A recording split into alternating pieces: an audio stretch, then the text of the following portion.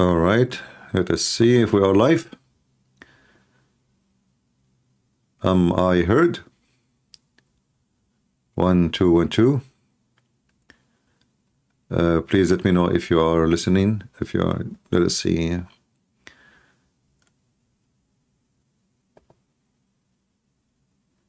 All right, okay. I think you guys can hear me now. Peace of the Lord to all of you. I hope my voice coming good and clear. Please invite your friends. And if you have a problem with the video, just refresh your page so you can, play it right. Today our topic is about politics. Even politics is not really our favorite, but we have to talk about it. And, there is things we see every day in life connected with politics. Like, you like it, you don't like it, it's not up to you. Through century, Christians been taught not to speak about politics, not to involve in politics, and that really have a very huge bad impact on us, because if you ignore the sewage, doesn't mean the sewage is not there. If you close your mouth or your nose so you don't smell what is there, doesn't mean that the smell is not there. Like, you are just making it, hiding the problem, which the problem is all over you. And this is how politics is. We Christians, we stay away from it for a long, long time because our funny, weirdo priest, they told us that politics does not go with God. In fact, everything in politics go with God. Why? Because if you don't fight for your rights and the rights of your babies and your children's, if that is not going with God, so what is, against God then? What those people are talking about? We left the stage for homosexuality, the woke culture, and they took over your schools. They make your children even confused about their gender. And all of this because the priests, they decide that we Christian, we separate between the church and government. But government, you should be governed by law of God. How we can separate between them? If the separation is just to prevent someone to take over the country using the name of God, I understand. But we don't separate really our life with the government of God.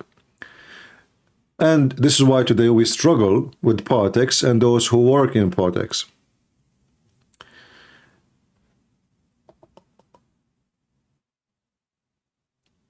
Is my voice clear, guys? Am I heard? Let me know, please, if you have any difficulty. In case, maybe you should use the app of Ramble instead of the browser if your screen is freezing. So today we'll talk about the election. And, as you know, I am a person who voted for Trump.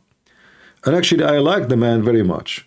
In fact, the day he was elected, I can say almost I cried from happiness. But at the same time, I'm so disappointed. And now if the election happened, I will vote for him because we don't have choices, do we? I mean, either those woke, awkward, weirdo Democrat who they are taking the country into hell, or Trump. Trump still is way better than them. But today we will talk about some negative of Trump. Maybe those who they have a connection to him, or maybe he will listen. We never know. So he can correct his mistakes. Let us listen to this conversation between Sean Hannity and Morgan. Donald Trump is more popular than ever and likened his comeback to that of Frank Sinatra, citing Trump's resilience and humor as two major factors in his resurgence here. Anyway, joining us now to explain all of this, the host of Uncensored with Piers Morgan. There's no such thing as a censored Piers Morgan. We should say this before at the outset here. The morning you walked off the set of the #1 morning show in Great Britain, I wrote you. I said, whatever you do, don't quit. And I don't know if that message got to you or not. But no, it did. But you know what, Sean? They said to me, if you apologize to Meghan Markle for disbelieving her, then you can keep your job. But the problem was, it would be like saying you apologizing to Pinocchio for believing Pinocchio. So I decided, on balance, better to walk. You know, it's funny because, you know, Liberal Joe, as I call him, Scarborough, I mean, he used to claim he's a conservative. And it's like, you know, he just has adopted this liberalism because he wants to be on television. He used to beg, you know, people here to please hire him, and he didn't like the place he was working at, so he figured, well, he's not going to get hired here, might as well do that. Let's talk about what you see about Trump. You'd been critical of President Trump. I thought the speech he gave in Iowa was gracious. I thought my last town hall with him, very measured, smart, funny. We're seeing a little bit different side of him, not talking as much about 2020 anymore, and he's looking forward. I think it's helpful. Well, hallelujah to that last point, because when I last interviewed President Trump, I did say to him, look, I just think you've got to move on from looking back to 2020 all the time. You've got to present a vision for America going forward for 2024, and you can get re-elected. And I noticed that he's now stopped talking nearly so much about it. You know, here I want to stop. You know, this is the station Fox News. The guy, he was not yet announced to be lost the election. The first one who go and announce him to be lost is Fox News. And now Fox News, they noticed that Trump looked like he might win. So Fox News, they switch back. You know, I mean, it's funny how those people, they switch side, you know, like, you know, Trump is bad, Trump is good, Trump is what, you know, they didn't know. So this is why we cannot take what they say seriously. Those people, they go with the trend. Trump will bring a lot of viewers to their stations. Even CNN, by the way, when Trump is not in the office, CNN view drop. Nobody want to watch Biden, even the one who vote for him. So we cannot take those stations for news. And now they will stop praising Trump. Okay, let us see. He is funny. That is not really what we want from a president. I mean, he can be funny as much as he want, but that is not really what we electing a man for. 2020. He's talking about 2024, and he's showing all the best sides of Donald Trump, which you and I have always known have been there. He's shown the charm. He's shown the incredible resilience. He really is the comeback kid. I would have said a year ago there was no chance he would have done what he did in Iowa. He also is showing that humor, which seems to upset all the right people. You know, I thought that hilarious line he did in Iowa when he said, you know, even if it kills you, basically, your vote will count. The people taking that seriously are exactly the kind of people I can't stand. He was even half laughing when he said it. Of course. Of course. It was a joke. So I think you put it all together. Look, Donald Trump is not an angel, but nor is he a devil. And I've always respected his remarkable ability to withstand the kind of pressure that would knock off any other public figure I know. You know, I remember talking to him many years ago about what happened in the financial crash of the mid-90s, when all his friends went under pretty much. And I said, how did you manage to keep going? And he said, you know what? I just had to not do what they were doing, which was running home to mummy and crying and saying, isn't life unfair? I dug down, I moved forward, and I carried through the storm. And I remember that. And I've watched him do it again this year when, as charge after charge after charge has come at him, he has got stronger and the polling for him has improved, because even Republicans that don't really like Donald Trump can see that there is a witch hunt element to all this, that the Democrats are trying to kill him off. Yeah, this is absolutely true. You know, the Democrat, it's like, you know, Democrat today is the same as the Middle Eastern. You know, me, myself, I'm coming from the Middle East. And, you know, the king or the prince or the ruler, if you speak against him, your family will disappear. They will accuse you of anything, you know, anything, like, you know, whatever they want, treason, anything, just to get rid of you. This is the same happening like in Russia. You know, anyone who speaks against Putin, they accuse him that he is connected, like he has sent an email to the NATO, and the NATO is Washington Post. He is, you know, he's preparing for a coup against the elected president. So, you know, we know this garbage, and sadly, USA is not only getting there, it is there. I mean, they keep going after this guy, making case after case, non-stop. They have obsession, trying their best. All what they are trying, actually, they don't care about, by the way, about putting him in jail, because that would be funny. I mean, this guy, he as a president, he will stay president, doesn't matter. So you want to take the Secret Service with him? That would be funny. Same time, all what they are trying to do is how we can forbid him legally from entering into the election. So we know that. And that make us vote for him even more. But the problem is with Trump, Trump is the kind of a person, he speaks too much about what he will do to them. But when time comes, he do nothing. How many times Trump, he spoke about putting Hillary Clinton in jail?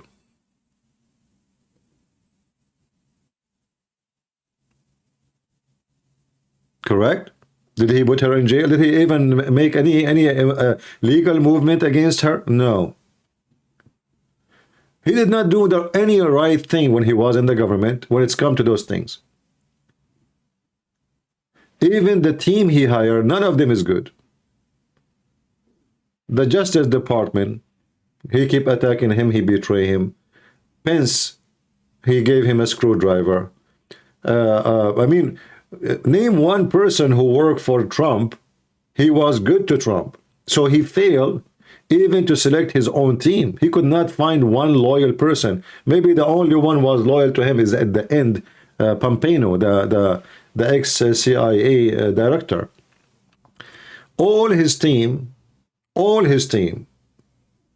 are betraying him. This man, he have a very bad choice when he choose people to work for him. In the other hand, you will see how loyal the team of Biden to Biden. I mean, they bite everybody, try to get close to Biden.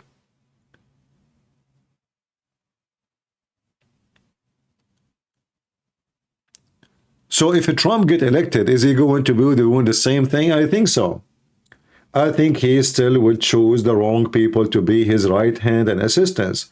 And actually, the proof of that, he chose his daughter, a Barbie. She is a fashion girl, to be his special counsel. I mean, who is this girl? What is exactly her specialty in politics? She sells purses and shoes. And he hired his son-in-law. I mean, how in the world do you do such a stupid mistake? A man who later he rented his business, his property to Qatar, and we will talk about that. So Trump, he might represent like a hope for the Republican, or let us say conservative, but he is not conservative. He is just trying, the same as all of them, to present himself for the one, like, you know, like you're a salesman. The one who will vote for you is those guys. So I have to present myself to them as as someone present the conservative people. But was he a conservative person? He was not.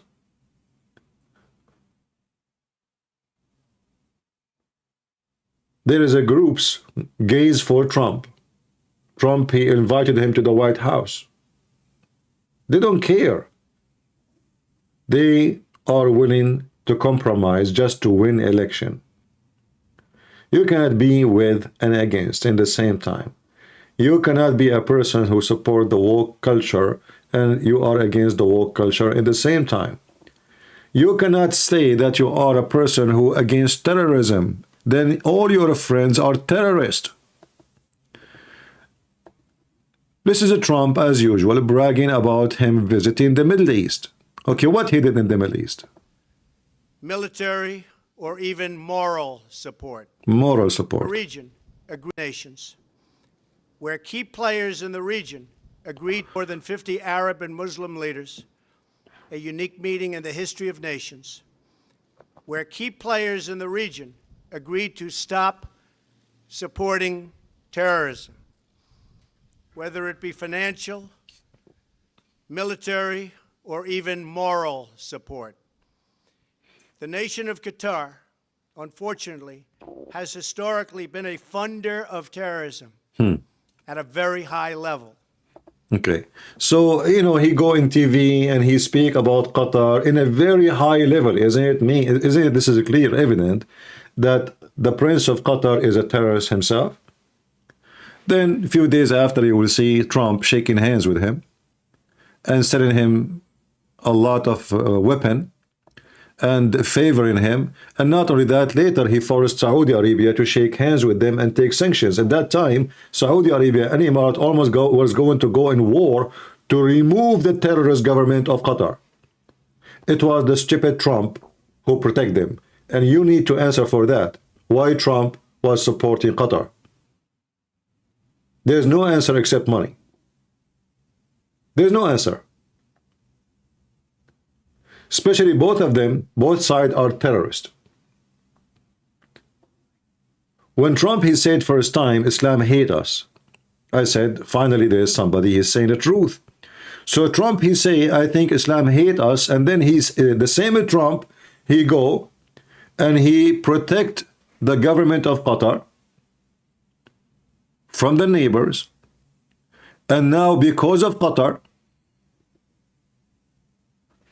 the genocide happened to the Jews in Israel.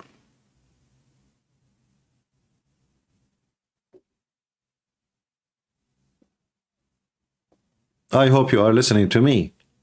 And remember, I am not against the man. I wanted the man to be better than what he is. I voted for him. I wanted him to win. I never vote Democrat, even though I am an immigrant. Like immigrant, usually they vote for Democrat. But I noticed that Democrat party is not a party for America. This is a party for China. This is a party for anyone except the American. I noticed that Democrats are very weirdo, mentally. They have a mental issue, like they put tens of locks on their doors, and if a Mexican guy, he walk in the front of their road twice, they call the police. But at the same time, they are the ones who don't want borders. If you take a bus of migrant, from the one we keep talking, bragging about welcoming, we are not racist. We don't, the second you take a bus and you drop it in their street, they go crazy and they want to send them back where they're coming from. So I noticed that Democrats are very much mentally ill party, self-destruction, self-hatred, confused people who don't know what they want. If you carry the flag of Palestine, which does not exist as a country, you are a good guy. If you carry the flag of America, you are a bad guy. They are very weird. This is why I said to myself, I'm not going to vote for those dumb, stupid, idiot people. I don't know if I can call them better description than this. They don't know even the bathroom can be used for male or female. The whole world is busy with something and they are busy with their gender. China is taking over. I mean, the Chinese, they send their balloons spying at us in the middle of the land, and the Democrat, they did not see what's wrong. So we need, we need a replacement of the Democrat. But the problem that Trump, he speak too much. He do nothing. As an example, I believe that the sanction Trump he put on Iran was extremely smart and extremely powerful. But what the benefit of this sanction if Turkey border is open to Iran? What the benefit of those sanctions if we cannot stop anything going to Iran? So what we did actually, we put sanctions in Iran and we go blind on Turkey. So the Turkish, they sell whatever they want to Iran. They sell weapons, they sell explosives, they sell anything. They sell, chips, they sell computer, they sell equipment, high-tech equipment. So we put sanctions in Iran. But we don't care what Turkey is doing. This is Trump. All the sanctions they put is a joke. The same as now, they put sanctions in Russia. All the Russian oil is still sold in the market, nothing changed. What they do, they send the oil to different country, let us say the Russian, they sold their oil to, Vietnam or any country. And then that country said again to Emirat. And then that country said again to Europe. So, all what it changed, it's just the way it's sold. That's all. Iran is still getting all the equipment. Just actually today, I saw in the news, an Israeli businessman, imagine Israeli, and he's a Jewish. He sent thousands of microchips, semiconductors, to Iran.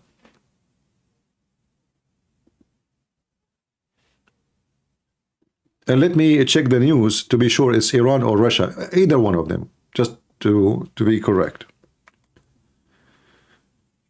For the sake of money, there's a lot of people, they are willing to sell their own private part.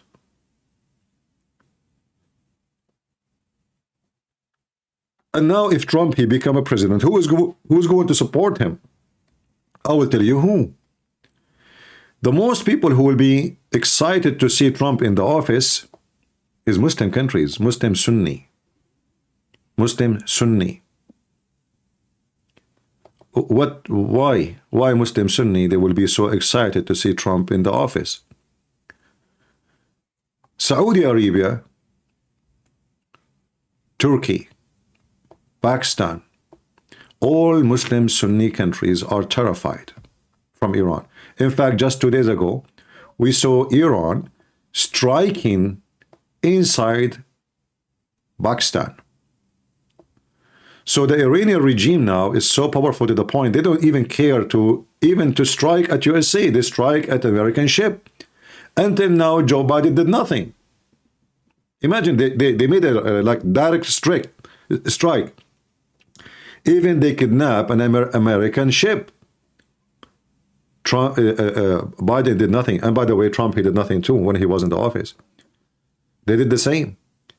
They took down almost $1 billion drone, very expensive one. They took it down. Trump did nothing. They hit our bases in Iraq. Trump, he did nothing. So Iran now, because of the weakness of leadership from both parties, they feel they become superpower. And we don't know even, maybe now already they have a nuke. Because they are acting so strange and they don't care really who is going to be against them, who is going to be with them. As if they are sure they are going to destroy their enemy, no matter who is he. When Iran go and attack Pakistan, Pakistan is a country have nukes already. Yet they don't care. And they exchange fire, heavy fire, between each other. Obviously, they are willing even to go in war with Pakistan. So Iran now is expanding their power everywhere. Who is the one who is going to support Trump? Saudi Arabia, Emirat, Bahrain, Pakistan. All the neighbors who fear Iran, they want Trump. Obama is the same as Biden. Biden is the same as Obama, and Obama is a Muslim Shia. This is why he supports Iran. It's not a secret, not for me at least.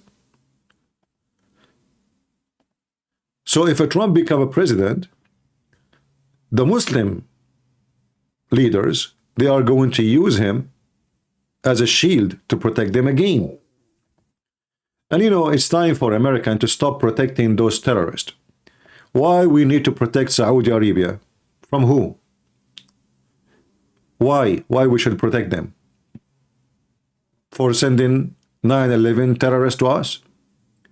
Why we should protect Egypt? Is that because they want to kill every Jew and they hate the American? Why we are going to defend the government of Iraq from ISIS? Is that because every Iraqi Shia in Iraq, he screamed death to America, death to Israel? Why even we are giving money to Pakistan? Is that because all the terrorists in the world, they are having nest and babies there? And they were protecting Osama bin Laden himself? Why we are giving a lot of money to Turkey? Is that because Erdogan, he support killing the Jews and he is number one supporters of Hamas? So you ask yourself a questions and then you don't find an answer. What the Americans are doing exactly?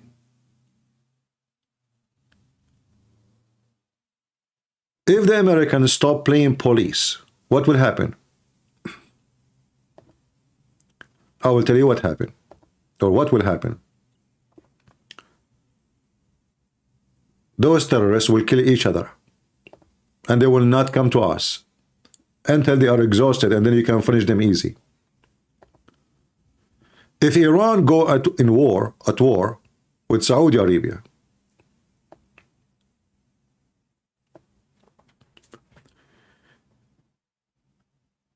and that's what will happen if the Americans stop protecting the Saudi.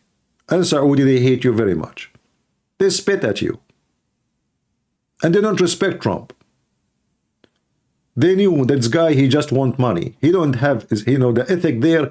The American government, through generations, they don't go by ethic, they go by money. Nothing personal. Business only. So the Saudi are number one enemy to Iran. And they are terrified because Saudi Arabia cannot go. They cannot even handle a war for a few hours with Iran.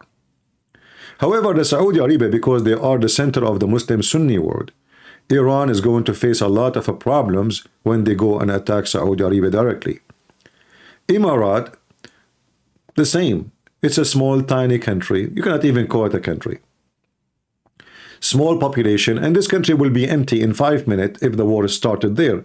Actually, if the Iranian, they shoot 1, 2, 3 missiles, the airport will be loaded by people when I leave the country. Saudi Arabia, they start investing heavily in Pakistan.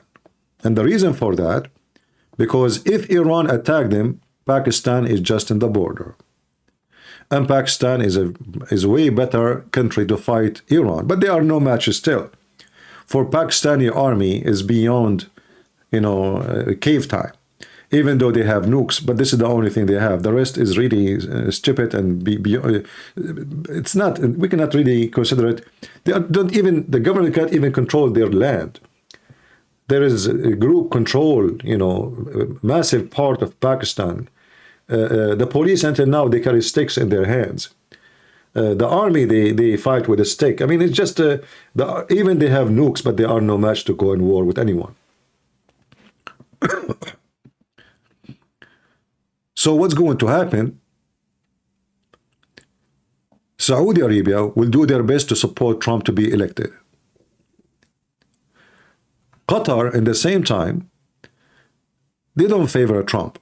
However, Qatar, they knew that Trump, he loved money. And already they did buy Trump when they rented the building from his own son-in-law.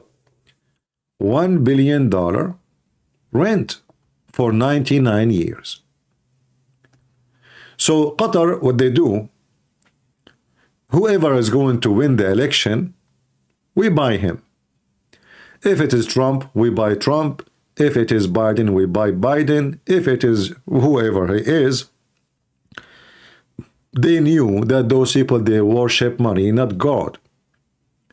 And this is why we see, if you type right now, bribe, Qatar bribe, you will find that Qatar bribing every single country in the world, with no exception of European Union, Parliament, ministers, defense ministers, even the FIFA, they bought it. Money. They knew how much money they worship.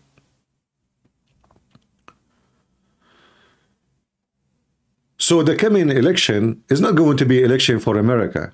It's going to be election for the war between Iran and the enemies of Iran, which is the neighbors. So what we want from Trump? What really we want from Trump? It's just to make the gas price low? That's easy. Stop buying oil from abroad and use the oil we have. Very simple. We do not need to be genius. We have a lot of fuel, more than even what they have. In fact, in certain time, during Trump, USA become #1 country in the world to produce and sell oil. Fixing the economy, that can be easy too, because when you fix the gas prices, that will impact everything. For everything is have to do with energy. Transportation, making, manufacturing, everything. But this is just about making money for American. What about this very hot area? We saw what happened in Israel. And we saw the failure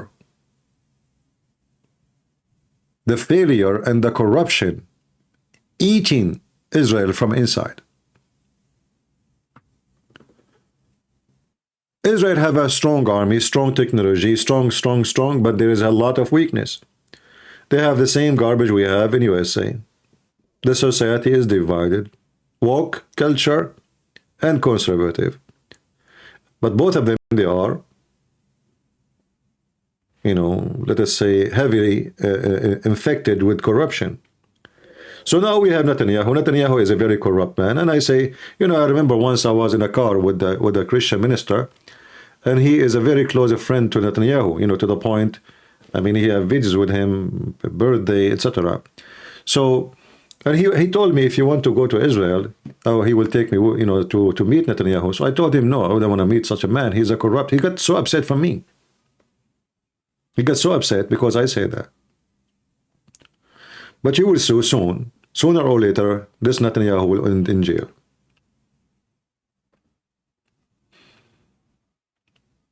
How those people can win war when their leader themselves are businessmen? I apologize. I'm coughing. I hope I will not have cold. After 104 days in war in Gaza, until now they could not find the hostages. Why? Because the hostages already, I don't think even they are in Israel. Most likely they are taken to Egypt. You know, sometimes you ask yourself, who is the dummy and who is the stupid here? And who is the smart? So, you know, we say we want the hostages, and then we start attacking area which is not connected with the border. This is the border between Israel, Gaza, between Gaza and let me zoom in. Hold on.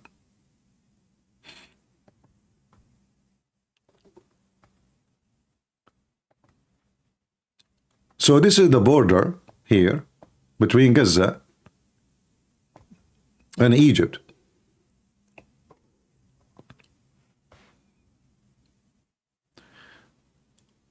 And now Israel controlled massive part of so-called Gaza.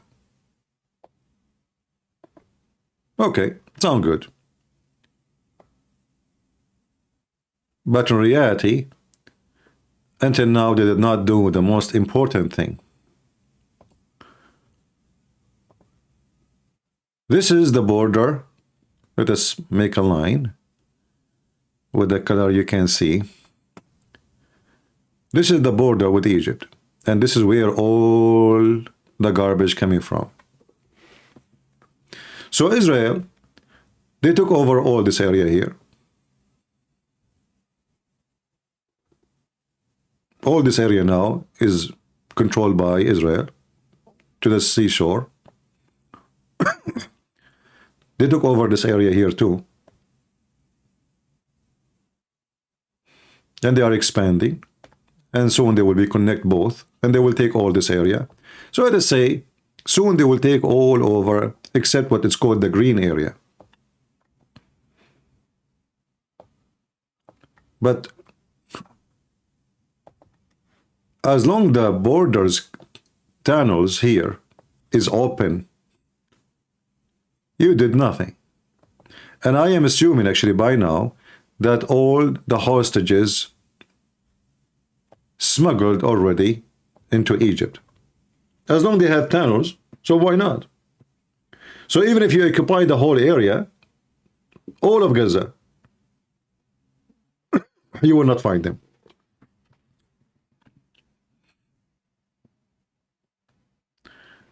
So things in Israel is messed up. Bad leadership in America, bad leadership in Europe. I don't know why I'm coughing. Let me see, maybe I should make some tea. Even Putin is asking the Americans stop attacking the Houthi. He's worried about the Houthi. Look at this dog. I mean, he have no dignity. So we are in a time where all leadership in the world is messed up, a bunch of garbage, from the east to the west. The Russian, they have the dog Putin, a hungry man who wanna call himself a Caesar.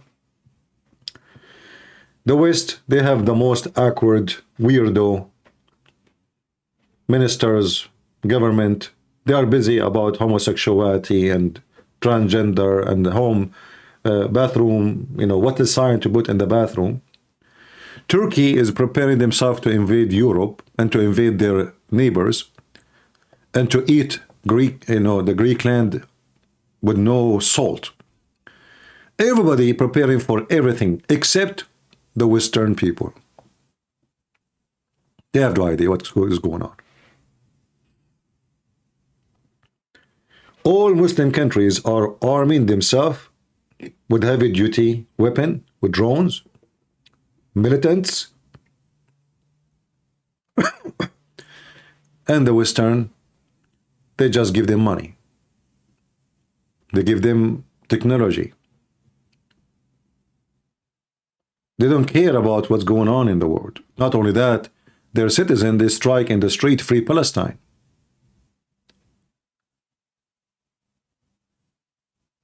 So the coming 3-4 years,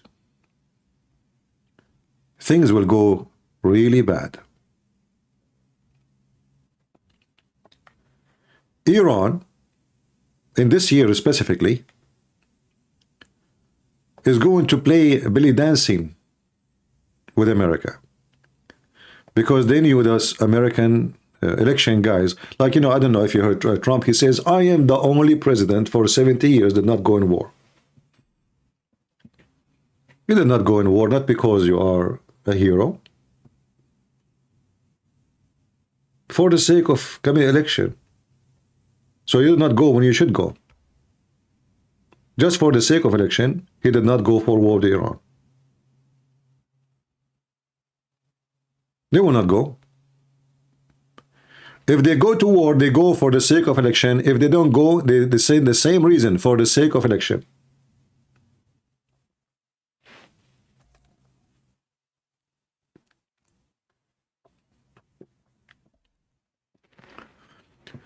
So their reasoning have nothing to do with wrong and right. Their reasoning have to do with election. Iran, they knew that in the year of election, presidents of America, they don't go in war. They avoid it. It's a very sensitive issue can be used against him in the time of war, in the time of election. So now the Iranian, they are going to attack American ships, American troops, American bases heavily. And they knew that Biden will not do anything. The same as Trump, he did not do anything when he did, because they knew there's election coming. So this year, we will see Iran practicing stretching her muscles, kidnapping more ships in the Mediterranean, or even in the Persian Gulf. They are even sending their warship to South America, and they are opening camps in South America, in Venezuela, in many, in Honduras, Nicaragua. So the Iranian expanding very, very heavy. The Americans are shrinking very, very heavy. Qatar is spending a lot of money supporting terrorists who they are from their side, like Hamas, Al-Qaeda, the Muslim Brotherhood in Syria. Iran are using the same names for their agenda. and Qatar is just a middle play game. You know, like when things get hot, the Iranian, they send the Qatari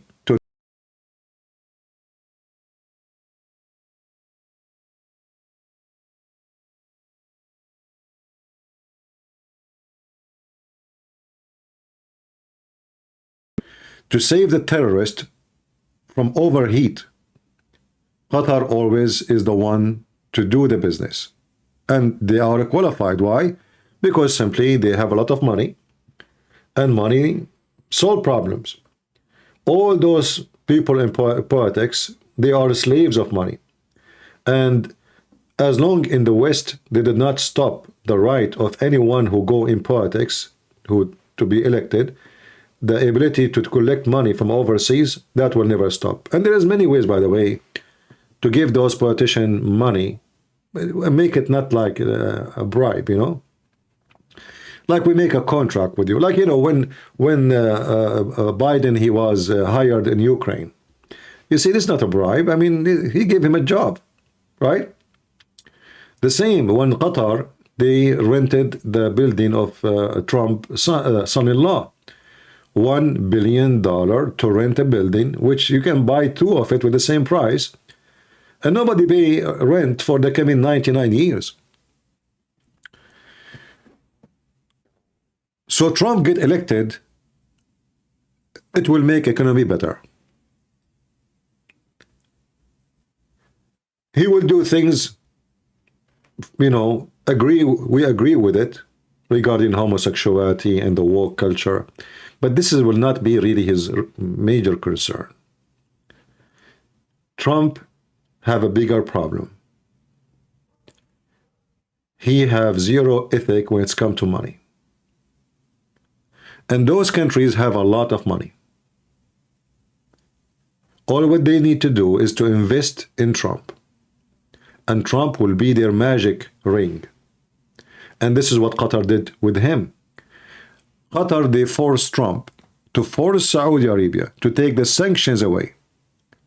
Qatar forced Trump to force Emirat to take the sanctions against Qatar. Money. Money. So when Trump, he became a president, and then he became the guardian of Qatar. If not Trump did that, October 7 never happened. Because the Saudi government, they were planning seriously to attack. They can attack Qatar and they can replace the government in less than 2 hours. Qatar is just nothing. It's not even a country. It was Trump who prevented them.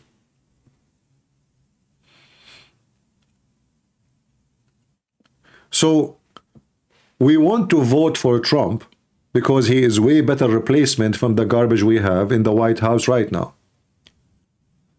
But Trump will do the same stupid things. When Erdogan, he took our church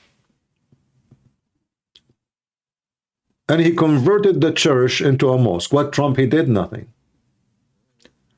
When Erdogan and Azerbaijan, they attack Armenia, what Trump, he did? He brought them, shake hands, but nothing happened. He can force them to stop the war immediately. All what Trump, he need. You know, if you remember when Trump, he make a comment about Turkey, the currency price go down. Just a comment.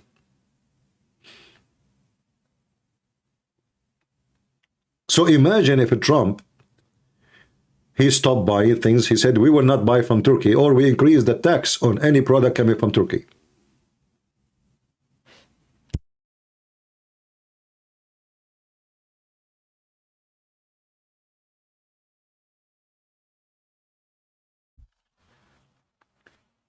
That can change a lot of things. Erdogan right now is all over Israel. The guy, he keep announcing even that the whole world should go at war with Israel. Until now, the Americans did not do anything to Turkey. Trump, he go blind in Turkey. Biden, he go blind in Turkey. Trump re-elected, he will go again blind in Turkey. He will go blind in Saudi Arabia. He will go blind in Iran. They will go blind on everybody. They will not go blind only if that will make them look more popular and get re-elected, or make them look successful.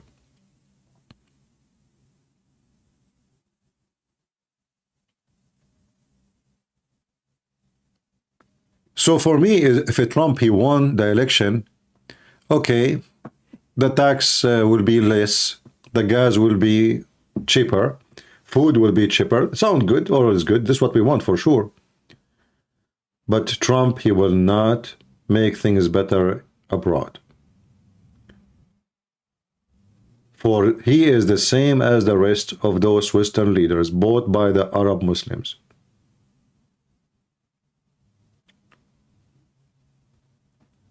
When Trump, he went and he made a speech, as we heard him, in Saudi Arabia, did he ask them to build one church? Okay, what about, you know what? As long you are civil and you are nice and you like American, okay, can we have a church?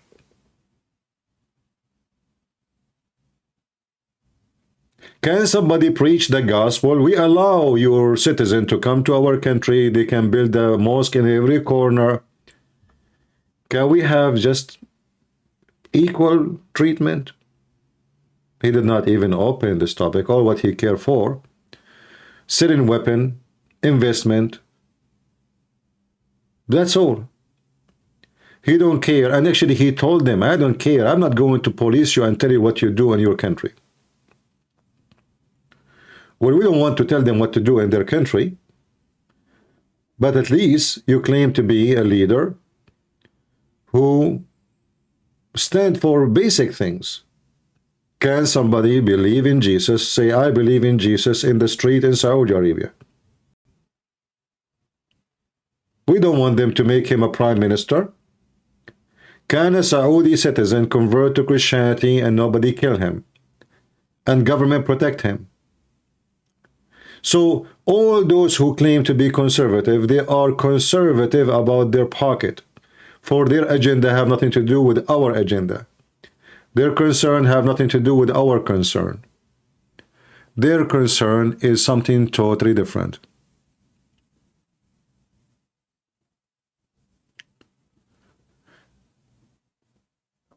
So if we are going to vote for Trump, and obviously we have no choice but to vote for him if we are conservative, what about we make, let's say, we make some phone calls to congressmen, senators, or those who they are close to him, and explain that, you know what, okay, economy is good, you make economy is good, but there is something really important for us as Christians. Very important. We are empowering nations who want to kill every single one of us.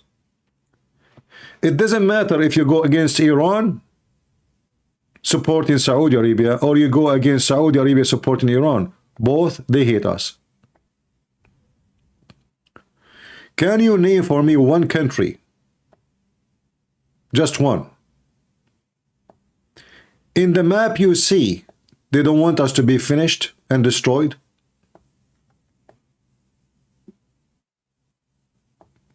Can you name one?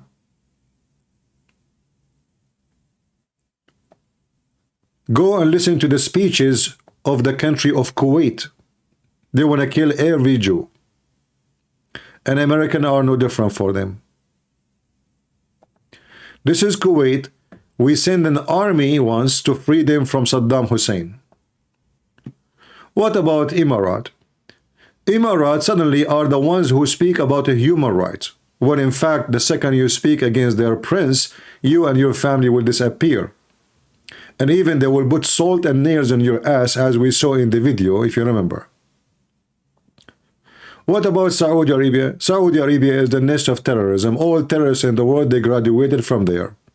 Name for me one famous terrorist. He did not get his PhD from Saudi Arabia. What about Jordan?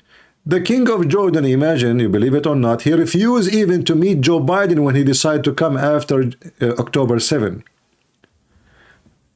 Jordan, which we pay for their salary, and their army depend on us. The king of Jordan, which is nobody, he's just a Bedouin kid, he was made king by the British intelligence. He refused to meet with the president of United States. Do you see how bad the situation is? Do you see it?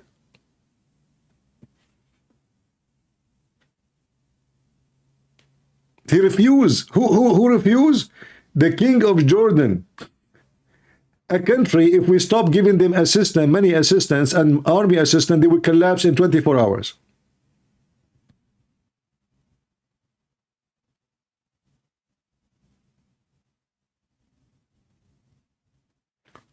What about Egypt? Egypt, they have conditions in America.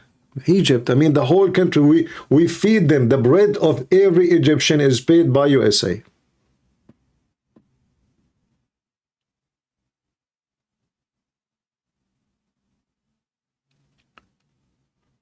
What about Turkey? And why even Turkey is part of the NATO? When those people, they never allow America to use any bases in any war. Do you know that?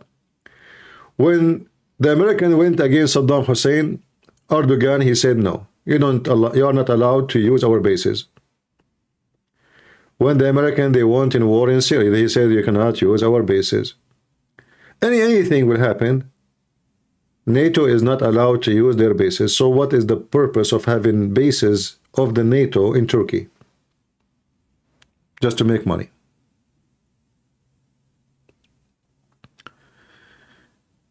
Is my voice coming good?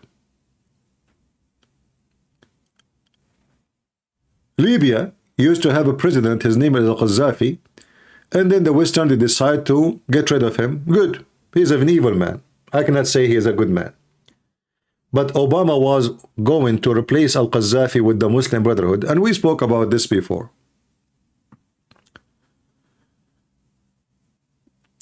So this coming year is going to be a very ugly year. The American as a nation are very much divided.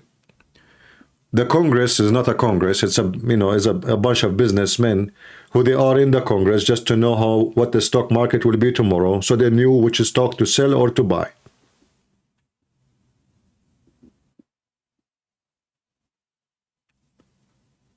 We have a president and his government. They are chasing their opponent using law just to lock him down. The same as in the Middle East. So we are back in the cave time. They speak of a freedom of speech, but the second you speak against them, they chase you. They will find anything to take you down. Let us check his tax. Let us check his history. Oh, maybe he said that. Maybe we can sue him here. Maybe we can sue them there.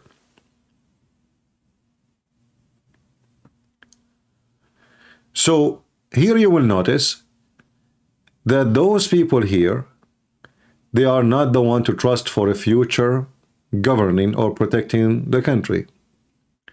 So what Trump will do if he becomes president, I have to say to you that Trump, he would do nothing good abroad. Nothing. He will put sanctions on Iran again. Okay, wonderful. But he will not care what Turkey is doing. So sanctions is useless. Because as long as the borders between Iran and Turkey is open, your sanction is a joke. He put sanctions in Syria.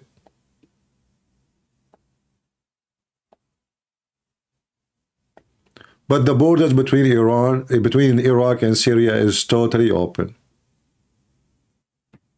So your sanctions is a joke.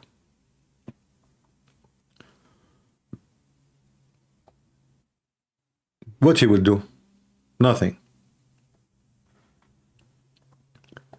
He moved the embassy of the American embassy to Jerusalem.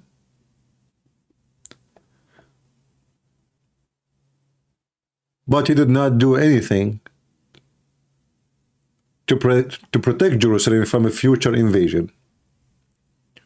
Because until now, Israel is a very small, tiny country between a massive ocean of enemies. And things can go wrong so fast. Especially the number of, the left-minded in Israel is big. And those people can collapse so easy. They cannot handle long war. They cannot handle maybe 2 months, 3 months of war. They will start crying. And this is what's happening right now. They are asking the government to stop the war. Free the hostages. A country who is willing to stop a war to finish an enemy for the sake of 100 hostages is not a country.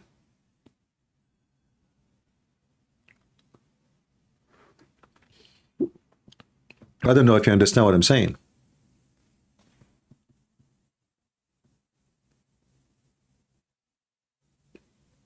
How you can win a war in a country, they favor victory over an enemy for the sake of 100 of their citizens. You cannot win war like this. So now we lost all those soldiers just to free 100 hostages? Well, we lost soldiers more than the hostages. So what was the benefit then from the war?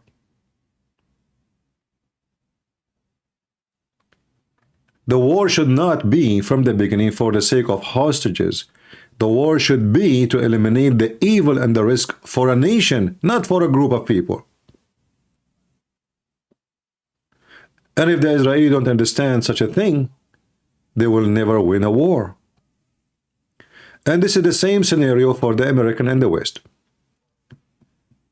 Until now, they don't understand that their friends is their enemies. So now, if you ask the American, who is our friends? If you ask any American senator, they will say to you, oh, Saudi Arabia is our friend. Are you sure? Really? Since when? Emirat, our friends. Are you sure?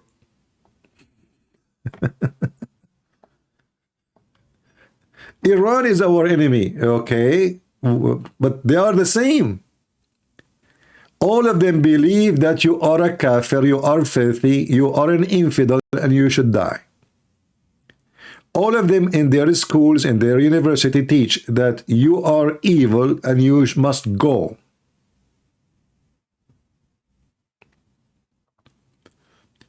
None of them is your friends. You have zero friends there. The only country is your friend, you can say Israel. But now, the American didn't want to be friend to Israel. So soon we will have zero friends in the Middle East. Because now the Democrat, they are so smart. They want to stop selling weapons. I mean, imagine, what his name, Sanders? What his name? This senator from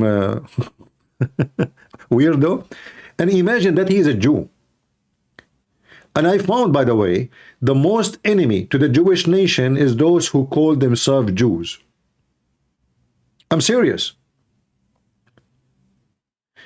During Hitler, there was a group of Jews who they sell information to the Gestapo to kill Jews.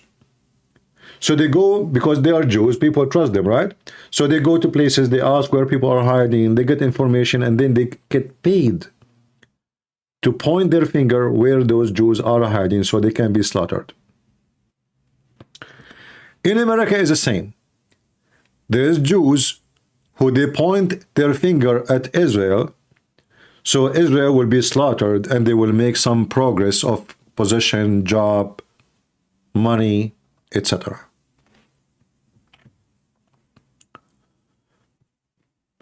So things is going really wrong.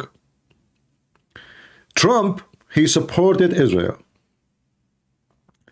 But Trump, he supported Israel in the wrong way. And I'll explain to you.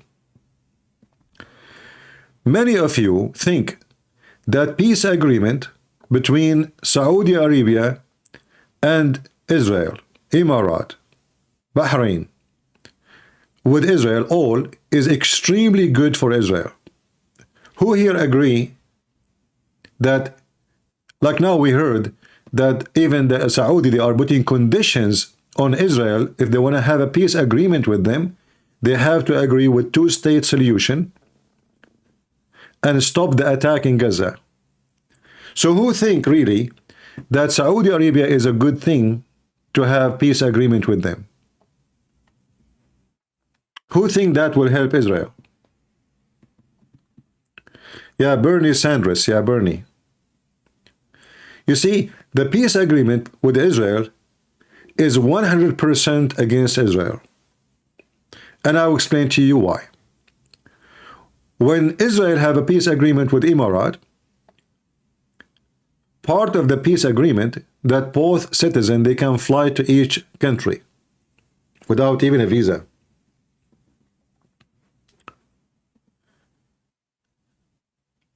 And now Israel is selling technology, high-tech technology to Emirates. And they left all sanctions on Israeli company to do any kind of business with Emirates, including building and establishing technology firms in Emirates.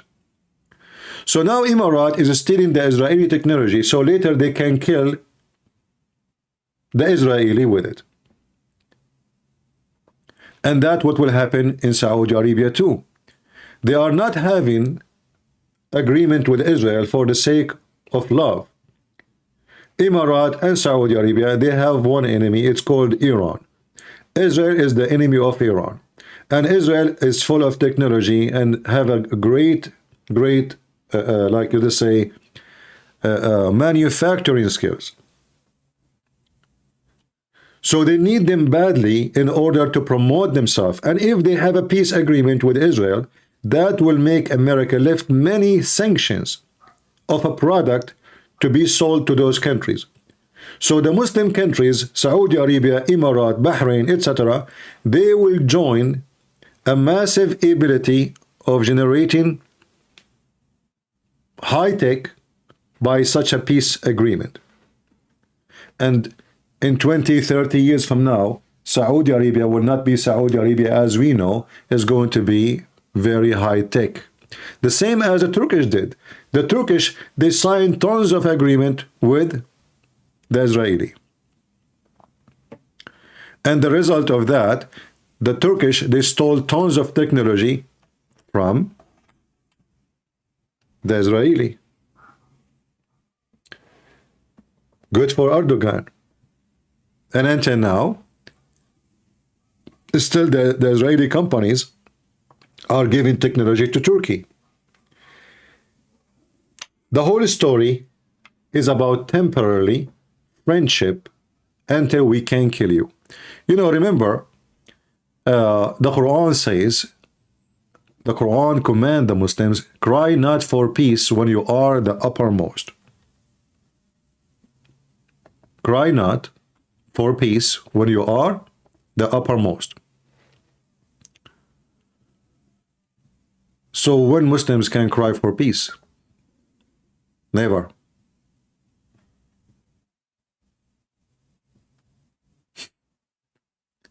Which means if they are going to sign peace with you, a peace agreement,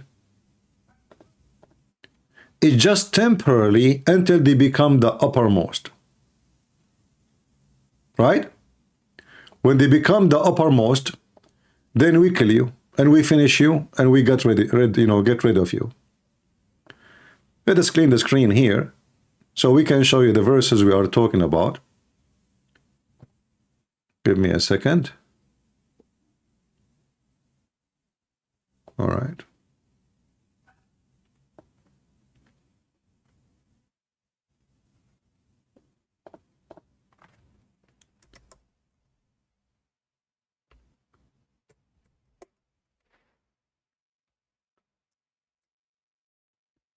You will hear soon from me something very strange.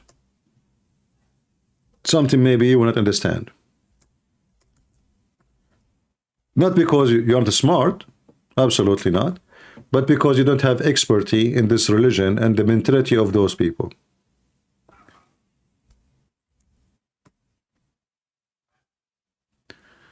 if we go to the chapter of Muhammad,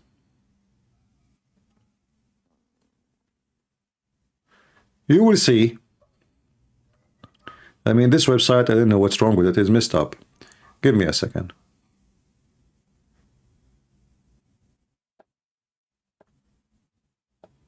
Let me try to find a different website.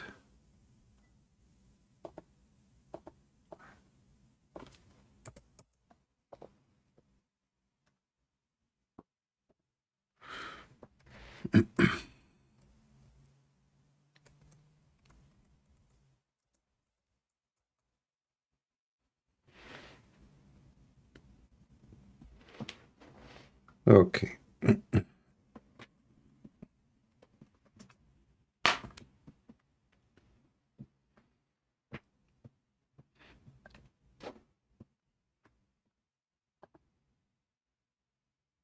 Yeah, I don't know, like they took the search engine from it, so we cannot open it no more. But we will do this. We will find different website, English, Arabic.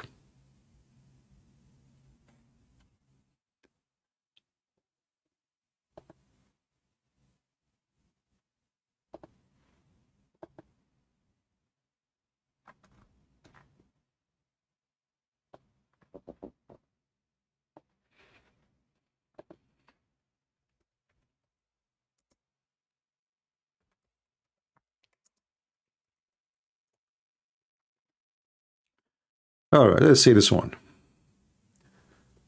Maybe this one will work. Look like they are copying each other, and all of them they took. Okay, let's use this one. All right, maybe this one would work.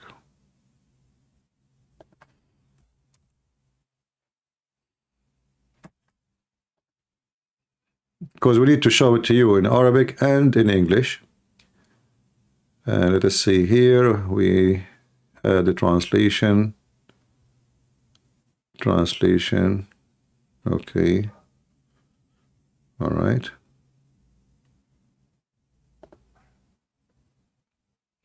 All right. Well, you know, I will try to find a better website than this one, but for now, this will do. The other one is not working. So if you go to the chapter of Muhammad,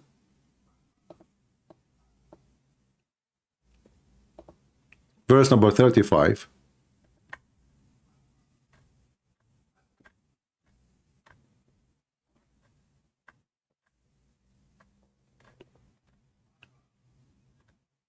yeah, the other one, the other website was way better, but what we can do. Here it says, فَلَا تَهِنُوا وَتَدْعُوا إِلَى السِّلْمِ وَأَنْتُمُ الْأَعْلَوْا.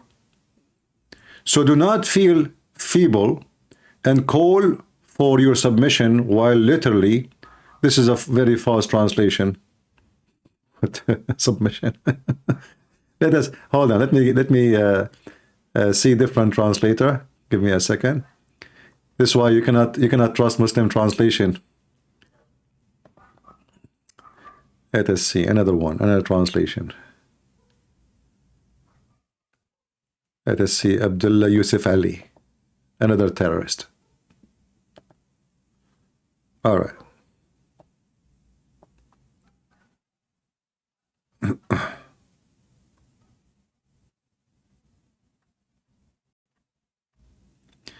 But not weary and faint hatred, crying for peace, when ye should be uppermost. For Allah is with you, and He will never put you in lose.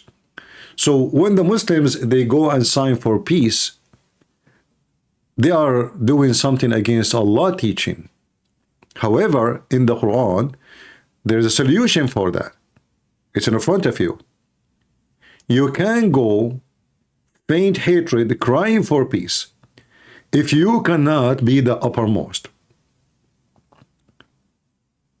So if a Muhammadan, he knew that he have an enemy and this enemy can defeat him easy. So what he do? He signed for peace temporarily. He fooled the enemy that I want peace and I want to go on war with you. Let us, you know, shake hands, sign papers, and then we wait until one day we can defeat them, and then we attack them. Are you with me?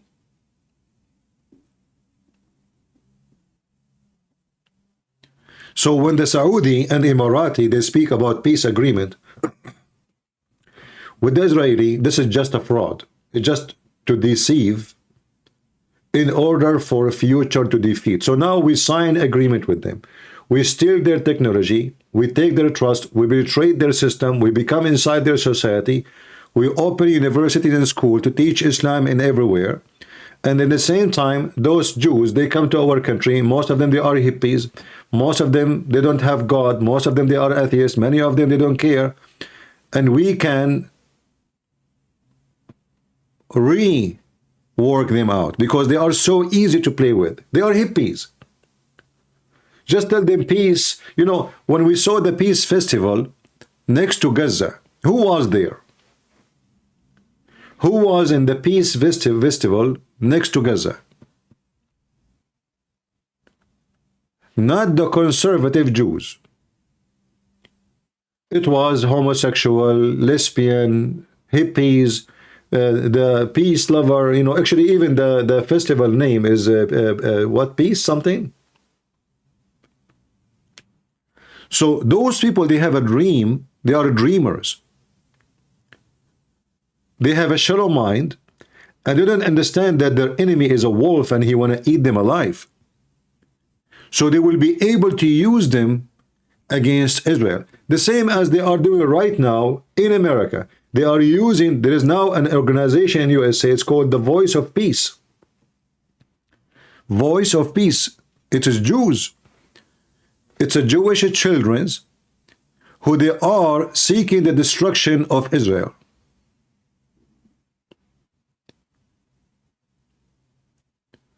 So what the Muslims' agenda is with their money, we can fight and defeat, not necessarily by going by straightforward war. We can use their children to fight them and destroy them. If you remember, we played a video before about the KGB agenda. Anyone remember? Let me see if I can find it.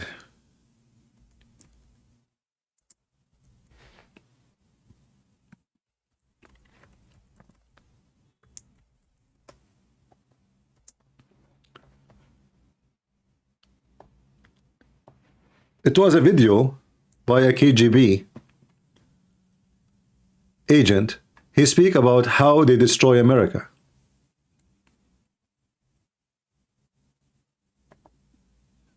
Well, you Let me spoke see. several. Here we go. Let me show you this video. And you tell me what's happening right now. Isn't it this is exactly what they say they want to do? And the Muslims are doing the same thing. Listen carefully, please. Times before about ideological subversion. That is a phrase that I'm afraid some Americans don't fully understand. When the Soviets used the phrase ideological subversion, what do they mean by it? Ideological subversion is the process which is legitimate, overt, and open. You can see it with your own eyes. All you have to do, all American mass media has to do, is to unplug their bananas from their ears, open up their eyes, and they can see it. There is no mystery. There is nothing to do with espionage. I know that espionage intelligence gathering looks more romantic. It sells more deodorants through the advertising, probably. That's why your Hollywood producers are so crazy about James Bond type of thrillers. But in reality, the main emphasis of the KGB is not in the area of intelligence at all.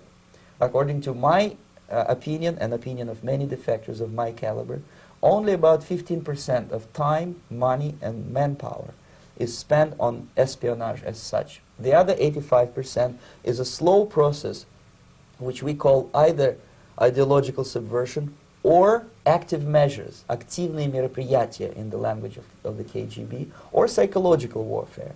What it basically means is to change the perception of reality of every American to such an extent that despite of the abundance of information, no one is able to come to sensible conclusions in the interests of defending themselves, their families, their community, and their country.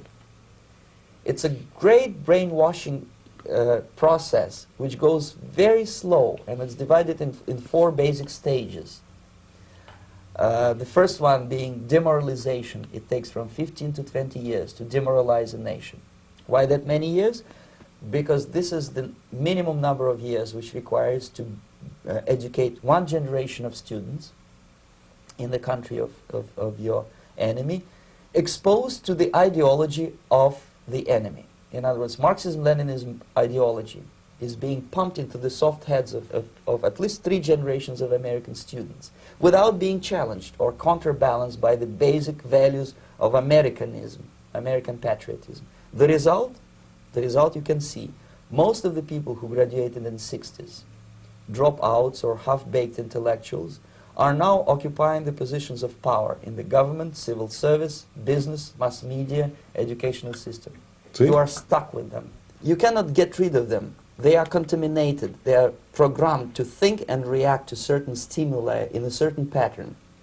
You cannot change their mind, even if you expose them to authentic information, even if you prove that white is white and black is black, you still cannot change the basic perception and the logic of behavior.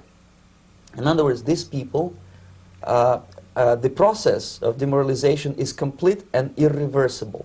To get rid society of these people, you need another 20 or 15 years to educate a new generation of patriotically minded and common sense people who would be acting in favor and in the interests of the United States society. And yet these people who've been programmed and, as you say, in place, and Yes. who are favorable to an opening with the Soviet concept, these are the very people who would be marked for extermination in this country? Most of them, yes. Simply because the psychological shock when they will see in future what the beautiful society of equality and social justice means in practice, obviously they will revolt. They will be very unhappy, frustrated people. And you know, you can watch the video, and then he will say to you, even if you bring a person, you show him things in front of his eyes, still he will not believe it.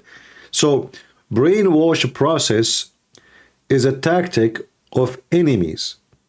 They use against nation. It's real. It's not a conspiracy, somebody making up story. And the American, they fell into that trap through years and years, and now we see the result. So maybe the Soviet Union is destroyed, but the brainwashed made by the Soviet Union to the stupid American, it is living right now. It is conquering America. Right now you bring a liberal and you tell him, listen, what was the price of gas in the time of Trump? And what was the price of gas in the time of Biden? There is only $3 different. Still, he don't understand why Biden is bad. You tell him, I used to buy a loaf of bread from Walmart for $1. Now it is $2.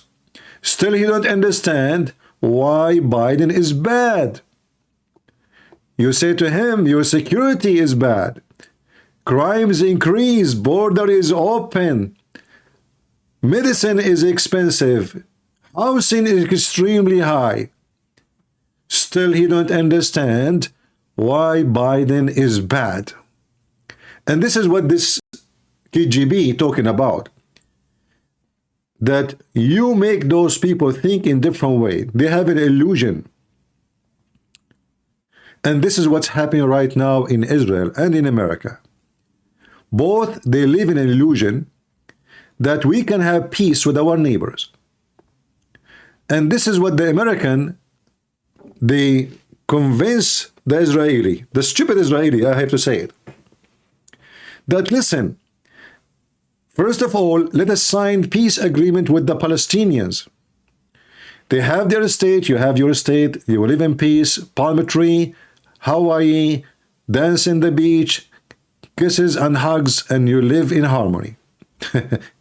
Now, what we know is that those are Muslims and they've been commanded to kill every Jew. And they will not accept a Jew, one single Jew, to be there, unless he live like a dog, under their feet. And this is reality, and this is what the Quran says, and this is what Muhammad said. But the stupid Israeli, they believe the stupid American. And then we have the stupid situation we have right now.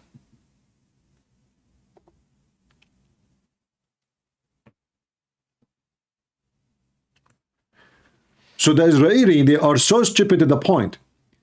They think they can have peace agreement with their neighbors. So they start giving land. They gave Egypt the whole territory of Sinai, which is bigger than Israel itself, many times. The Egyptian until now, they dream of the day they will conquer Israel. And I'm talking about the Egyptian Muslims. They sign a peace agreement with Jordan. The Jordan king is just a sex toy in the hand of the Palestinian, because simply more than 70 to 80% of the population of Jordan are Palestinians. So he have to say things to make them happy. He have to do things to make them happy. Otherwise, they can take him from his job as a king, and I love here, in one day. The Syrian, they are now totally under the control of the Iranian regime. So what Israel did exactly by signing peace agreement? Anybody can tell me? When Trump, he forced Israel to sign peace agreement with Emirat, and he convinced the Israeli that this is for your best. Why it's for their best? What Emirat have to do with Israel? Do you know how far Emirat is? They are not even in the borders. He made victory by making a country like Bahrain, it's not even in the size of your backyard, to sign an agreement with Israel. Who's Bahrain? King of Bahrain. He signed an agreement. Who is Bahrain? Can somebody tell me what is Bahrain? And then he go on TV bragging about a victory he did. So they are signing agreement with people who don't have borders with them. And if they agree for peace or not doesn't make any difference. Because peace is not between government. Peace is between nations. And as long all the nations around them, they hate the Jews, then this peace is a joke. The Quran made it clear. The Quran made it so clear. The most people who hate you, Allah said to the Muslims, is those who call themselves Jews. When Muhammad, he said, you are going to fight the Jews and you are going to kill them. Muhammad was not joking. And he was very serious.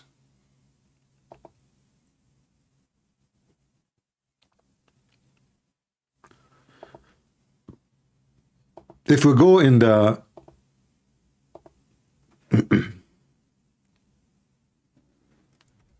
in the hadith,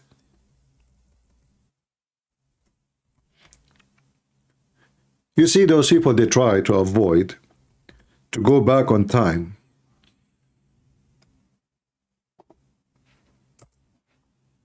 But if you don't go back on time, you cannot see the future. This is Muhammad commanding the Muslim. Doesn't matter if they live in Emirat or they live in Pakistan or they live in Bahrain or they live in anywhere, even in America, doesn't matter. The filthy messenger of Allah, he said,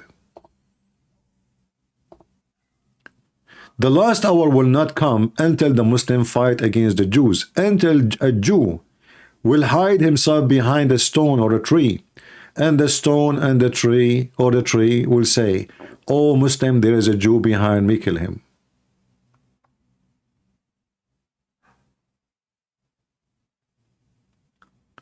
Guys, do you see what I'm talking about? So Trump, he will come to office and he will force Israel to sign more peace agreement with other countries, Muslim countries. That is not for the benefit of Israel, even though he think that he is doing Israel a big favor. It's like giving your key to your enemy. They will open their borders. People, they can fly to Israel from everywhere. Like now, if you are from Emirates, you can just buy a ticket. You do not need a visa. You go to Israel. So imagine the Saudi, they are all over Israel. And imagine those hippie Israeli going to Saudi Arabia. They will control them and they will brainwash them and they will use them to work against their own country. So the war is not for the benefit of Israel, because most of the children of Israel today, they are hippies. While the Saudi, they are very well trained, educated to hate the Jews and the Christians and non-Muslims. When they are taught day and night that those are kuffar, infidel, we should not be a friend to them, as the Quran says in chapter 5, verse 51. The Jewish kids, they put a ring in their nose and a ring in their, eyebrows, 10 rings in their ear, 1 tattoo in her ass, and she go to Saudi Arabia and she make love to the Saudi. You tell me who is going to win this war. Are you with me? So Trump, he is going for election. Trump, he might win the election. But is Trump going to do the same stupid thing he did before? Is he really still think that Qatar is a good country, even after October 7? This is what I am worried about. Trump, all what he cares for is money. And those Muslims, they have a lot of it. And when I say a lot, I mean a lot. And they can buy your official. And obviously Trump is no exception. Already his son-in-law, he was bought by Qatar big time. The same as Biden's family are corrupt. So we say, okay, you know what? We vote for Trump. Trump will fix it. Trump is better. Trump is against corruption. But if you check it carefully, you will find that Trump is dumb. And he's an idiot. He might and he will be better for economy, for the state. The gas price will be lower.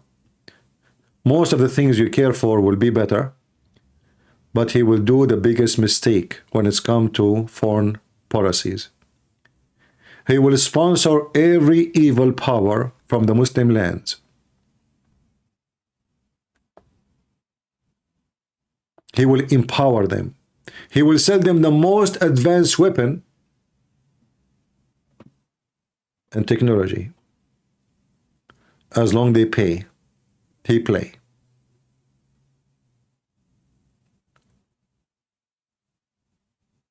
Right now we have many, many countries that they are laughing at the American, actually, like Iran. I mean, Iran, they even attack American ships. They don't care because simply they knew that this country is they don't have a leadership. They are not united. They are divided. The Congress is not a Congress. The senators are not senators. They use racism just for the sake of election. They are going back to the cave time where in the Middle East. If you speak against the president, they go after you, they put you in jail. Justice is not a justice no more in this country. There's justice for white, there is justice for black, there's justice for migrant, there is justice for non-migrant, there's education for this, education for that. The country is messed up. As an example, if you are a person who crossed the border, you have a free insurance. You don't even have papers yet. You have a free insurance. And you as a citizen who pay tax, work like a donkey, government suck your blood, you don't have insurance. You have cancer, you die. As simple as that. A woman, she was in a hospital, American woman, and they told her she have either to pay or to leave. She have cancer. A woman next to her in the same room, she is from Syria. She is a refugee. They told her she don't need to pay because she is a refugee. This is how messed up this country is. They give their money to everybody except their own citizen. All those countries we see in the screen in front of us, they take money from us. No exception. And none of them love us. And all of them, they wish our death. We empower them with technology, with weapon. We protect them from their enemy. And then how they return that back, you know what happened. And what happened every day.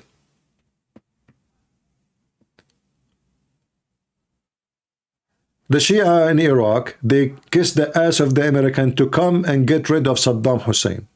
The American, they went and get rid of Saddam Hussein. The Shia in Iraq, now they want to get rid of American, and their master is Iran.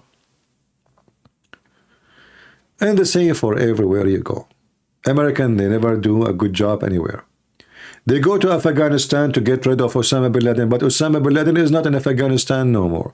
And why you need to stay for 20 years? What about you stay there not even a 0 day, finish your enemy from the air, from air bases, do what you need to do, and that's it. No, they went there, they stay there for 20 years. And what they do when they leave? They left tons of weapon. Afghanistan cannot imagine to purchase it, not even in 100 years from now. Welcome to America. And now all this weapon is sold, most of it, to Pakistan. So they can make something like it, manufacture the same.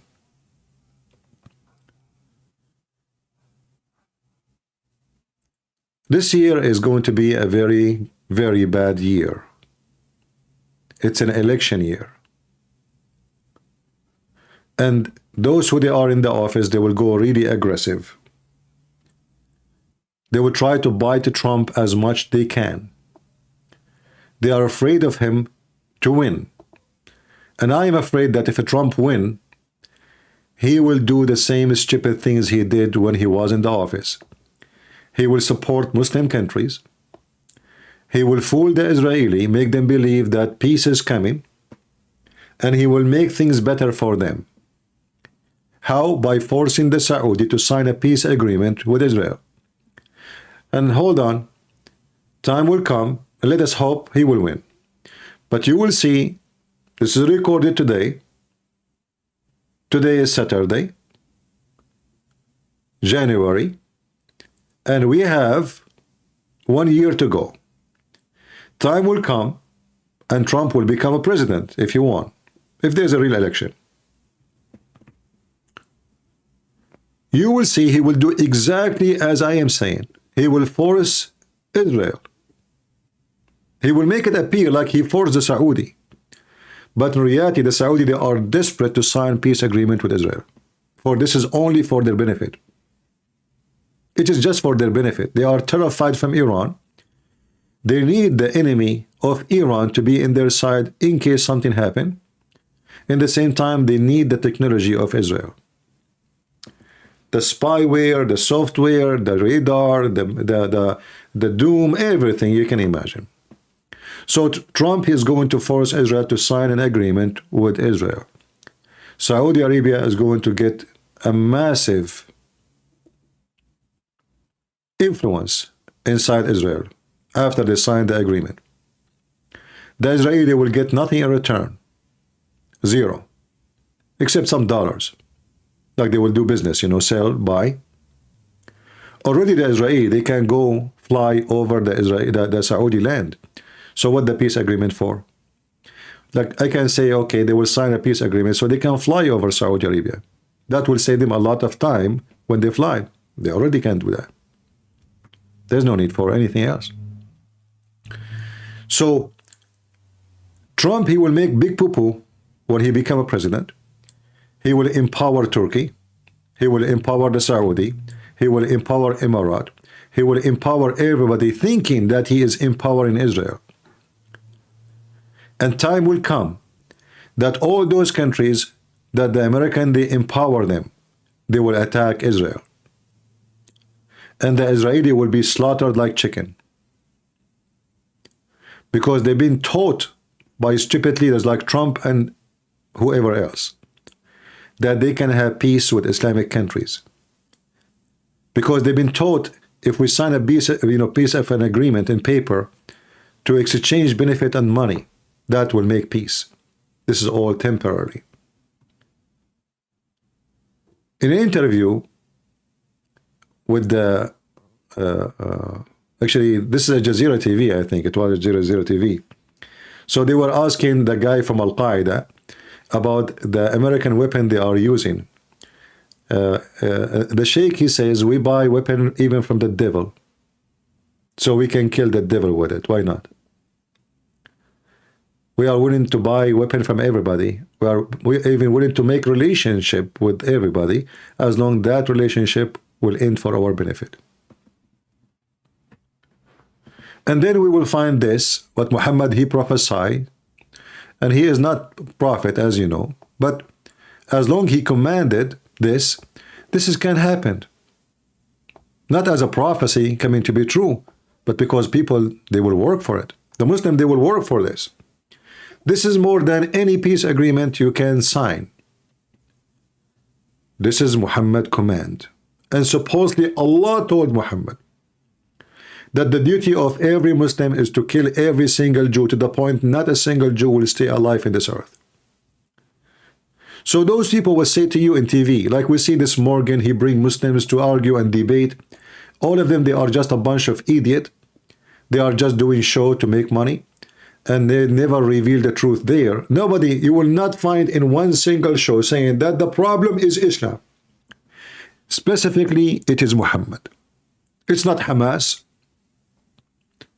It's not as Arab, it's not the Saudi, it is Muhammad himself. The founder of Islam, the biggest terrorist. All those who they are working in politics, like Trump once, he said, I think Islam hate us. He was very truthful. But since then, he never repeat that again. Now he is doing the opposite. Now he shake hands. Would Islam hate us? And he tried to convince us that he is doing the right thing. How Islam hate us, Mr. Trump? And Muslim loves us.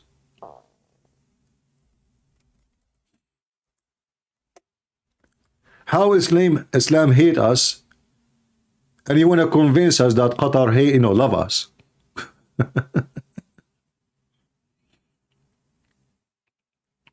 What is that?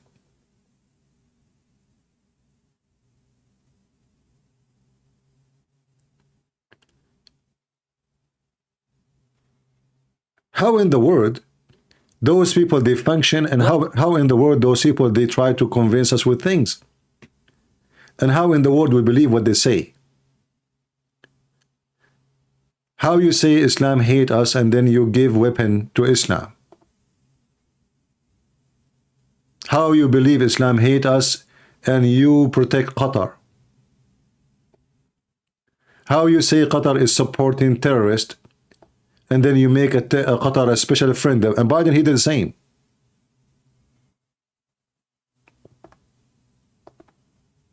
The West? I think Islam hates us. There's something there that there's a tremendous hatred there. There's a tremendous hatred. We have to get to the bottom of it. There is an unbelievable hatred of us. In Islam itself? You're going to have to figure that out, okay? So we know Islam hate us, and then Qatar is our friend. We know Islam hate us, then the Saudi royal family are our best friends. Yeah, I mean, we know Islam hate us. It's not a secret no more. And then we go proudly holding a check signed by the Saudi. So how we can understand Trump? Do he really still believe Islam hate us?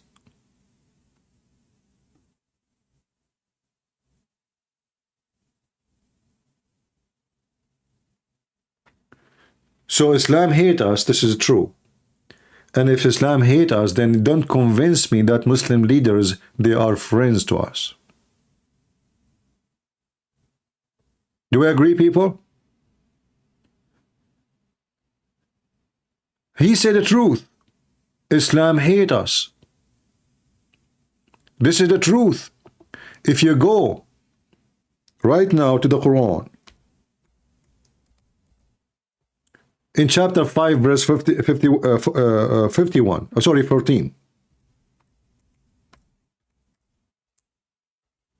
It says clearly that Allah will spread hatred and enmity between the Christians until the day of judgment.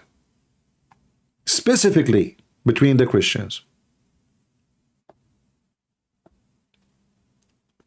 Allah, the God of Islam, he target the Christians, for Allah is the devil. So yes, Allah hate us, Islam hate us. And he have a plan to divide us so they can conquer us. So Islam hate us, but the Prince of Saudi Arabia is your friend? The Qatari ruler is your friend? #1 supporter of terrorism in the world?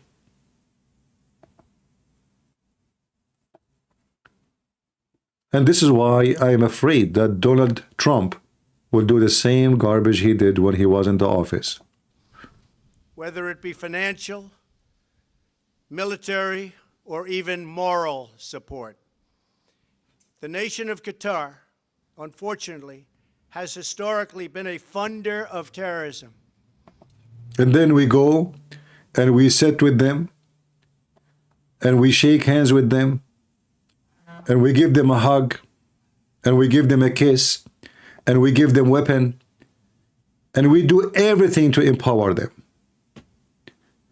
The nation of Qatar in high level supporting terrorism.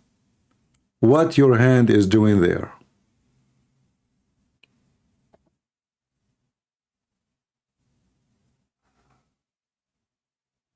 Every single Muslim country support terrorism. Name one for me. Can you?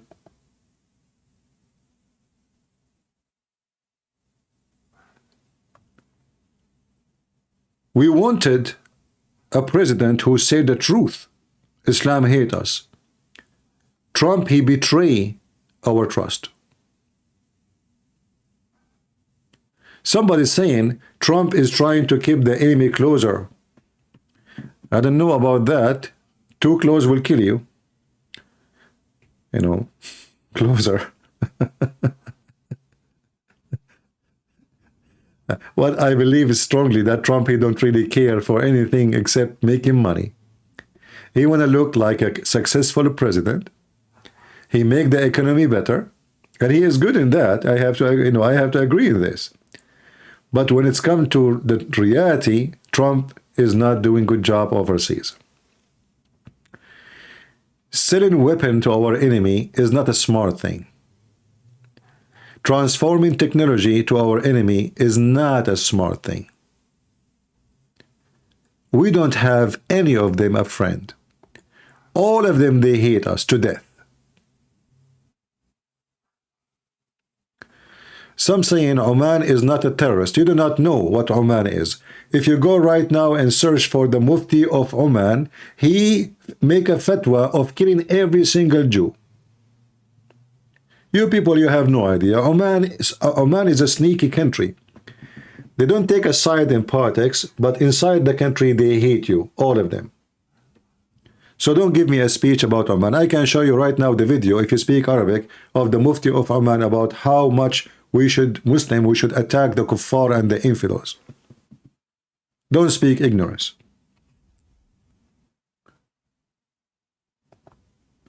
All of them are terrorists. All of them, they support terrorism. And only foolish ones think that shaking hands with those filthy terrorists will make things better. In fact, we are giving them prestige, we are giving them place, and we are calling them princes and prince. When the fact they are nothing but criminals, killers, bloodsuckers, and terrorists. We give them an image of civil countries. Like now, Qatar suddenly is a country of football. Those are Bedouin, they have nothing to do with football, they play on the horses, with the camel. Suddenly now they want to hijack everything. Those terrorists, they hijack your stadium, their football team, everything with their money.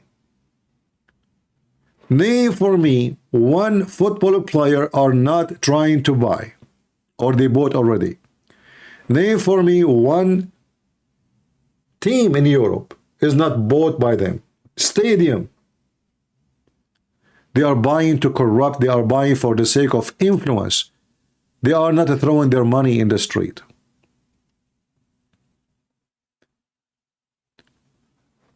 Many, they are afraid of China, but China at least, all what they care for is their interest.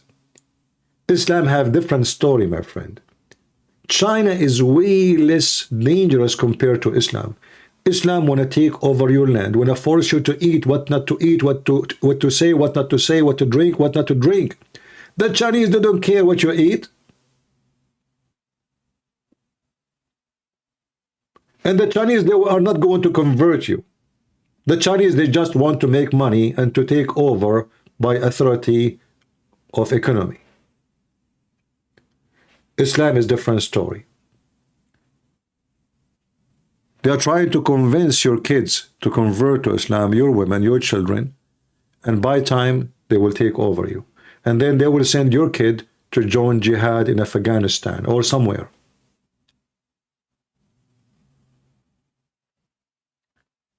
If Donald Trump, he want to be a president, he should know that those are not our friends.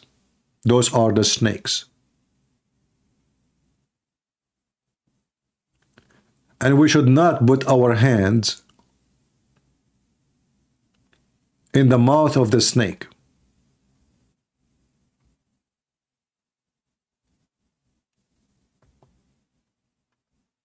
Only foolish ones do.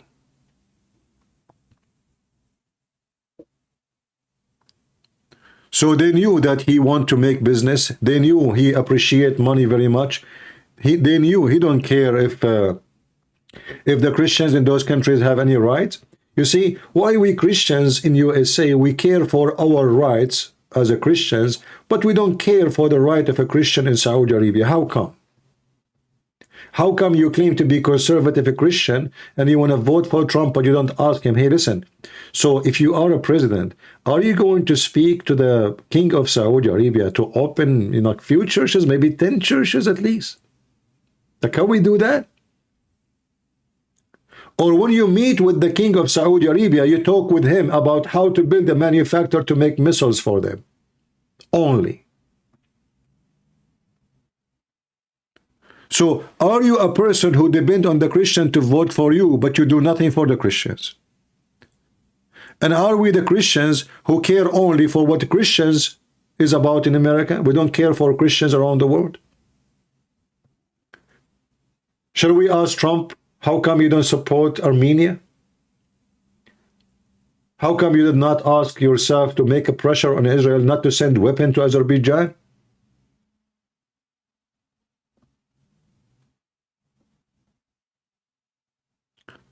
we always need to ask ourselves, we are voting for who and why?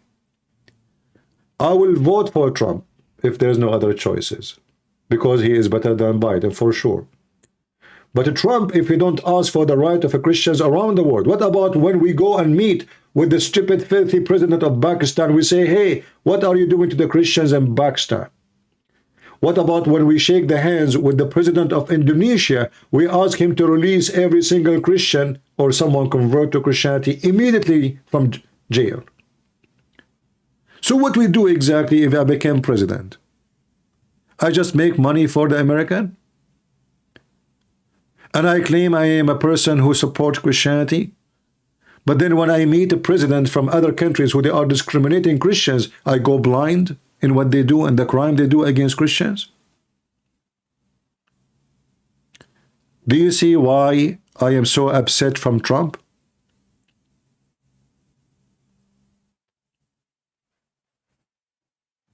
Where are you to support Christians around the world? And he can. He can do it easy.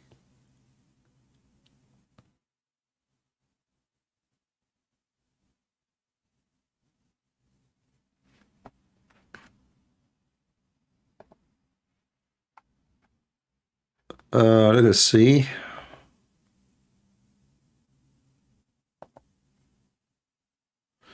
All right. Look like we have no callers today. I'm not going to keep you longer. I hope you understand what I'm trying to say. And if you are a person who have a relationship with Trump, or you have maybe congressmen, senators, friends, family, I don't know. We better speak to Trump, says to him, Christianity is not about dollar.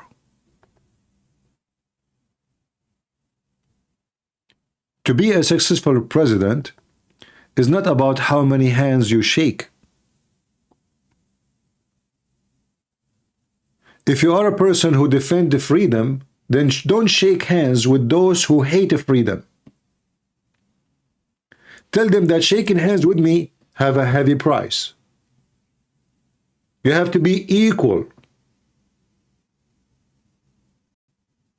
And to be equal with me, you have to believe that a human being, he can believe in the God he wish to believe in.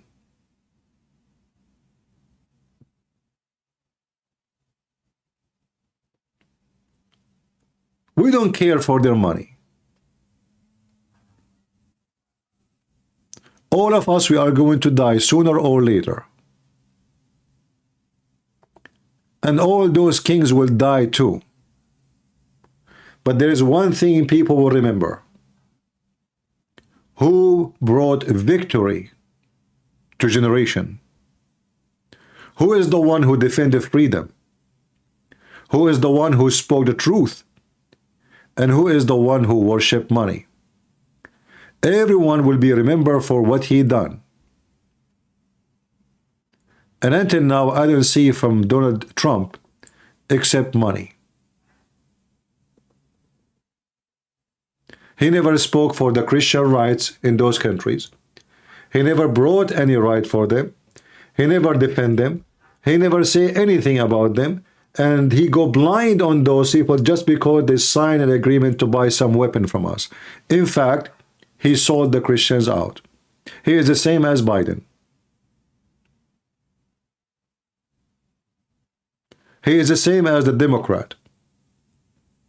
So he need to change that if he wants really to become a successful president. Those people are not our friends, and they will never be friends. Let me see. Some people want to call. Give me a second, please. We can take a few opinions with us.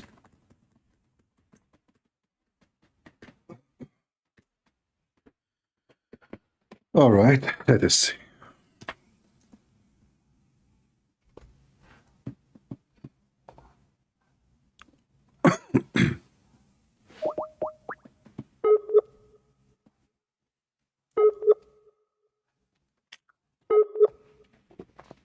If you text me in Skype, hello? How are you, sir? I'm fine. Go ahead. Yes, I'm fine. Do you know Qatar bought all the hotels in London? Why not? I mean, okay. Yeah, why not? They are only hotels. They are buying a stadium. They are buying everything.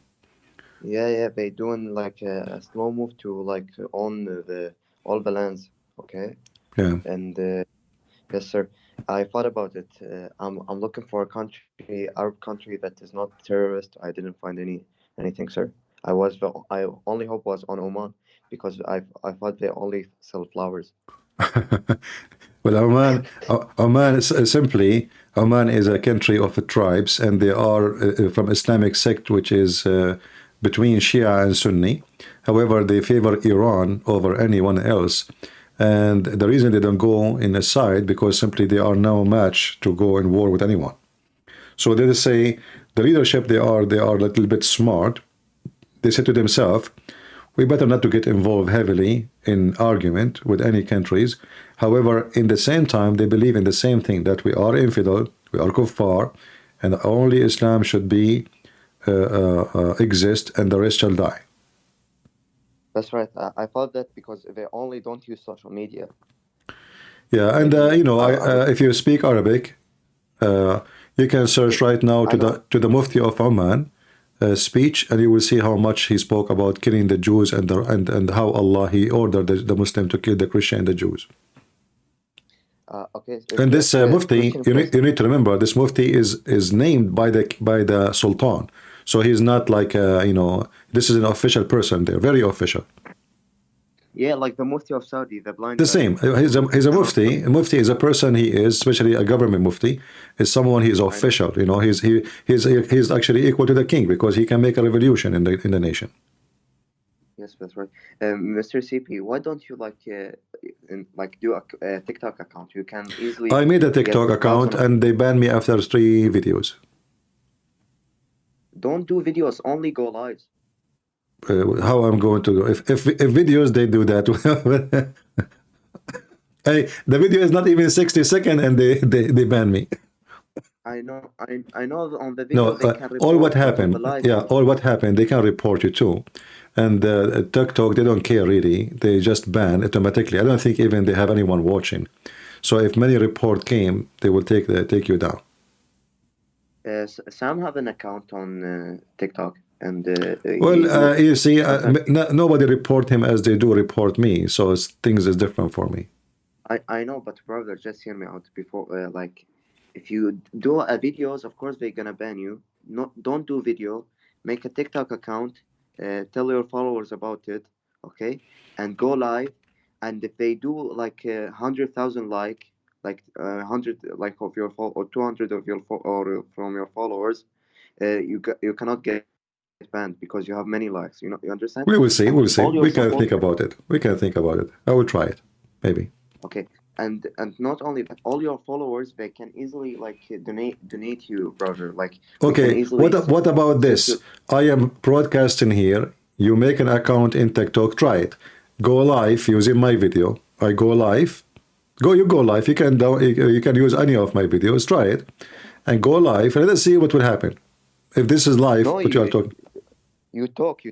Like, I know you can play my video the same as I'm doing right now. You know, and see if they will keep your account or not.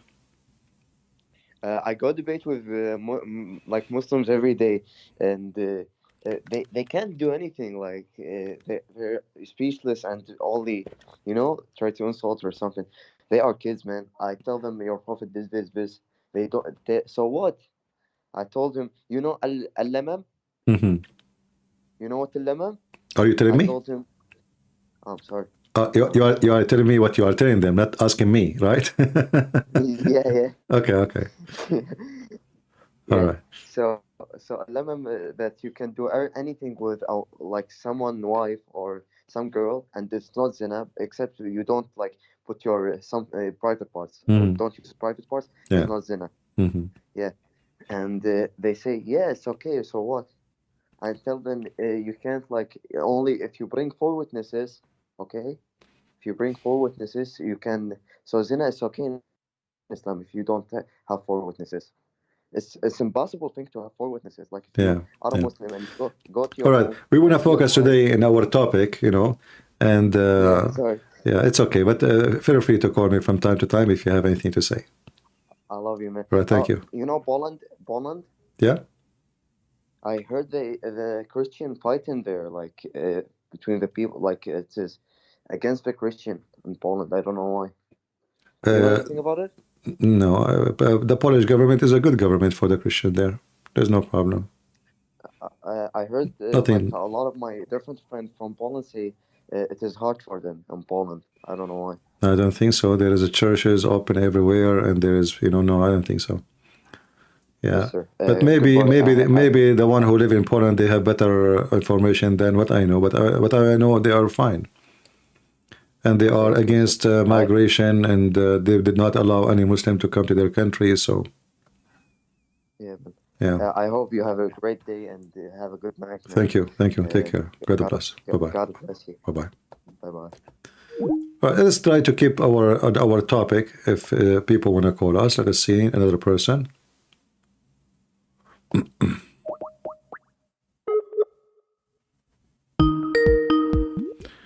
I will try to lower the ring of hello. Hello. Oh, hello, sir. How are you doing? Oh, yes, I'm fine. Thank you so much for responding to my request. I'm very grateful. My name is Pagan Kenneth. The last time I spoke to you was, I think it was last year. Okay. And it was during, I think, Easter. All right. Yeah, so I'm a young boy. I am African. All right. Specifically, I am from Southern Africa, Mhm. Zimbabwe, South Africa, and Lesotho. Yes. So, you know, I've been hearing your channel about, you know, Islam and, you know, how Islam is destroying the planet and all those things. And I just wanted to, if you can allow me just to make a comment about these issues. All right. Yes. So thank you. So I've been you know reading articles, even, you know, right now and even in the past, regarding, you know, how, you know, these Islamic countries are doing, and from the looks of it, you know, I think you're right, because, for example, I come from Zimbabwe, right? Mm-hmm. If you know anything, really, you know there is, you know, terrorism, you know, Boko Haram, Al-Shabaab, you know, and all those ISIS related terrorist organizations which are terrorizing Christians, especially, or African traditional religious people in Africa. Mm-hmm. The only part which is not quite affected by terrorism is where I come from, in Zimbabwe, because, you know, luckily, thank God, we don't have, like, you know, like the Muslims. Like the population of Islam is 0.7%. Yeah. And yes, and I remember, I don't know if you know this politician who died. His name is called Mugabe, Robert Mugabe of Zimbabwe. Do you know him? Have you ever heard of him? Mm-hmm. Yeah, I heard of him. Oh yes. So I don't know if you know this, but, you know, he is one of those presidents who has always sanctioned all the time, because, you know, he didn't want his country to be infiltrated by, you know, these Western ideas of being weak and liberalism. Mm-hmm. And I got a quote here which he said, I think 7 years ago, talking about how Zimbabwe, his country, is safe from Islam. This is what he said. This is from the Newsweek Herald. Mm-hmm. This is, by the way, an African website. He says, after stating the splits within the Christian church that do not lead to violence, Mugabe said, in the Islamic world, the belief is that more violence, which is exerted upon the population, they make you listen. In Africa, you also had a touch of the Muslim world in some countries, but in Southern Africa, thank God you do not have the experience of Islamic violence. So because of that, the Interreligious Freedom Report started to, you know, to press charges as if he is a guy who is against freedom of religion. Yet he's saying that in Southern Africa, the real reason why, like in Southern Africa, the real reason why we don't have terrorism is because we don't have Muslims. Is what he was basically Yeah, but he is saying the truth. I mean, but you see, we know. There's no another secret. that's in this world, everything is upside down. Like now, I hear myself. If you can mute the video, please, from your side. Okay. Okay. Yeah. Sure, no problem. Like now, they are taking Israel into court for genocide when what happened is the opposite. It was genocide against the Israeli, but the one who's taking to the court for genocide is the Israeli. So we know that, you know, how they are. Like, you know, there's the other president, he said, he is against homosexual and he made a law for execution, etc. This is their country. In one hand, they say we should not tell people how to rule themselves. In the other hand, why America, they go against an African president for he made a law of execution of homosexual, but they don't go against the Saudi king or Yes. Qatar Yes. or Emirat or Yes. Bahrain, all of them, or Pakistan. How come we don't put sanctions on them? What we put sanctions over someone, he is an African, and because their country is poor, and because we do not need them, now we practice our missiles on them. But those who we shake hands with them, the rich oil countries, or Emirat, or Bahrain, or Qatar, or Iraq, or all of them, Egypt, all of them, they have an extreme punishment on homosexuality. So we know that they are hypocrites. We know we cannot trust them. We know that when they go against you, that means they are wrong and you are good. So, you know, we know they go for, they support who and they go against who. They support you if you have money. They are against you if you don't. You know, if they need your oil, if they need your money, then they go blind. You can do whatever you want, but if you don't, then suddenly they speak of a human right. Yeah, that's true. And especially what I've noticed is that when it comes to sanctions, and please confirm if I'm wrong, but when it comes to sanctions, the only countries which are sanctioned, let's say when in terms of, let's say, you know, imposing laws on homosexuality, the only countries which are sanctioned, especially in Africa, are Christian countries.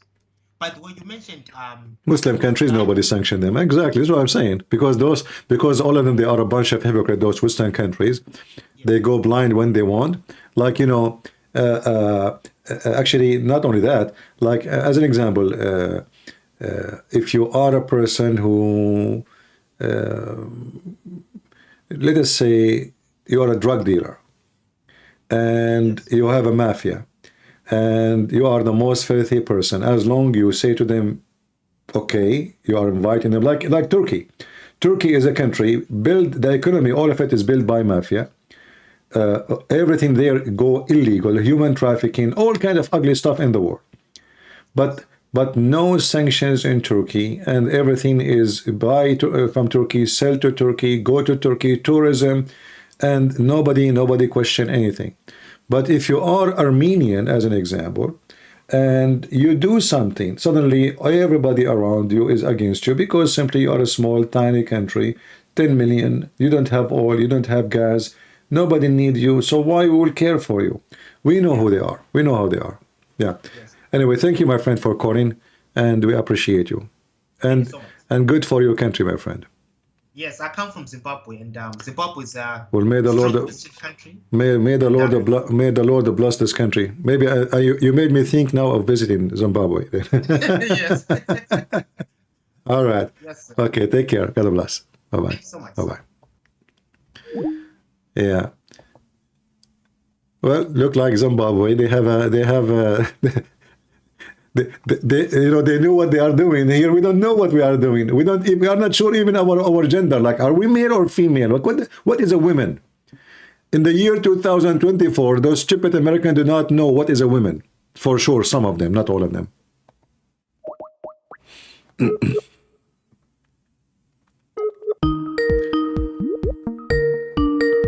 Let us see.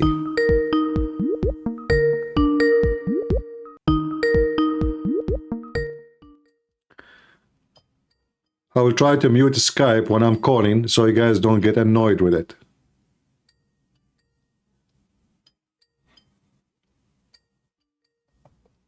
Or I don't know, we call them, they don't answer.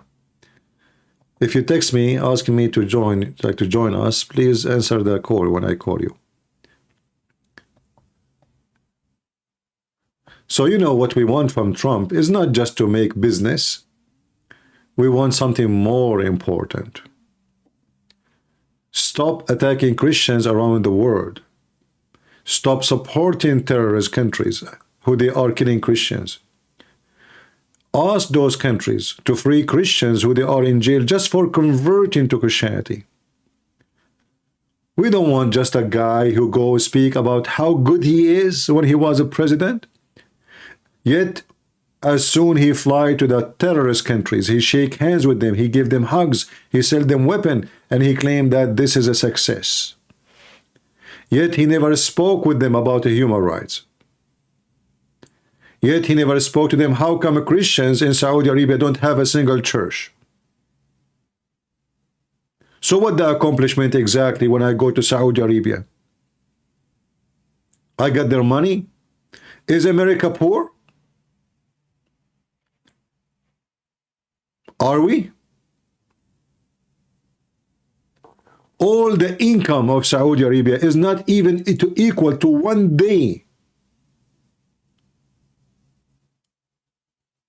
in the port of New York.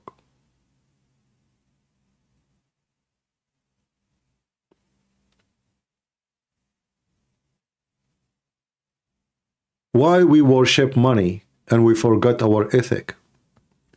So if a Trump will become a president, we don't want him just to brag about the gas price. We don't want him to brag about how much the Saudi respect him. In fact, those people don't respect people. They do just fear people. You know, when Obama went to Saudi Arabia, not even a single person from the royal family went to welcome him in the airport. Do you know why? Because he's black. As simple as that. And because he is Democrat and he is not scary. When Donald Trump, he went there, they were in front of him like sheep. 56, 57 king and president and prince. They come to listen to Donald Trump. When Obama went there, nobody was there. You can go right now and watch the video of Obama arriving to Saudi Arabia. You will die laughing. All of this because they don't fear him. He keep talking about equality, keep talking about no war, keep talking about praising Prophet Muhammad. So then why they will fear him? The first trip he did, it was to Egypt, praising Muhammad. And he is black. But when the red-haired man came, and they fear him, he is powerful, he might do something wrong to us, or maybe he can do something wrong to our enemy.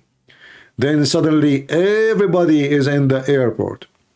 And suddenly hundreds of royal family are welcoming him. A massive reception. Never happened before to any president. We know why. If they fear you, they kiss your ass. If they don't, they kick your ass. As simple as that.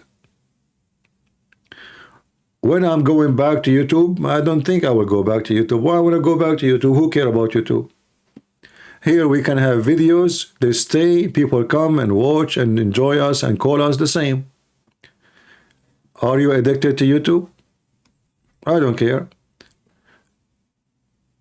I never was, and you know, I never been able to leave my video in YouTube.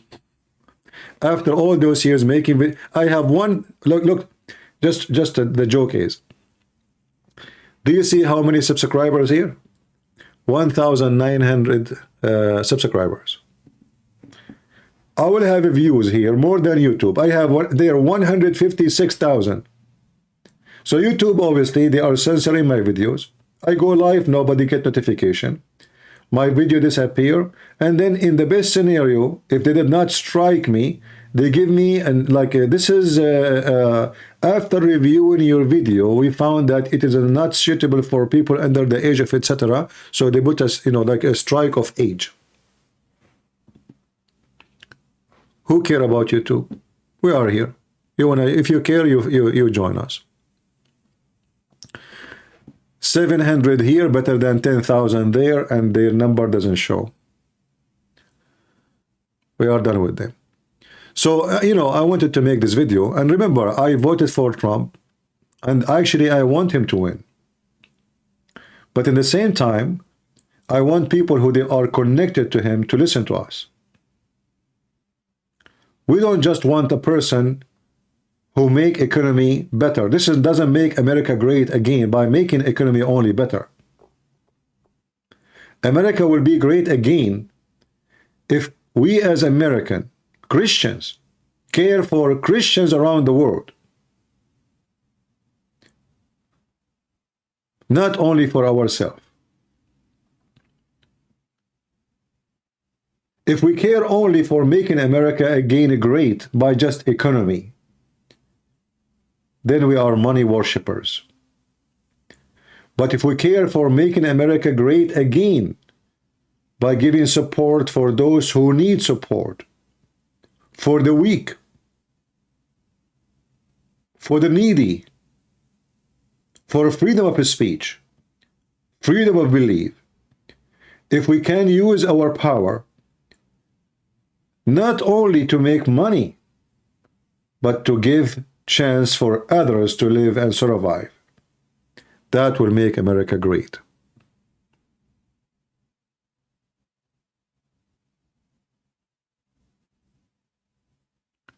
So we want Trump to stop bragging about his friendship with those terrorists. They don't like us, they don't love us, and they hate us, and you know it.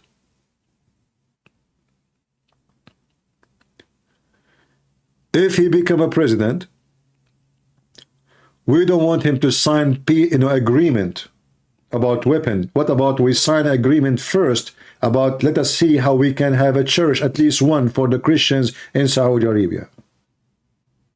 Which one is more important for someone who he claimed to be conservative? How come we are conservative in everything? Not important. If it is about Christians in different countries, we don't care.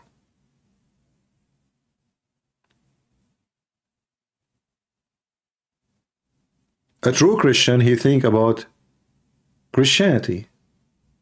And Christianity is not about citizenship. It's not about being American or not. If you are a Christian, you feel for Christians in Pakistan. You fear for their freedom,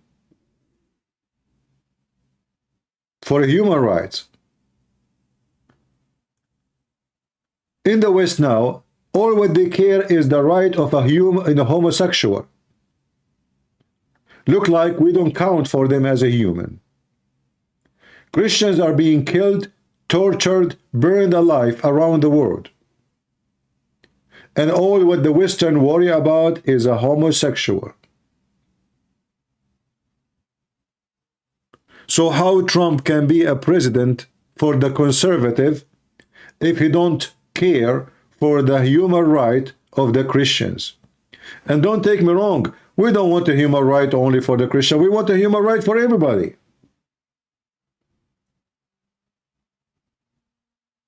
But sadly, those governments in the West today, they don't care for human rights. They care only for sexual rights. Sexuality become a religion for them. Penis and vagina is first interest. This is for them what is a human right. In Canada, as we speak, they are burning churches. Nobody speak about in Canada. Who is burning the churches? They don't know. If somebody burn a mosque, they will find the one who did it in 24 hours.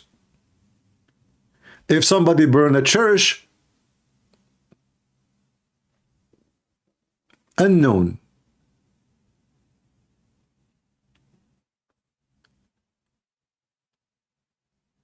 We have enough hypocrisy. And now we have American kids who go in the street, they want to free Palestine. a country, if it exists, every single one of them wish to kill you all. In 9/11, those you call them Palestinian, they were dancing in the street. If you ask an American kid from those who support Hamas, why the Palestinian, they were dancing in the street, they will give you excuse. Osama bin Laden was right. The Americans are supporting Israel. Potato. 9/11 happened against civilians. 9/11 happened in New York.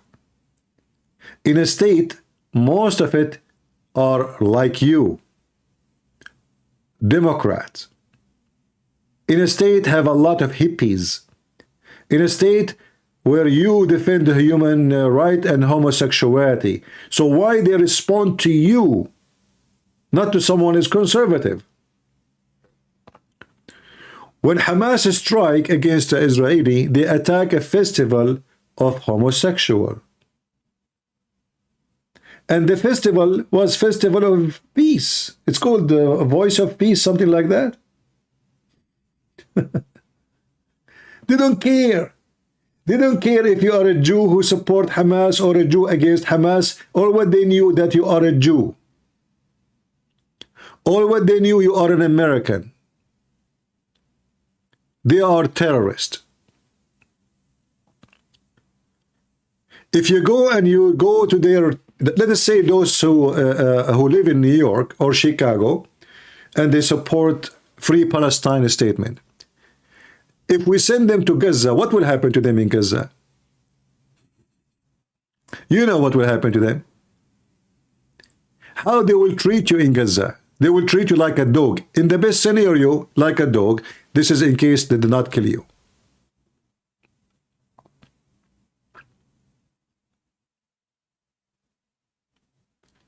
This is why we are here, to fight the stupidity in the West. Because I noticed that the stupidity in the West become like weeds taking over the yard. It is massive, it is high. If anyone would like to join us in Skype, you can text me, tell me I'm going to talk, and I will call you back. My Skype is in the info.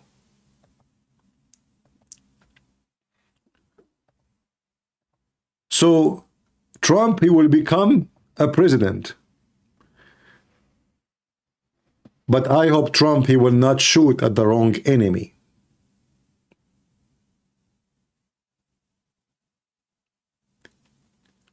Somebody saying, why you Christians have victim complex like the Jews? I know, you tell me. If we go right now and search, who is the most discriminated religion in the world, you will find it is a Christianity. Is that a Christian complex?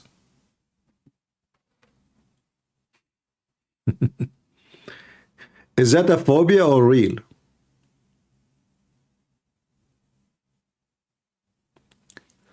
Why we don't elect priests? We are not seeking a priest to be elected.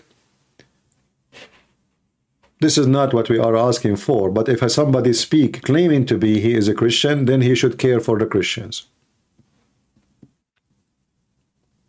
How you know who is a Christian, who is not? A Christian, he cares for Christians, not only in America, but around the world. If you don't, then you are no Christian. As simple as that. The Lord, he said, from their fruits you shall know them.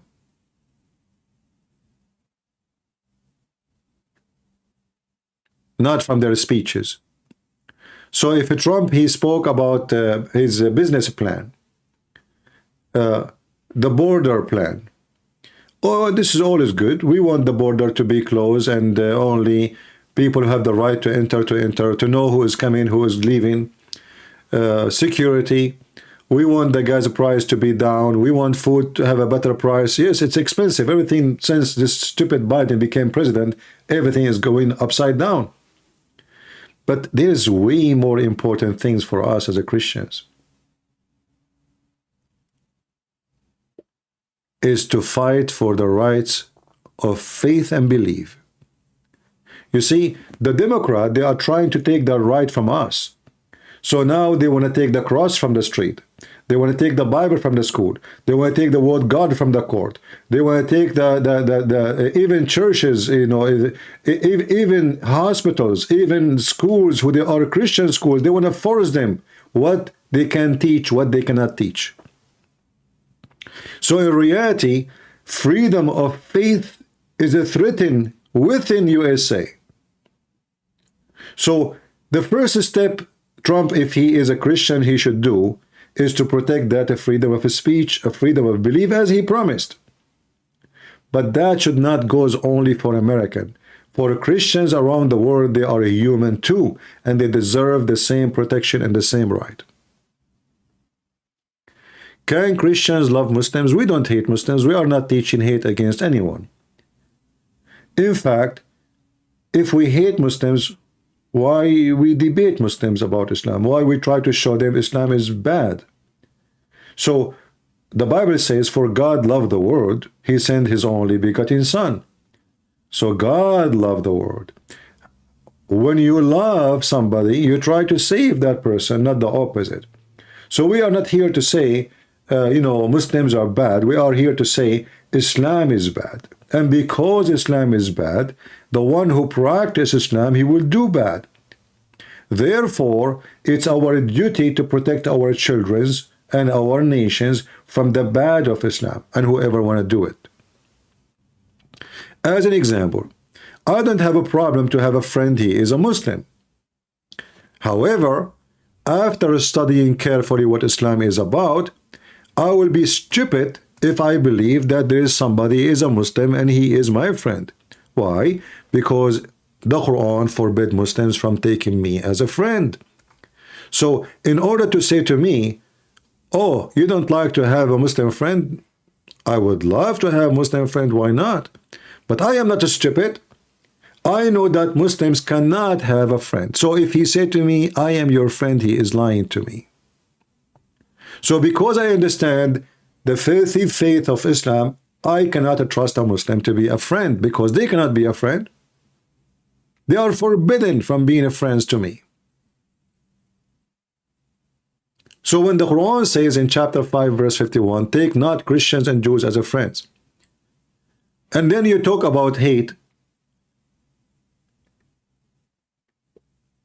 then you are stupid. This is hatred. Who is the one who forbid who from taking the other one as a friend? Then we will know who is the one teaching hate. If I say, you cannot, you Christians should not take Muslims as a friend, then you will say, okay, this guy, he don't want them to be a friend with the Muslims. Why? Maybe he hate them. But this is what the Islam teach, not us. I don't have a problem to have a friend from anyone. Why not? I mean, you are a Hindu, you are a Buddhist, even if you are an atheist.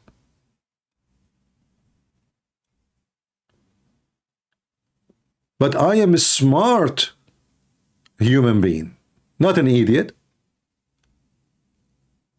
And I will never put my neck between the hand of somebody believe that he cannot take me as a friend.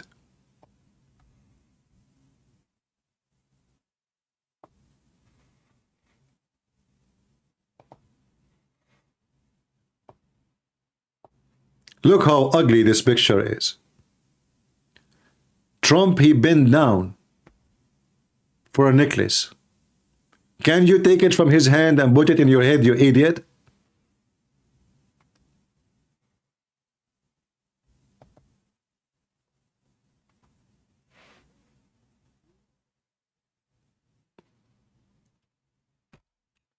Do we have any Muslim would like to join us? In fact, Muslims, they cannot have a friend from anybody. Even Muslims, they cannot friend Muslims. You know, when I was a kid, like in high school, etc., I go to a Muslim, he's in my classroom, I visit him, he visits me. When I go to his house, his sisters, his mother, they sit with me, and they are almost, I mean, Muslim, when they inside the house, they almost wear nothing. They never cover their hair, they never cover their body. I go to their I go even to the bedrooms. Imagine.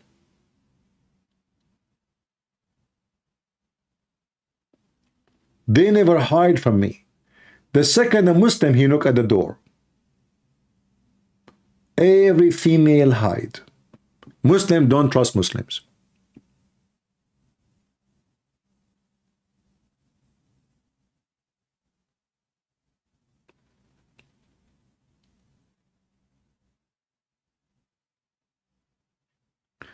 CP does not know Arabic. Can you explain Surah 9:31? Well, Lot, what about you call me and I will explain it to you, no problem. Do you want to call me? This guy saying CP do not know Arabic.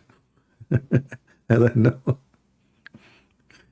What about you call me and teach me Arabic?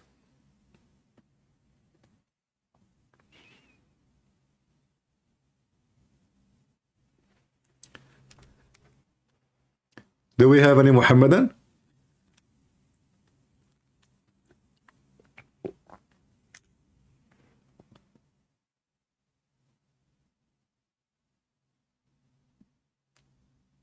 Anyone?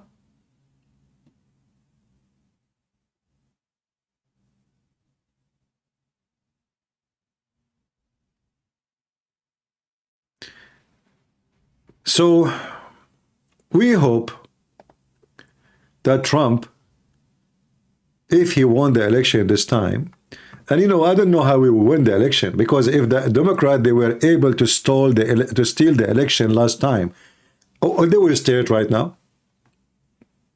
You know what I mean? The idea of him winning the election does not fit with the idea of Biden stealing the election. If Biden took the election by theft last time, he will take it again. If the Democrat, they won the election by fraud, by fake vote, who is going to stop them? If they can't do that when he was a president, do you think they will not be able to do that when he is not the president? Do you know what I'm saying?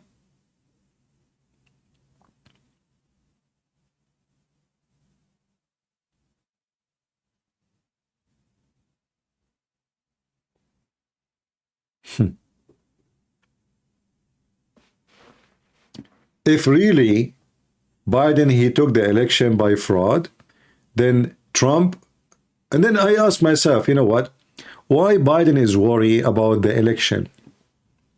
Why the Democrat even they are worried about if they can just make fake vote? I don't know.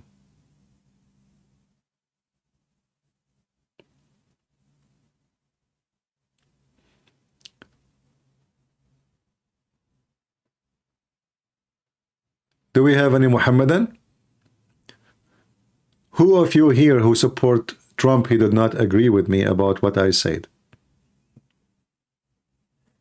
You don't have to agree with me, please. You know, in the comment section, leave your comment, and you can, you know, feel free to disagree and criticize what I said.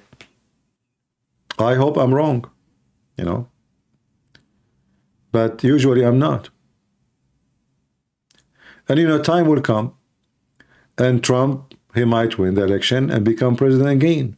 I believe he will do the same stupid mistakes.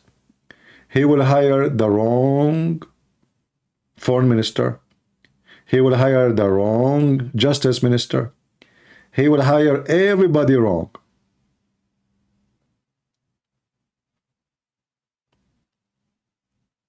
He never hired one person in his government who was good. All of them, they betray him, first of all. Even the vice president. What a bunch of scumbag. You know, I feel sorry for this guy. Everybody around him betray him. Even his own daughter and his son-in-law. Do you know why they don't appear with him no more? Did you notice? Did you notice that Trump's daughter, Ivanka Trump, and her husband, her mute husband, they never appear with him no more? They betray him.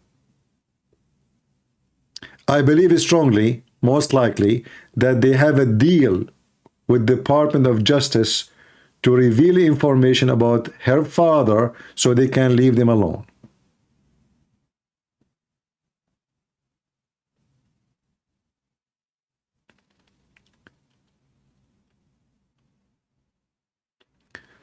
I believe he will create peace between our Christian brothers and sisters in Ukraine and Russia. Well, I don't think so. But, you know, Trump, he have different interest. Since Trump, he became a president, he become a president of Israel. All what he worry about is Israel, since, you know, when he was a president. Anything else he don't care for. Even when he put sanctions on Iran, it was for the sake of Israel, not for the sake of America. So this guy somehow, because his son married to a Jew, his daughter married to a Jew, I mean, this guy, he just became almost a Jew. And all what he cared for is the Jewish atmosphere. So he started working for Israel full time. But when it's come to Christians, I don't think really he care much. I hope I'm wrong. We will see.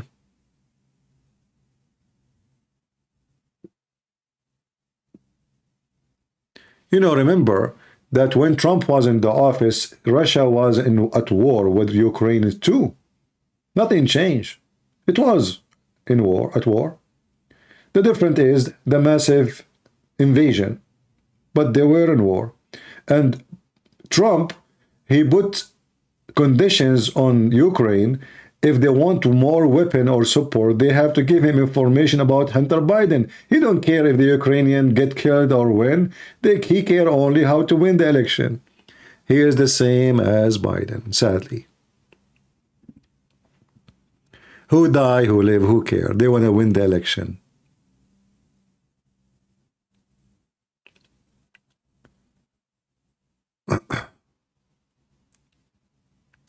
And you know, you don't have to agree with me, but as the Lord, he says, from their fruits you shall know them. Islam can save the West? Ah, true.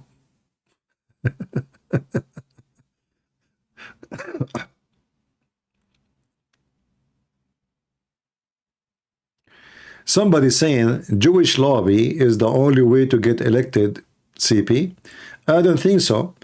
As you see, the Jewish lobby is unable to do anything in America no more. How we can prove that? Don't you see what's happening against Israel? The Jewish lobby, they are not really Jewish lobby no more. There's Muslim lobby now, way more powerful. The money of Qatar, the money of Saudi Arabia, the money of Muslims from around the world. Every single university in USA is sponsored by a Muslim terrorist government.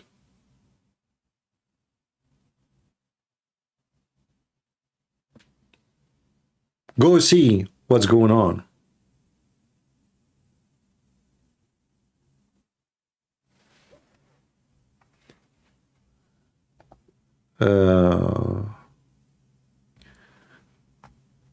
Abbas House, he is saying Sweden embraced Muslim and they are happy now. I don't know. I saw different news. I saw they are kicking Muslims out of Sweden. Same as in Netherlands. Same in Denmark. Everybody is, you know, trying to get rid of as many. And even now the UK, they are changing their immigration policy and they are dumping a lot of Muslims you know, abroad. In fact, I just saw in the news that Hizb ut-Tahrir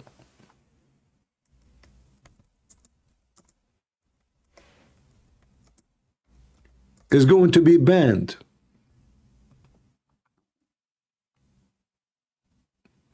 In UK.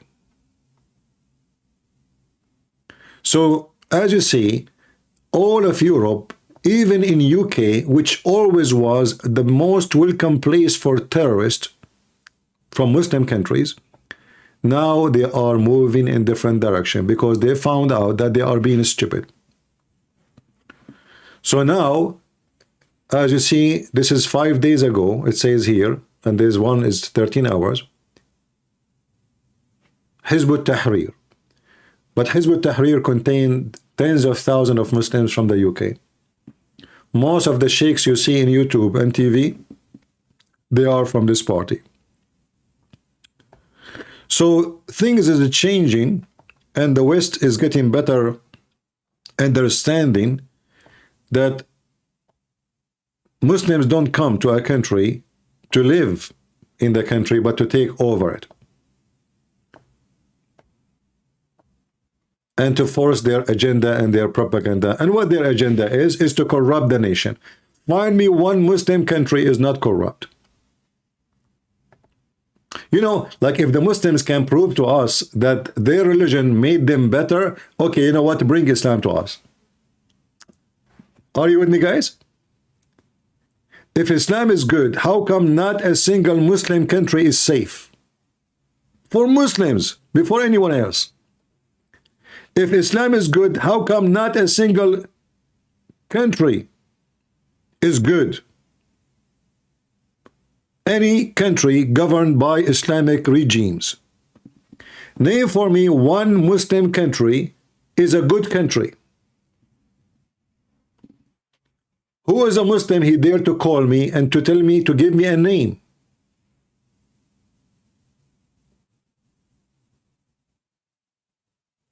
What do you think?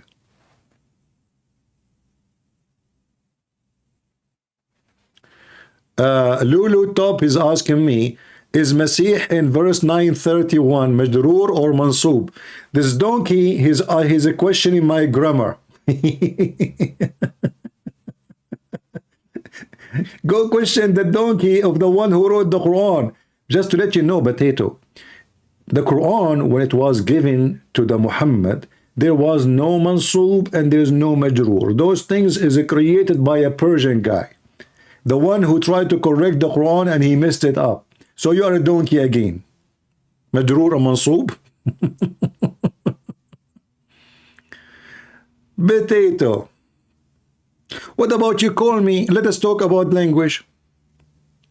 Lulu Top, as long you know Arabic and you know Mansoob, Majroor, Potato, what about you call me? And let us see. Call me and tell me in Arabic what do you want to say. Teach us Arabic, go. You want to call?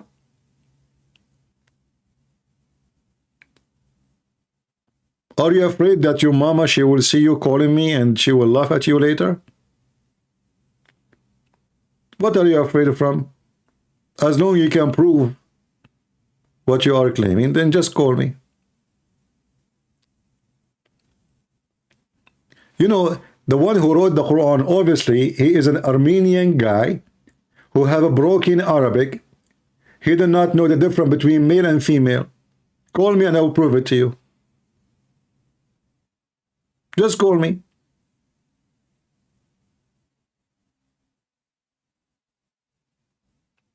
There is nothing is called Mansoob and Majroor. All of those are created later. Show me the grammar. Show me when the grammar started for the Arabic language, then you will laugh. You idiot, the Quran have Mansoob and Majroor.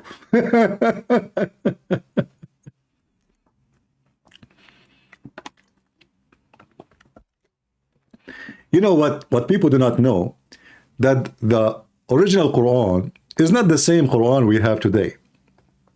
It was really messed up horribly. So there's a guy, he is a Persian. He said to himself, how in the world anyone can understand such a stupid book this way? So I'm going to fix it. So he decided to create a grammar. And the funny, the one who created the Arabic grammar is not an Arab.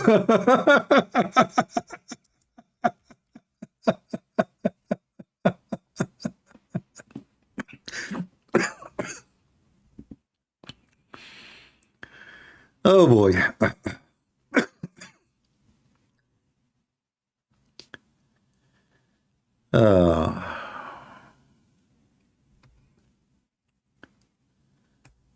Yeah. If you search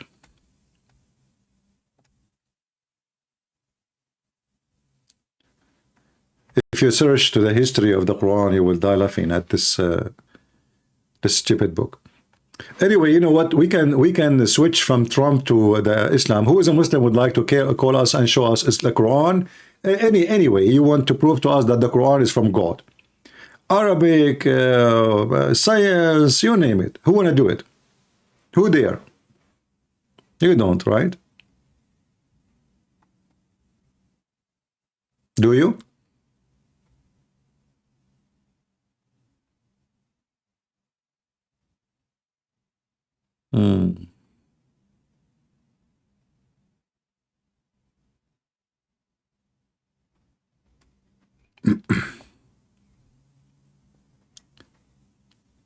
You know, when the Muslims, they speak about the amazing Arabic Quran, and then we read the Quran, we will find that the Arab, in the time of the amazing Muslim Quran, they were laughing at the Quran.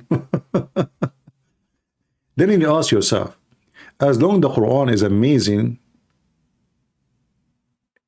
Arabic language, how come the Arab in the time of Muhammad refused to believe in it? They did not notice that this is an amazing book? I mean, what was wrong? Or what went wrong? If the Quran is an amazing book, it's going to be an amazing book in every time. But you know, they go to those Western, they do not know a single word in Arabic, and they say to them, oh man, the Arabic Quran is so good. Well, call me and we will laugh in 2 minutes at the amazing Arabic Quran. Who dare? Who is a Muslim, he dare? You don't, do you?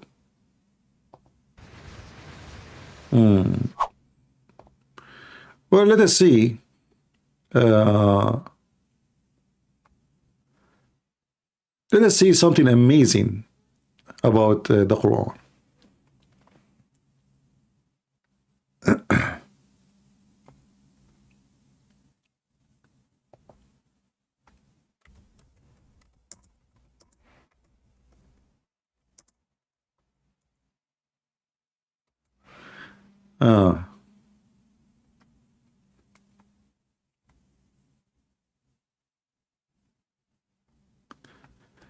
Let us see.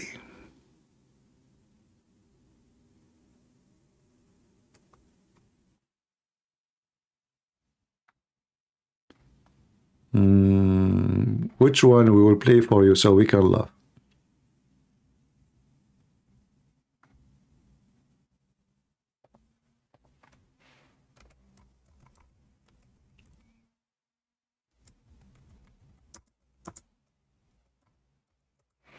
Because, you know, obviously the one who taught the Quran is so smart. He is the top of the line, actually.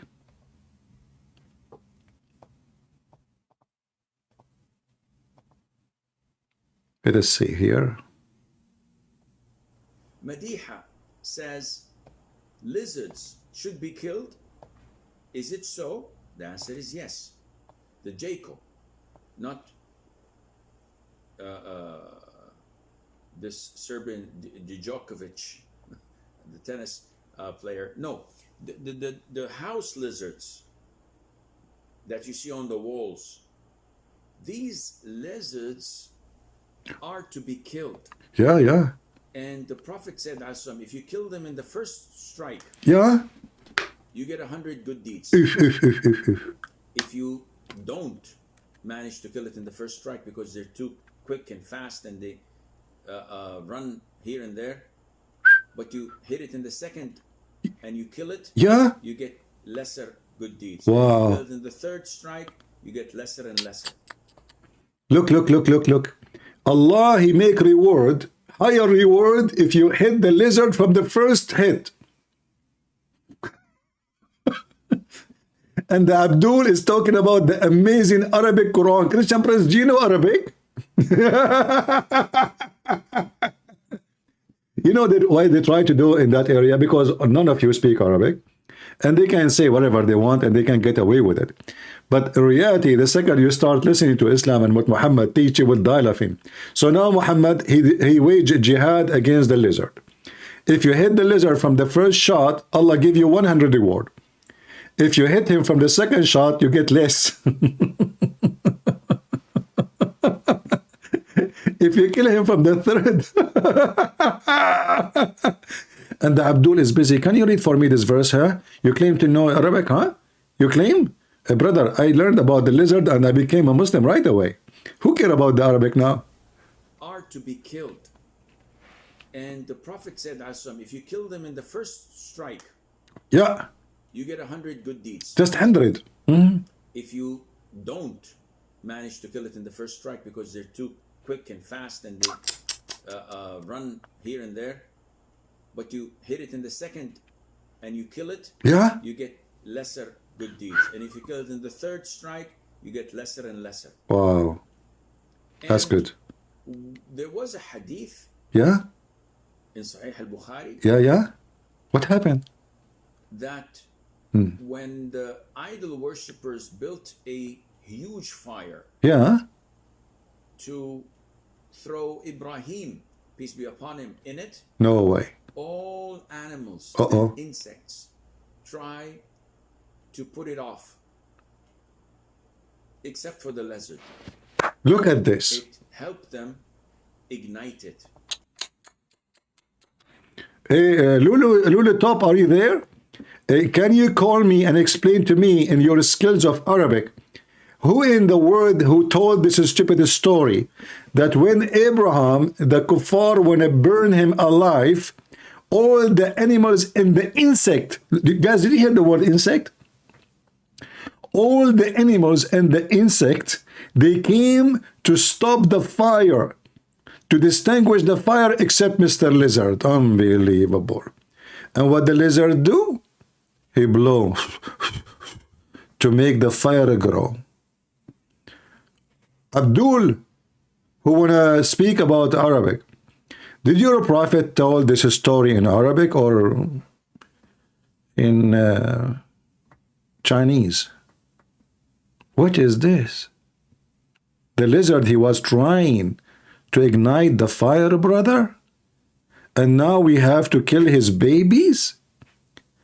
And let us go with you. I'm not changing topic. I'm talking about Arabic. Here we go. You're a prophet. He told this story in Arabic. We do not need majroor and mansoob.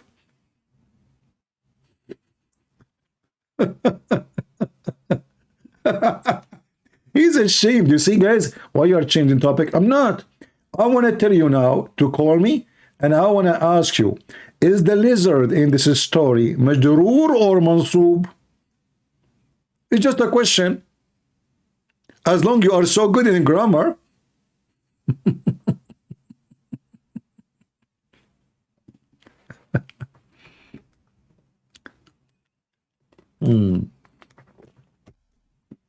So, guys, this is a true story, by the way, and Muhammad was there. If you ask yourself where Muhammad got those stories from, Muhammad, he knew everything. He knew even the lizard himself. He knew his name. He knew how he was 3-inch tall or long. And imagine all the insect in the world and animals, insect and animals, they came to stop the fire. Have you ever watched a cartoon like this before? Good deeds. And if you kill it in the third strike, you get lesser and lesser. And there was a hadith in Sahih al-Bukhari that when the idol worshippers built a huge fire to throw Ibrahim, peace be upon him, in it, all animals and insects try to put it off, except for the lizard. It helped them ignite it. What an evil creature. So our enmity and hatred to the lizard is religious, not because it's a repulsive insect.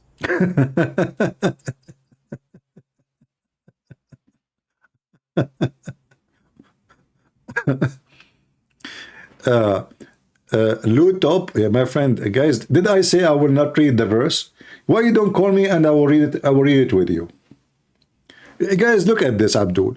He is saying, why your princess is insulting me? Refuse to read the verses. I did not refuse to read it. You call me.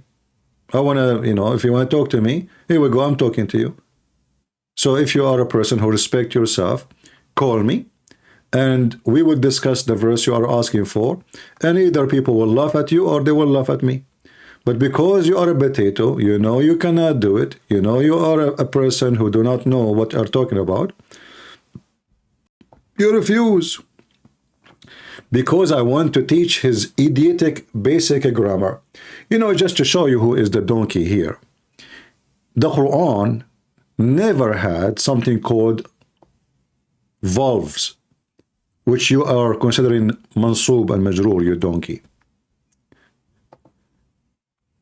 Which mean even the sound of the letter can change. This is why you Muslim, you have 7 reading for the Quran. 7 reading for the same book, or you claim it is the same book. Why there is 7 reading? Because there is 7 reading. If we have those dots and mansub and majroor and all those things, we will not end with 7 reading. As simple as that. And I believe strongly that the 7 reading story is a fabrication of Muhammad. Muhammad, he could not repeat the same verse twice.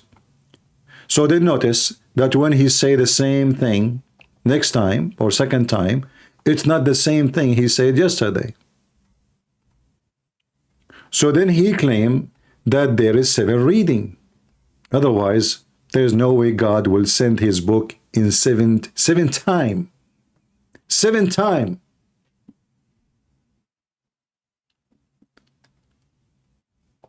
Any Abdul dare to call me?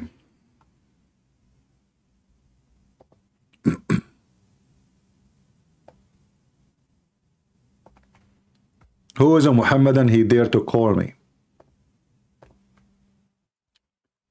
I will allow you to debate me 7 times. Do you dare? You know, the funny is that the Muslims don't ask themselves, why Allah did not send 7 Torah to Moses, 7 Injil to Isa?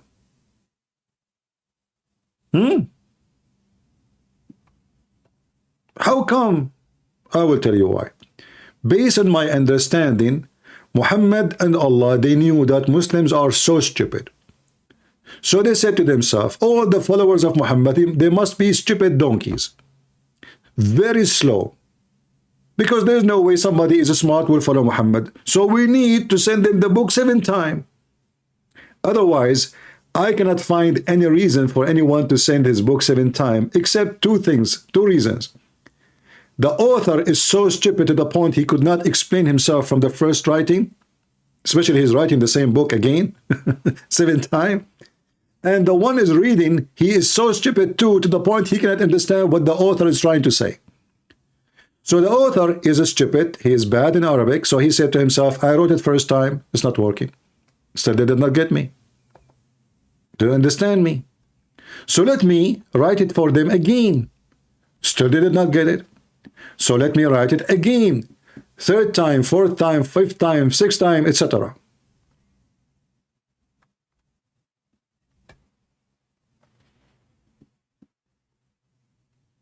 And then we find the answer, that the Quran can't be from God. Because if a book is written by God, God do not need to rewrite his book 7 times in order somebody to explain or to understand. And after he wrote it 7 times, according to Muhammad, do the Muslims even understand the Quran? No.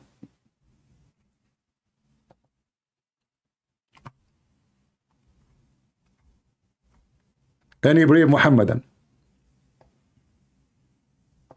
Who dare?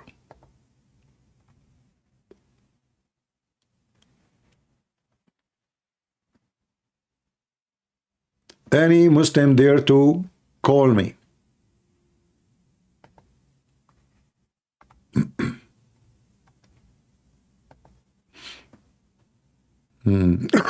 Sorry.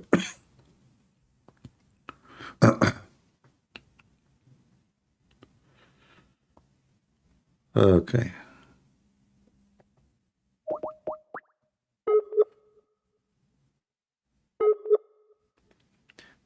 If there is any Muslim would like to join us, feel free. We will be happy to take you. Hello? Hello? Yes, my friend, you are live on air. Okay, hi. It's Mohammed. Can you hear me? Yeah, I hear you. Your name is Muhammad? Yes. Okay. I'm actually Arab. Can you speak Arabic or should we talk English? We can, you know, English is not if there is some difficult statement you cannot say in English, you can say it in Arabic, and I will help you. Yeah, But if some difficult, you can translate if that's a problem for you. no problem. So, what do you want to say to us? Actually, I'm a little nervous because I wasn't in live or I wasn't with you to talk to you because about the truth. All right. What's the right to go to the what's that mean actually in English is that I wanted to know the truth. What you're talking about all the time. All right. That's why I'm calling. So, what do you want to say to us? I just want to ask, what's about in Christianity is. I want to know the truth. That's why I'm calling. What? Tell me about Islam first before we go to Christianity. As long as you said you are a Muslim. Yeah, actually I'm Muslim. I was a Muslim. Now I wanted to search on the truth. Now I don't know about. Yeah, but before we talk about the truth, but don't you think, according to you as a Muslim, Islam is the truth supposedly? Islam is not the truth. I know. Oh, okay. So you are out of Islam already? Not actually 100%, but I'm already on the search on the truth. But Oh, okay. All right. So what is your question for me? Go ahead. Actually, then I saw many questions. Like I wanted to know that what you wanted to say about Islam is it because you said a lot that it's not a good religion or like it's not the right religion to the God. Well, you know, first of all, when we say God, the purpose of worshiping God, there's number one reason if he is a true or not, right? If he is not, if he's not a true, there's no purpose of worshiping someone does not even exist. That would be stupid, right? So, little examination of the God of Islam, we will find that there is no way this God exists. He cannot even put things in order. Like, you know, he don't remember which one he created first: the trees, the mountains, or the stars. Islam tried to present itself as a religion to fix your life. But the second we look at Muslim life, those who follow Islam, we will find that Islam never fixed their life. As an example, Muhammad himself, his life was horrible. His wives was always unhappy from him. Even the Quran spoke about it. They have a strike against him. They got him cheating. He was not just with his son-in-law. He was not just with the Muslims. He beat the Muslim. He steal their money. He take their women. If his eyes fall into a woman, her husband must divorce her so the Prophet can boom her, you know. So Islam did not make their life better. Even Muhammad's family, they've been killed one by one, one after one by Muslims. So if Islam was good, this is the beginning of Islam was nothing but violence. They were even violence with each other from the beginning. So we go now to Christianity. Jesus never owned a slave. Jesus never have a world war. Yeah, no, I never do. Not only that, because you can be okay. You don't have a war because maybe he don't have an army, right? But Jesus never promote war. Jesus never own slaves, bought slaves. Never abuse his power, because you know, imagine if you are a person who can make somebody. I know so much thing about this because I have now a girlfriend, like she's a Christian girlfriend, and she's like told me she is not a Christian. She is not a Christian. If she is a girlfriend, what do you mean girlfriend? Girlfriend as a friend or a girlfriend she sleep with you? It's like what? What do you mean by girlfriend? Is it a girlfriend you live together, you sleep together, or just a friend? It's like a little complicated. I don't know what to talk about here. We can talk about later if in private. No. You see, a Christian girl, she cannot go sleep around, and she is no Christian if she is doing that. Okay, all right. Yeah, so, this is why I'm asking. I just mean like it's a Christian girlfriend. All right. So, you can say then she is a friend. Anyway, so to know who is a true God, who is not, we examine the fruit. The fruit of Jesus first is real. You know, the miracles of Jesus is real. Same time, Jesus never asked for any return for himself. In fact, everything he do is for free, no return. He don't go even ask for donation. He never go ask, hey, feed me. He never ask for. So he asked for nothing, and that we will, and then we will know who's Jesus. I actually learned about Jesus a little bit, not too much, but I know a little bit something. I know that Jesus is a good person. He was a good God, like for the people. I know. I see so much things. I see so much. So what is preventing you from believing in Christianity if you know all those things? Because I heard so much thing about Muslim, about how Muhammad was, or how Muhammad was something horrible, or like words, or another things, people, women, or like a 9-year-old daughter, or 9-year-old. Yeah, but I'm saying, what is making you not to believe in Christianity? I mean, if you know about Jesus, not in Christianity, like, about Muslim, about Islam. Yeah, but why you don't accept Christ as your Lord then?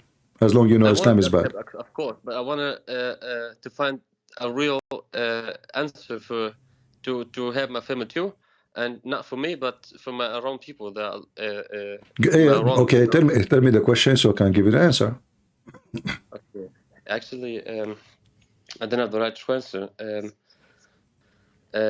That's the problem is I live in German and I cannot speak so much well English. We can talk a little bit Arabic if you're not. Okay, go ahead. Speak to me in Arabic. Go ahead. Okay, تمام. السؤال هو كان بدي بس أفهم أو أسأل السؤال لك بالضبط إنه بدي أعرف بس الحقيقة للطريق إلى الجنة أو الطريق إلى الطريق الصحيح يعني. All right, I will translate. Guys, he's asking me what is the right way to go to heaven. So first of all, my friend, yes, we should not accept Jesus just because we want to go to heaven, because because that will make me, I'm just trying to get a benefit of something, not because I believe in him. So yes, we as a Christian, we don't believe in Jesus just because we want to go to heaven. We believe in Jesus because he is the truth and he is our savior and he loves us. And because he loves us, we return love by love. And because we are in love with him, we will live with him. So heaven is going to be the gift from God to you, which you don't deserve, because you believe in him. So the first step to do to be with the Messiah is to believe in the Messiah. Like there is no way I will say to you, you are welcome in my house, but you don't believe that it is me who own this house. So before you go to the heaven, you have to believe in the one who owned the heaven, the one who invited you to the heaven. So when you believe in the Messiah, this is the right way to be with the Messiah, and this is your salvation. Very simple. Yes, I know. It's truth. Yeah, you should talk about the truth, of course. Yeah. Yeah, because I was afraid a little because my family around, or my lovely people here around, because they are Muslims. I mean, you are my family Muslim. You know, when I do something like that, that's you turn to Christianity and you are was a Muslim, that's a little afraid for the person who do this like that. You know what I mean? I see. And that's why I wanted to talk to you a little personally, because not afraid too much. Just like I wanted to take a right decision, you know. Yeah. For myself, of course. Well, you know, my friend, fear nobody, because your number one enemy is your fear. If I don't fear nobody, because simply you don't live twice, same time. You will never be enjoying your life if you fear what people will say about you. It doesn't matter what you do. If you fear what people will say about you, if you wear this or that, and you will never be able to wear what you like to wear, or to say whatever you like to say, or even to eat what you like to eat. So fear is our enemy, and with Christ there is no fear, because if the Lord is with me, who could be against me? So faith is the most important thing, and if you cannot practice your faith, then you are a slave. Islam is a religion of slavery, you know. With Christ, there's no slavery. I heard that. Yeah, don't be a slave of. Don't be a slave of anybody. You see, in my program here, like I am not in YouTube because YouTube keeps censoring me. I don't sugarcoat things. I don't say things which is against the, I say things against the guideline of YouTube. Why? Because I have no fear. I don't care. You want to censor me, you want to block me, you want to put my videos down. No, it's okay. I will. No problem. Still, I will say the truth. So The second you compromise, you are not a happy person no more. Why? Because you oppressed yourself. Nobody can oppress you. It's you who oppress yourself. Of course. Yes, that's my decision. Yeah, because simply, you see, when in the time of Christ, and after that, the Christian, they've been discriminated very bad, to the point they feed them to beasts. And if you look at the story, you will notice that the Christian being very much oppressed. They kill them. Yeah, they feed it. But in reality, the reality, Christian, they were not oppressed at that time. Why? Because still they did not leave their faith. You are oppressed when you deny the Messiah. You deny your faith because you fear. They fear nobody. So they could not oppress them. Even they are killing them, but they are not oppressed. They are happy. They die happy. You are oppressed only when you are compromising, when you bow down your head to the one who forced you to say or what not to say. We Christians, we say things as it is. Who like it, who don't, who care. Of course, yes. That's it. That's right. Yeah, you speak about the truth, of course. I see a lot of videos of you on YouTube channel, and that's make me a little, what's I mean? A little comfortable what you say about Christianity. Well, that's why I wanted to if you want to see Christianity for real, I advise you to read the word of the Lord in the Bible, and then when you feel good about it, you accept the Messiah. Of course, I actually have the Bible on Arabic. All right. Because I'm living German. Yeah, there's one thing about this Arabic Bible is bad, is using the word Allah. I know. It's not actually not so good, because I see so much words like I wanted to translate, but I don't know how to translate it. Yeah, there's a translation is not good, but it's okay. I mean, just skip that word and use the word Elohim or Rabbi. Yeah.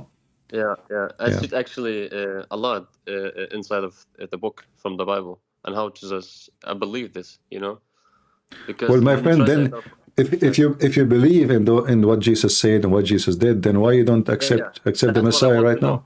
That's what I want to do, actually. All right. That's my plan. Well, I will be happy to hear from you that you accept Jesus now, if you like. I want to say this, of course. But I want to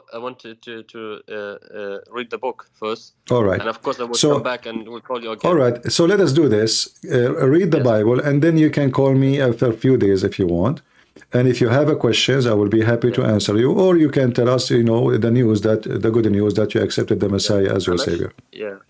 I'm actually happy now. I'm calling you because they make me a little comfortable, a little more. What's that mean? عندي شجاعة.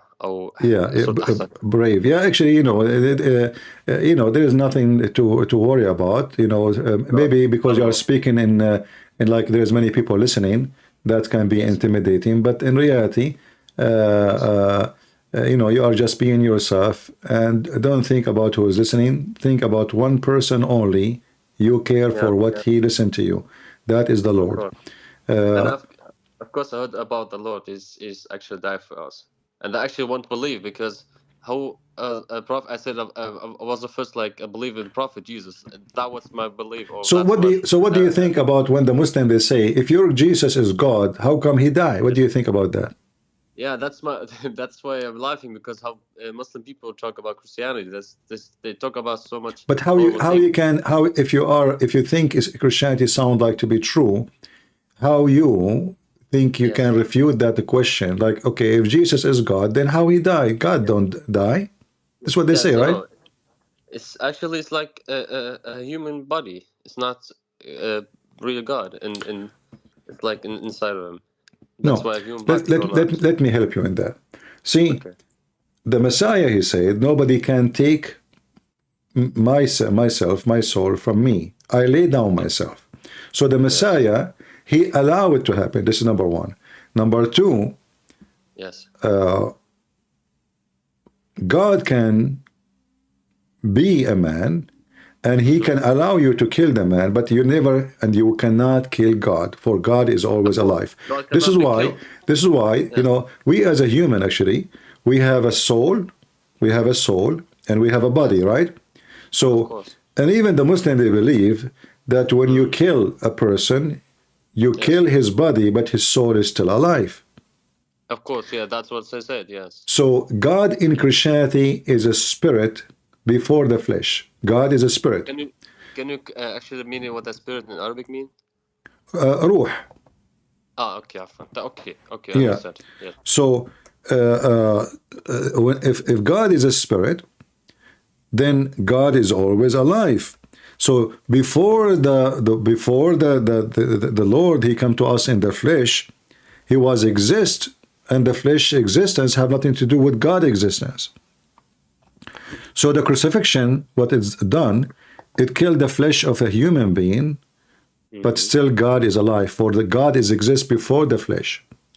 Of course, yes. All right. Of course, God existed before. And because God is a spirit anyway, and spirit is always alive, so God never died. Christ, he died in the cross as a flesh, and this is why he said, you can destroy this temple and I can rebuild it in 3 days.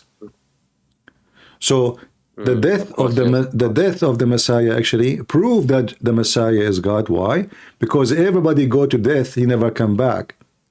But for God is the Messiah, you kill him, he have power over death. Even the Quran teach that Jesus, he resurrect people from death, correct? Yes. Okay. So if he can resurrect people from death, he cannot resurrect himself. The one who have power over death, he have always power over death. Of course, yes. Nothing changed. So No. this is why we have a proof that the Messiah is God. It's not a fiction. It is from his act. He is his power is a power of God. I don't have a power over death. I cannot bring people back, you know, from a grave. I cannot bring myself from a grave. So how I can bring anyone? So if I am a person who have power over death, I will never die too. Of course, yes, you know. of course. And I I want actually to know. I want to ask this: why Muslims do not believe in Jesus as the God? Why do they believe the other prophet is that's the Messiah, or the not the Messiah? I think is speak a little nervous right now. Can I talk to a little bit of Arabic? Sure. اوكي بس اللي بدي كان احكي انه المسلمين بيحكوا عن باقي الرسل انه رسول من الله، واليسوع هو نفسه او عيسى انه هو اله الوحيد. هذا ما بيامنوا فيه. ليش؟ Well, just because Muhammad he said so. Very simple. Muhammad he said to them. First of all, they have a weird name, Isa. We never heard of anyone. You speak Arabic. Yeah, that's why. You are from the Middle East. I am sure. No, actually, that's Jesus. It's like Yeshua. Yeah. In Arabic we say Yeshua, which is coming from the Aramaic. It's a Yeshua. So in the Hebrew Yeshua, because in the Aramaic sometimes the sin becomes sheen. Isa, the name Isa. Yeah. So Isa, we never heard of Isa. So the name is wrong. That's why I'm not believed. Why did the same time the Muslims? Just to give you an example, why the Muslims don't discuss things. No Muslim argue. Like a Zakanayak. No Muslim argue why Mary she gave birth to Jesus as virgin. Because Muhammad because Muhammad says so they don't discuss it. But if Muhammad did not say that in the Quran, the Muslim will be laughing at us, correct? Of course. Yes, okay. Of course. So this is the reason, not because Jesus is qualified or not. Muhammad says so Muhammad says so. Who dare to discuss? Yes, of course. Yeah. Of course, what Muhammad said, of course, the whole Islamic will say what he.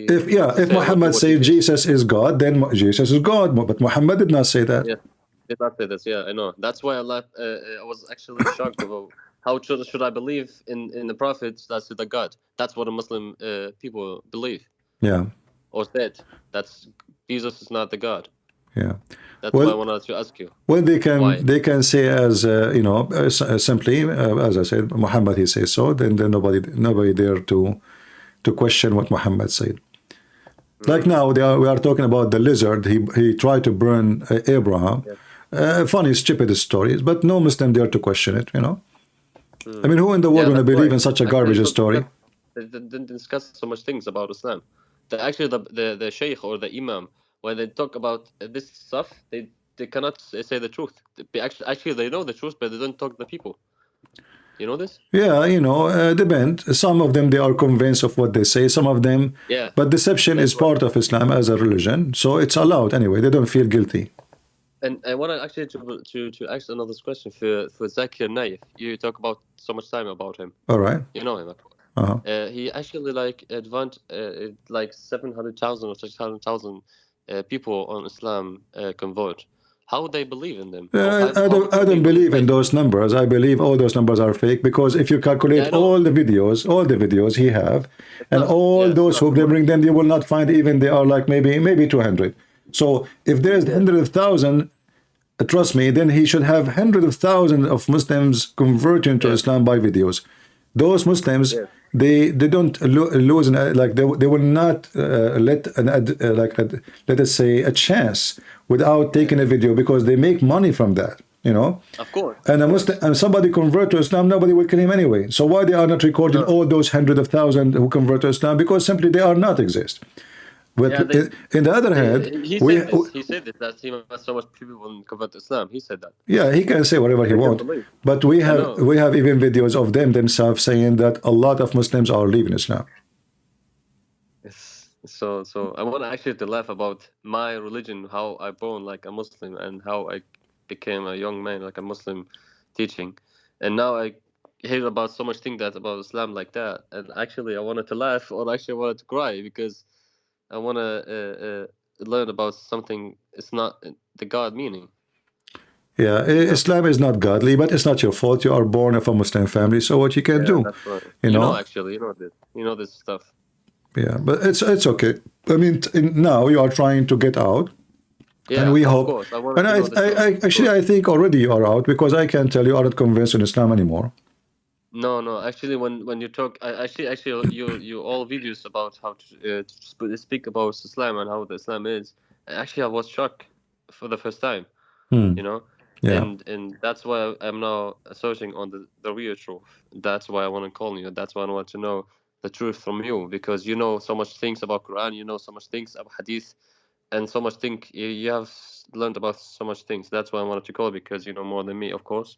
Yeah. And that's why I'm now feeling comfortable for the calling, and that's making me, of course, more happy. That's of course. I'm happy to have you, my friend. I will give you a few days, maybe, you know, so you can read more of the Bible. If you have any questions, call me back, and I will be happy to hear from you. What do you think? All right. Of course, I'm happy. All right. Thank you for calling me, and thank you for your friend who asked you to call me. Thank you, and thank for you that you call me. All right. Bye-bye. Take care. See you next time. Bye-bye. Let us pray for this young Muslim man. Obviously, he is out of Islam. He is not convinced with it. And let us hope he will become a Christian soon.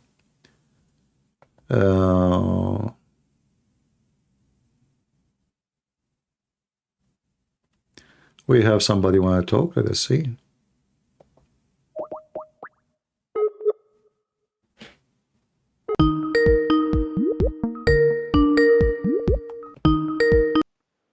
Hello? Hello? You are live on air. Who is with me? Oh, hi. It's an honor to speak to you. I'm nobody. Why it's an honor? No, you are. All right. You're a godly man. Oh, no, you know, see, you know, godly man is a big word. I don't fit with it. You know, I'm not even little tiny servant in God world. So let us, you know, I don't like those titles, because I feel guilty when people, they say to me, I don't like to be praised. You know, I'm nobody. So what do you want to say to our sister? I understand. You know, I grew up in the Middle East, in Iraq, and when we were young, we were 5 sisters, and my mom, people would say, "They're beautiful. You have beautiful," and she would stop them. She would say, "Don't say that. I don't want them to focus, you know, on there," because we were children. I mean, all children are beautiful. So, but my mom was. I can see that. I'm nervous. Oh my gosh. You know, actually, my mom, she used to think about me that I'm very handsome. I don't know why, but I guess because she is my mom. You know, she think, you know, yeah. But you know, obviously, she is wrong anyway. Yeah, exactly. She is saying to me, she's confirming that. She said the monkey in the eye of his mom is a deer. Yeah. All right. That's what my mom used to say. Yeah. Correct. Yeah, that's what they say. All right. Yeah. So, so you are a Christian? Yes, I am. All right. I was born into a Christian family, but we were not actually in the churches. We were doing kind of like gatherings because we were more going by the Bible. Okay. We're not Catholic. I'm Assyrian. All right. But the Assyrian churches were kind of different, the way they taught the Word of God. So my family were missionaries. All right. They became missionaries trained by American missionaries. So, I mean, it's a long story. They were arrested at some point because of, they had missionaries from India coming to train. It's a long story. But anyways, I'm glad to be in America because I feel, even though you're right, like we can see our freedom is being chipped on. Like we had more freedom when I moved into United States. It was better. I think every year I can feel the difference. I look back, especially 10 years ago, 15 years ago, I see the difference for sure. Well, you know, freedom doesn't, people don't earn freedom unless they fight for it. That's why we are here fighting for our freedom. You don't own something if you don't fight for it. If you don't protect your house, somebody will take it. If you leave your car outside unlocked, somebody will drive it. If you put your money in the street, somebody will grab it. So this is how life is. You have always to defend what belongs to you. And if you don't complain if the weed take over your garden because simply you did not attend your garden. That's true. The normal thing to happen, the weed is to take over if there is no garden person taking care of the garden. The weed, you see, in order to grow in your yard, some potato, tomato, whatever vegetables, it takes a lot of work, a lot of care. But if you leave it for a few weeks, weeds do not need anything. They will take over. So that's true. Liberalism, atheism, Islamism is weeds. And because there's no benefit of it, they grow widely. And they harm the yard. They don't make the yard more beautiful. You will not find a single place where the majority is atheist or Muslims or liberals is a good place. They destroy it. You go to the communist, you will find the communist what they did. You go to the liberals, go as an example, Philadelphia in USA, a city 97% of it is atheist. The whole, the mayor, the police, everybody there is an atheist, is a liberal. The whole city is messed up. Drugs, people dying in the street. It's like a zombie towns. So with Christ, we can attend our garden and we can make it beautiful. Christ leave the garden is full of weed. And this is not a speech. This is what reality proof. It's so true. Yeah, I agree with you. Yeah. And it's a thing, like it's something we have to do, just like a prayer. You can't pray once a week because I mean, we can skip. Sometimes I'm guilty of that. Like I'm busy today, or I pray driving. You pray, but it's not like that one-on-one. Really. Yeah, you see, a prayer. It's like that. Yeah. You see, I'm a person who believes in more than just a prayer, because a prayer is an act of a believer, but work is an act of belief. So if you are a person who is a believer, then where is your belief? So work is your prayer, more than just a prayer. So you have to speak out, you have to teach your kids, you have to voice your opinion, share your opinion, so you can make a difference. This is how you attend your garden.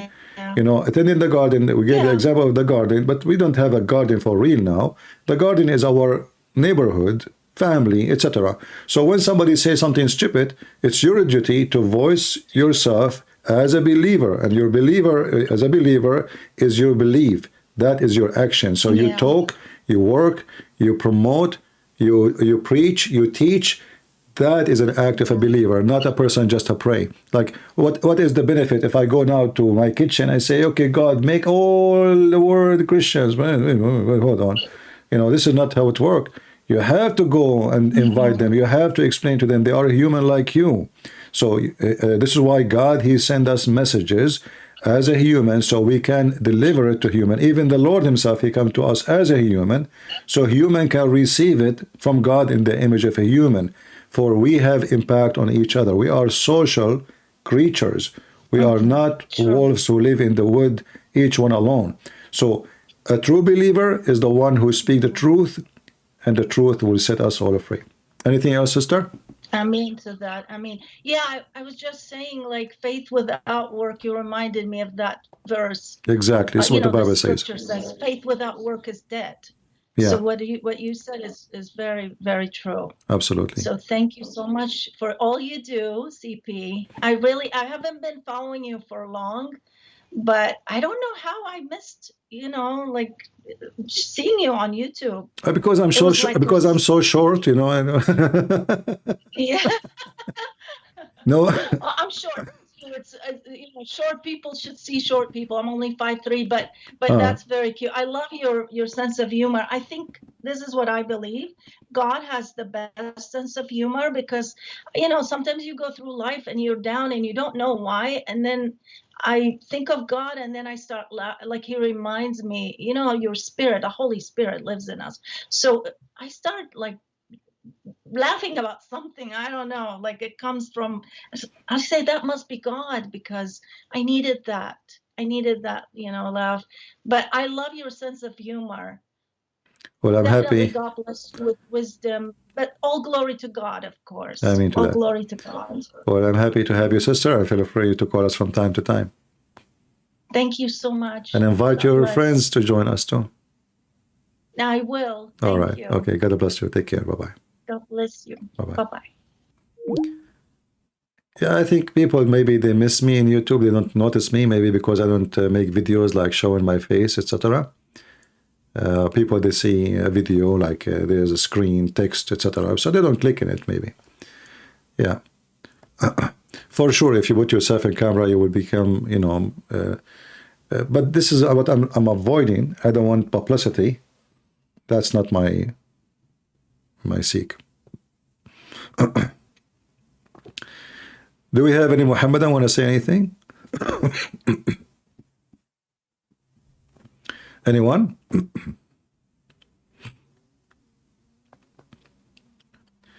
The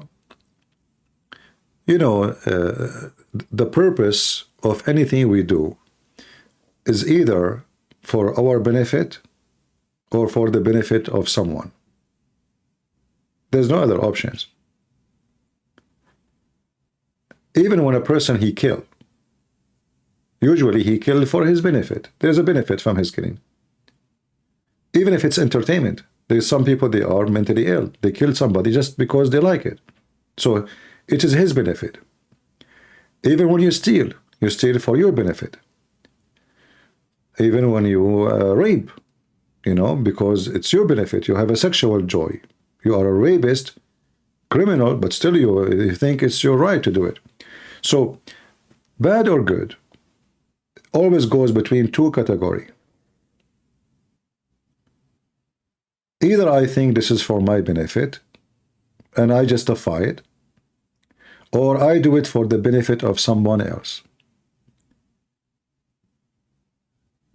And sometimes I can justify even evil, claiming it is a benefit for somebody. As an example, if you remember when Muhammad, he said that you are the best of mankind in chapter 3, verse 110. And then he explained, he says, for you bring them with the chains around their neck. So Muhammad now justifying enslaving nations, putting a chain around their neck, bring them into slavery, raping them, abusing their women and their children, claiming that he is doing that for their benefit. And this is when evil reached a high level, advanced level of control of mind, to the point make you believe that you rape a woman for her benefit. You kill a man for his benefit. You burn a house for the benefit of those who own the house.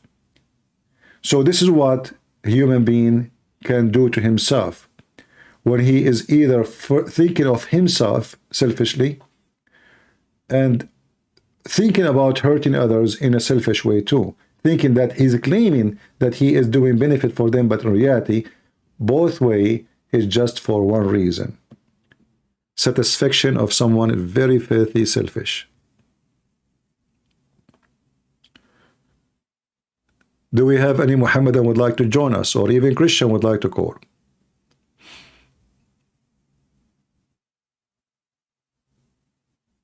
Anyone? We have somebody calling himself Islamic Kingdom. That is very funny. You know, according to the Quran,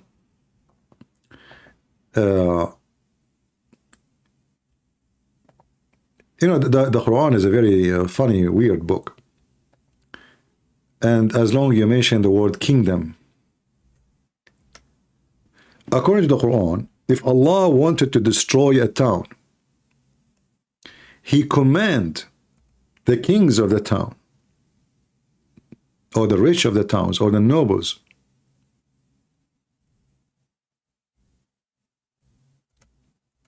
to do filth, so He might destroy it. So when the second you say a kingdom or Islamic kingdom, that make me laugh. Does that explain why all Islamic kingdoms are destroyed?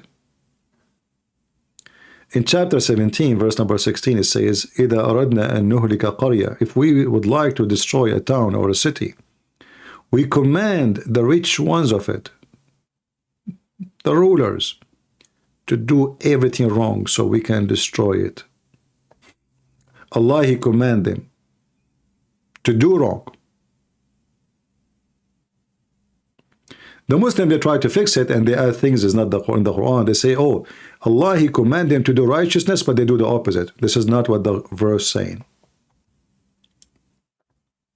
We command them to do wrong. We command them. And Allah, He destroyed.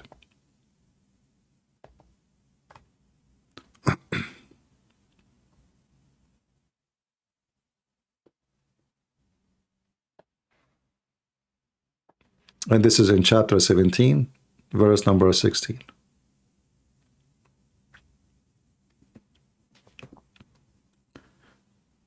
And here, by the way, you notice what the verse is saying. When we decide to destroy a town, but why Allah will destroy a town?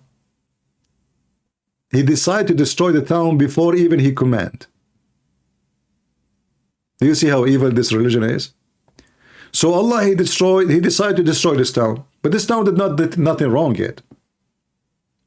So when He decided to destroy a town, He command the rich ones to transgress, so He can destroy the town.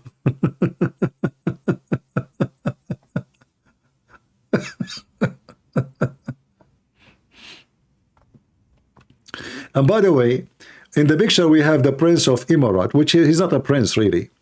I mean, there you find alcohol, striptease, nightclubs, you name it. How come Allah is not destroying it?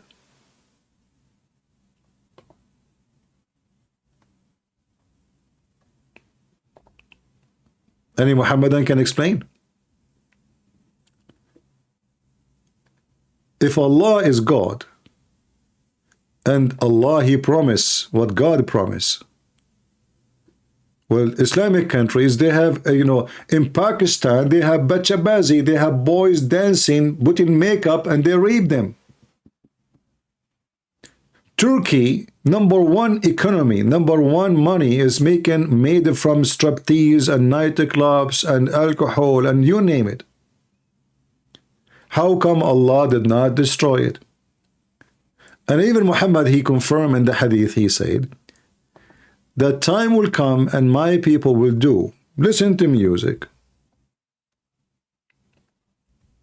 drink wine, and then Allah, He will make the ground swallow them.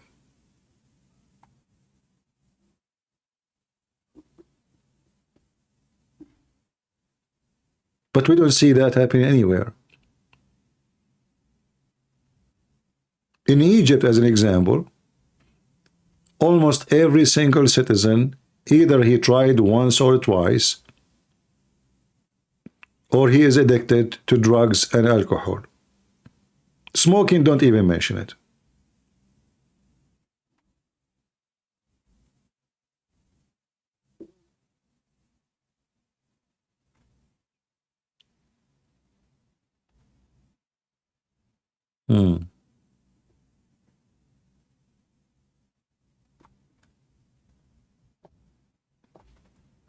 And they make it funny, actually. He said, Allah will make them pigs and monkeys. Not only the earth will swallow them.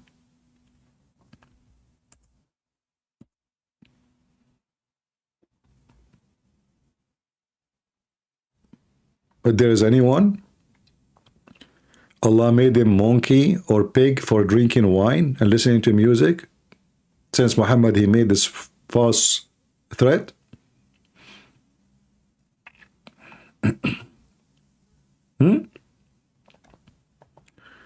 Look what Muhammad here is saying. Let me show you this.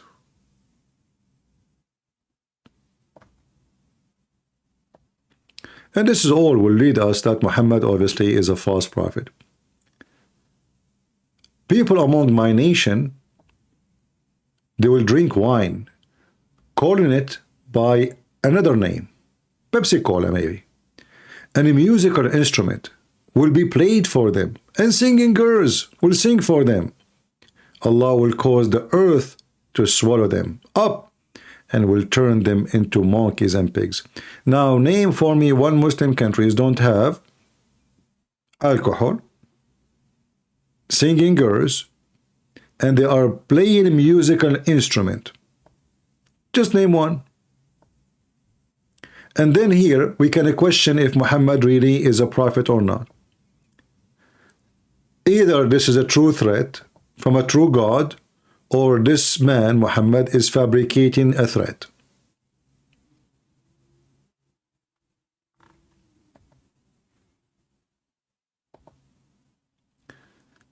All right.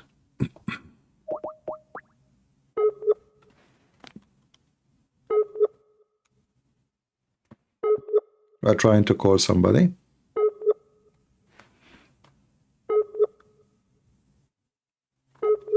If you, if you want to join me, please be sure that you are in Skype to avoid, this annoying noise of Skype.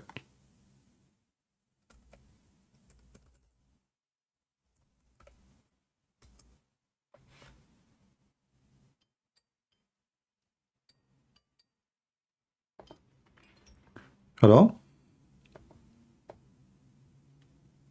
Hello? Did I lose you? Okay, I lose you maybe. Let us try again. Hello? Can you hear me? I do hear you. Go ahead. Okay, first of all, thank you for taking my call. I once called you last year in July. It was in summer. All right. And wait, I have to mute Rumble. Sorry, my bad. And I told you I converted from Islam to Christianity. Okay. And I have a question. I told you that I am the only one ex-Muslim of my family. And, I'm struggling a lot to bring any one of my family to Christ. Okay. I don't know what to do, actually, CP. I talked to my mother 2 times, 3 times. We had a long conversation, and she admits herself that something is wrong with Islam and Muhammad, but she still refused to leave Islam. I don't know what to do. If you like, you can invite her to join us. I promise you, I will speak to her as my mother. Thank you, but she doesn't speak English, CP. I will speak to her. I will speak to her. She speak Arabic? No, she doesn't. Sorry, this is the only 2 languages I speak. Yeah, I know. This is why I wanted to ask you if you know someone to speak Turkish, because we're a Turkish family. Well, Turkish, I don't know really any program like anyone knows any Turkish like ex-Muslim Turkish. I don't know. I know you know. You have to ask somebody who speak Turkish to find some such thing like, you know. The only one I know is Turkish. Yeah. He's an ex-Muslim, is Apostate Prophet, but he don't make videos in.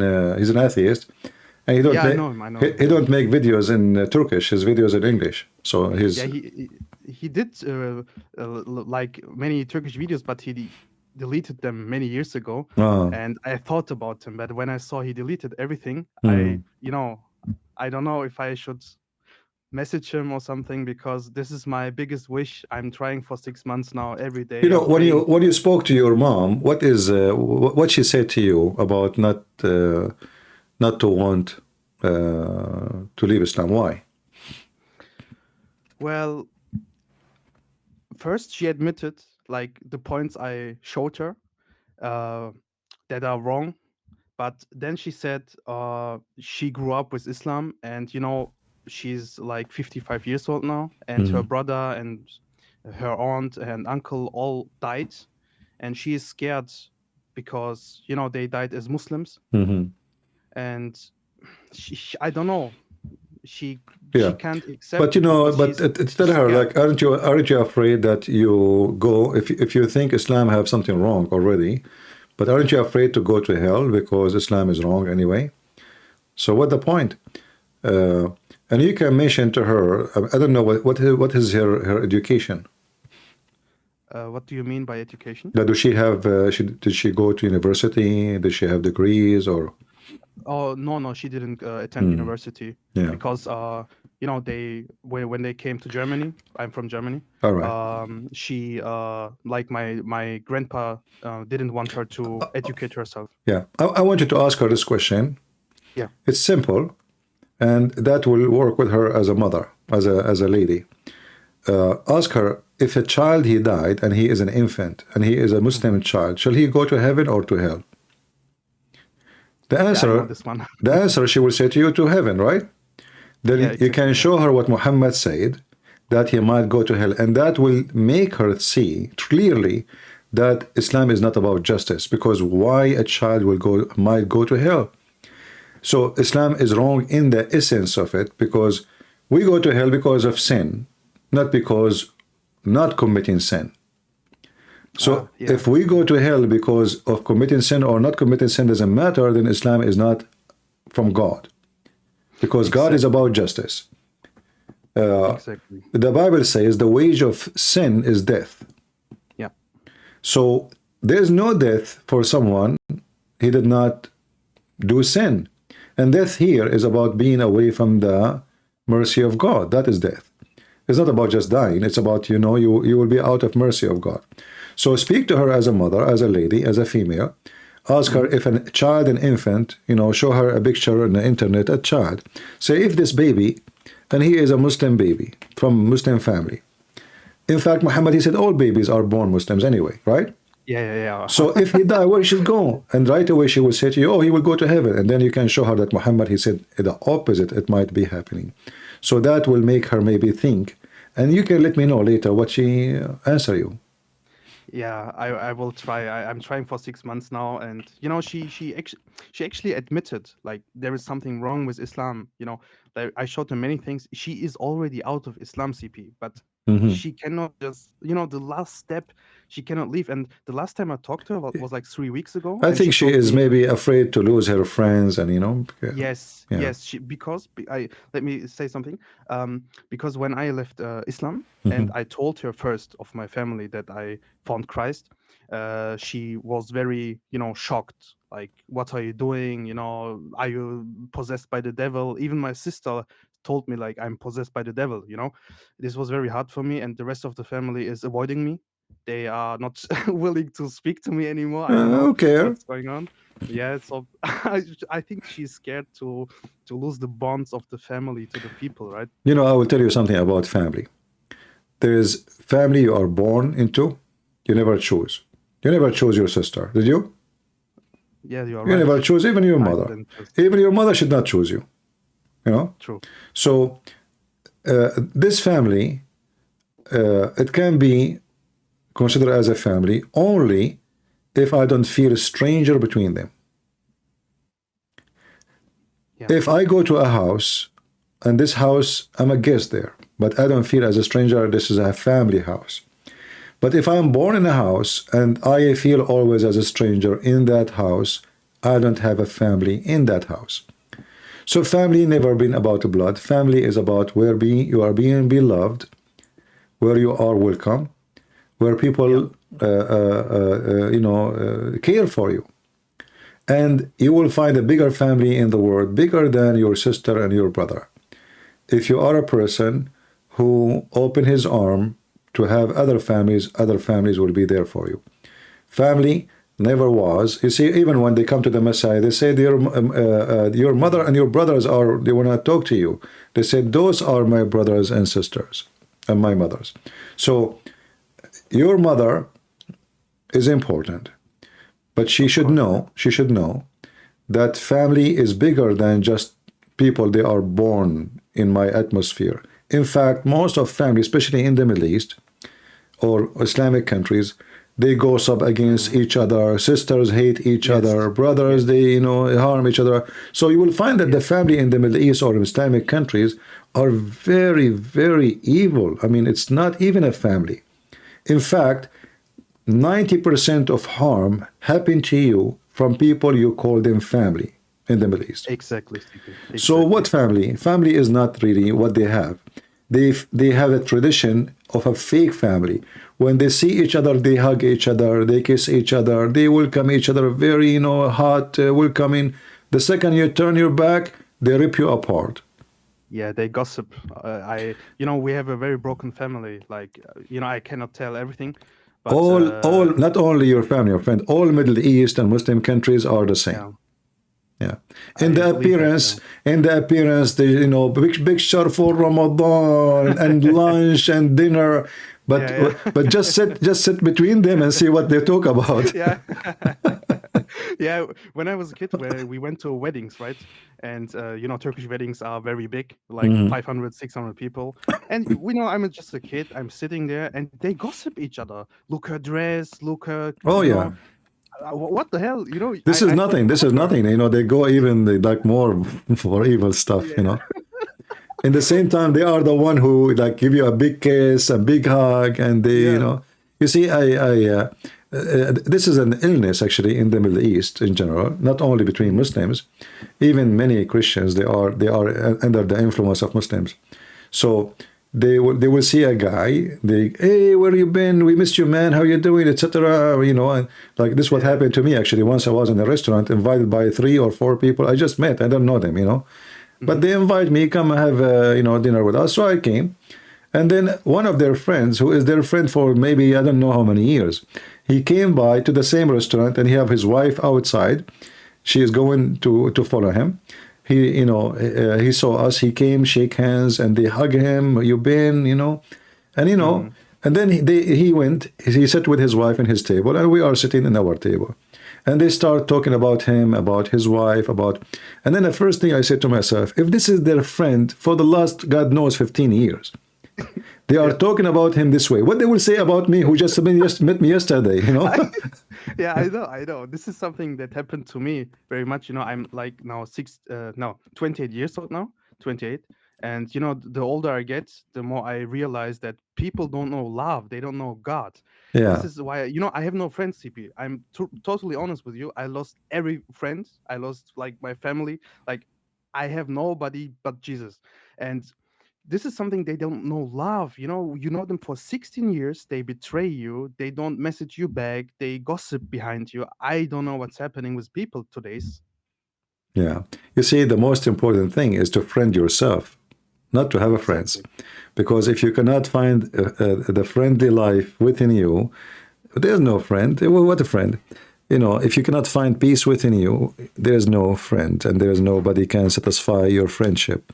So the first friend is you to be friendly with yourself, honest, a person in society who don't want to harm people, who love people, and you don't want to gossip, and you don't want to enjoy, you don't enjoy their garbage. And secondly, the word of friend is not exist no more between those people because they are selfish. They don't friend you for no return. Always when they friend somebody, they want something in return. Exactly. If you are rich, they friend you. If you are poor, they don't know you. If you are a rich person, even if you are the cousin of the cousin of the cousin of the cousin of the neighbor, they call you cousin. But if you are their brother from their family and you are poor, oh, who? Oh no, we are busy today. Sorry, we cannot have you here. You know. Yeah, so we know them. We know them. We grow up there, and we know their culture. It's very awkward, very backward. Everything wrong in the world is there. I mean, I cannot name a disease can infect a social life. It's not in those land. This is why me, myself, I don't have a friends too. I don't even associate myself with them. And I don't want to be part of them because simply they are bad. You know, you cannot live. To live between those, you have to be like them. Exactly, yeah. So let us make it simple.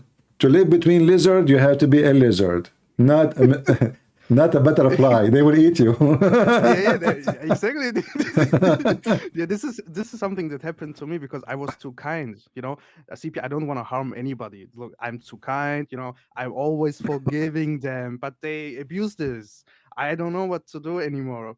Like this is why you know every friendship is like going to it ended, right? And I'm by myself for many months now, but I'm enjoying myself, you know. But the words you said, it's very true. I grew up with Muslims. I had Muslim friends, and every family of them, CP, is like you described. It's broken. Every Muslim family is broken. Yeah. Well, this is the important thing. If you are, you know, enjoying yourself as a person, it's not about how many people you know, how many people around you. It's about if you feel lonely or not. Feeling lonely simply is you are not being satisfied, you know, by whoever around you. So you can be lonely even if you live in a house have 1,000 people, and you can be lonely because you live alone. But you can be still feeling not lonely and not alone if you are a Christian who have God in his heart. For if God is with me, who could be against me? And I will never be alone. This is why, for me, it doesn't affect me if I have people around me or not, because I don't feel alone, really. Never feel alone. Yeah. Yeah, this is how I feel too. Like before I met Christ or he saved me. You know, I had 3 encounters with Christ, but this is another story. I feel the first time in my life, I feel loved and important, you know, because broken family, broken friends, broken life, everything was not really going well. But yeah, Islam never satisfied me, you know. But now, you know, I feel sorry for you. You will not have endless penis, you know. Yeah. I mean, are you? Let us be honest now. Come on. I mean, what we have right now is an embarrassment. Yeah, I know, but I don't know, CP. How I'm going to meet a Muslim in the day of heaven? Like he have an English one, and I have like what is this? You know, like come on. So the Muslim, he will be the winner. Like size doesn't matter, you know. Yeah, you will laugh at us, CP. What can we do? Very well, stupid religion. Exactly. Yeah, that's why I say stupidity is amazing. It is. I asked my imam like 2-3 years ago when I like came to Christ. I saw him in the parking lot. You know, I was going out. He lives nearby, and I haven't seen him for like 7-8 years. And he saw me. I am wearing a cross, and you know, he came to me and he was like, "Oh, what are you doing? What did you do?" And you know, I asked him a question. I asked him, like, why did Muhammad promise like virgins in heaven? Like, why? And he answered me like, yeah, well, it's Muhammad, he said it, and it's totally normal, and we have to accept it. And I was like, isn't it funny? Like endless penis and 72 virgins. Like, what is God offering? No, not only this. He said whatever you wish, which means you can have sex with men. You know. Oh, whatever you wish. Of course, but I don't know how they can admit to that and accept this. Like, it's crazy. Yeah. Well, you know, when you are a pervert, then your wishes is about a wishes of a pervert. You know. Exactly. You will be satisfied. Your wishes represent a pervert mind. Like, you know, if you have a friend, he let us say, you know the story of the genie in the ball. I mean the story of Aladdin, like he cleaned the yeah, I know. Okay, so now let us imagine the genie appeared to someone, he is a pervert. And the genie, he said to him, whatever you wish. So what do you expect from the pervert to ask the genie? He will ask him, he will give him a pervert request, right? He's a pervert. But if the genie become the servant of someone, he is not a pervert, the request will be different. So the gift present, who are you? If you come to my house and you have, let us say, a book in your hand, and this book is about ethic, that's mean you are a person who is interested very much in ethic and you wanted to share something with me. But if you come to my house and you have a gift, a videotape of porn, well, that's mean this is your interest, correct? Correct. Because from all the gifts in the world, you decide to get this gift. And you thought or you think that this is the best you can give. So if the God of Islam, his gift is vagina and penises, this is telling us who is he. Man. When we say garbage in, garbage out, it's true. It is, yeah. When we speak about the holy God, for he is holy, his promises is holy, fit with his mouth, fit with his house, fit with his kind, holiness. So the God of Islam promises prove to us that Islam cannot be God, it is Satan. It is Satan indeed, CP. It is. Like the first encounter of Muhammad, it proves us like the angel of God, which angel of God is choking you almost to death, you know? Yeah. Why? So it must be a satanic spirit. I have one more question, CP. Sorry for Sure. holding you. No problem. We have a Muslim guy here living nearby. He's a very kind, guy. He's 21 years old, a little bit younger than me. And I met him like some months ago, and he told me when you greet someone as a Muslim and, salam alaikum, and the longer you shake your hands, holding hands and shaking it, like greeting, the more Allah is deleting more sins. I asked him, where did you hear this? Which hadith is telling this? Do you know about it? The more you shake what? Say again? The more you shake your hands when you greet a Muslim, the more Allah is deleting your sins. Yeah, this is, okay, let me, yeah, there's a hadith about it, but I'm not sure Really? Muhammad, he have, yeah. He's crazy, man.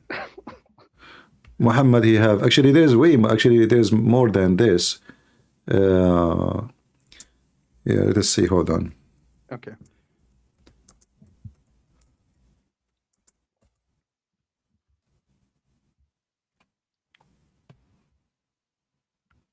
Like even there is, it's if you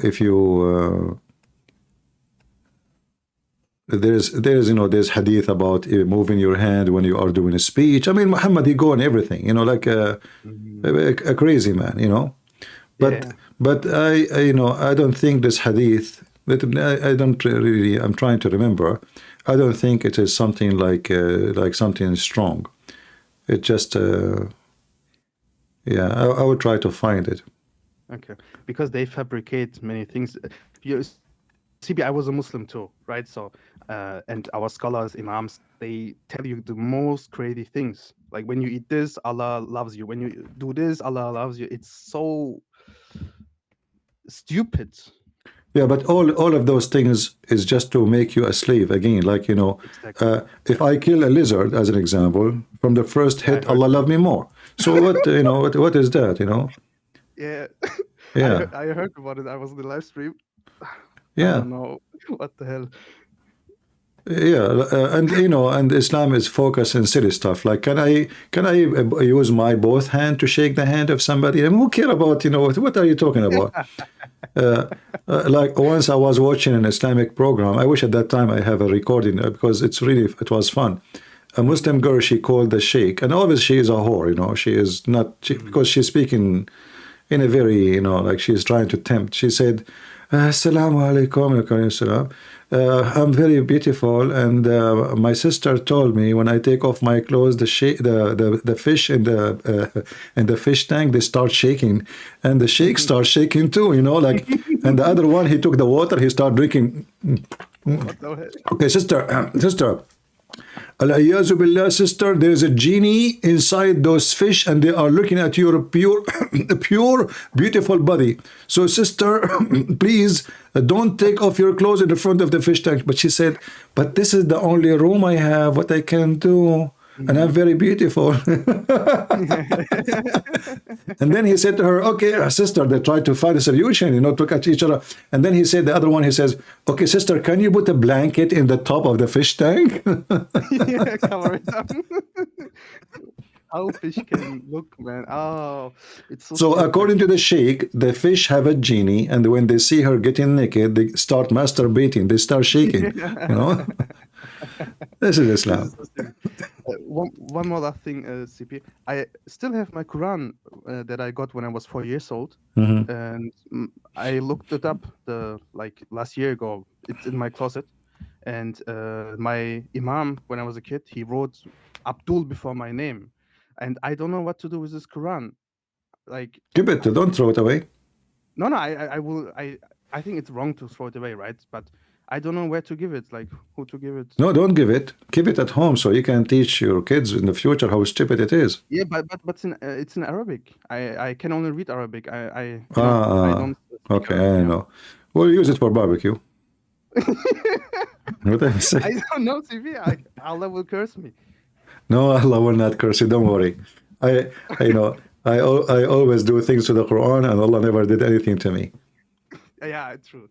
Yeah, Al-Qurmuti, he destroyed the Kaaba. He took the black stone. He make it a purple stone, and Allah could not do anything. So don't worry about it. How many times was the Kaaba destroyed? Many times. Wow. So According to Islamic history, even the Muslim is the one who destroyed it. Like Al-Qurmuti, supposedly he's a Muslim, but he burned it, he destroyed it. Al-Hajjaj, Ibn Yusuf al-Thaqafi, he destroyed it. Many, they destroy it, yeah. Okay, that's crazy. Yeah. All right, my friend, thank you for calling. And feel free, if you want to bring any of your family to speak to me, I will be happy to talk to them. I will try, CP. Thank you a lot. Thank you. Take care. Bye-bye. See, here we go. You see, those are Muslims, right? They are ex-Muslims. Beautiful people, right? Do you see when a person who leaves Islam, they change? Very friendly, very fun to talk to them, very, The second you are a Muslim, you are angry, you are upset, you are full of hatred. The second you leave Islam, look how, how nice the conversation. How many of you would like to have this gentleman as a friend? I'm sure all of you.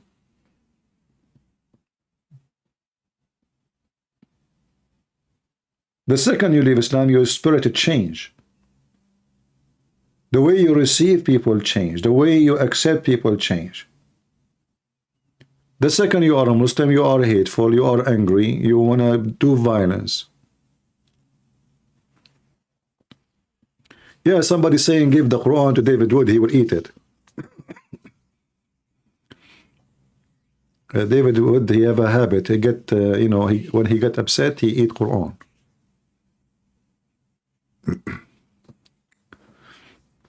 All right. We have any other caller?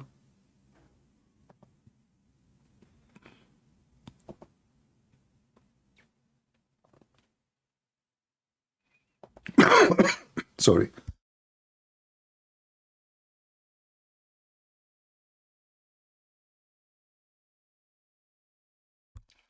I need to clear my throat. I don't have cold, but like something, it's too cold these days. All right.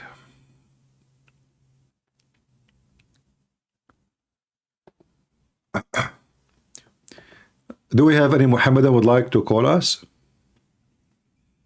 Anyone?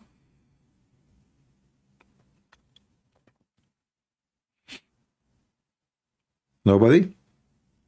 Muslims can call, Christians can call. See, we changed the way to take our program that Christians can call. I think this is better. So, you know, Christian will not be feel oppressed by me, for many of them, they like to talk. And I think it's good, you know, give us little to know some Christians around the world, especially ex-Muslims. Yeah, you can call. I just said you can call. Christians, Muslims can call. But just be sure you have something to say to us.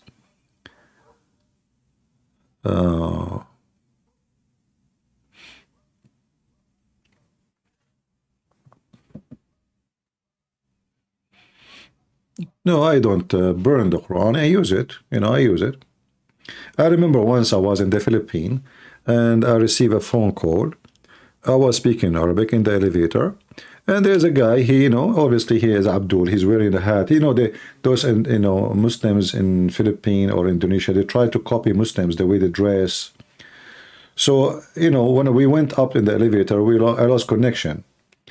So, you know, the conversation is over. So he said to me, Assalamu alaikum. So I said to him, Assalamu alaikum, Abdul. The guy, he looked at me and his eyes become like a frog. He was like astonished. Like, he said to me, MashaAllah, how you know my name is Abdul?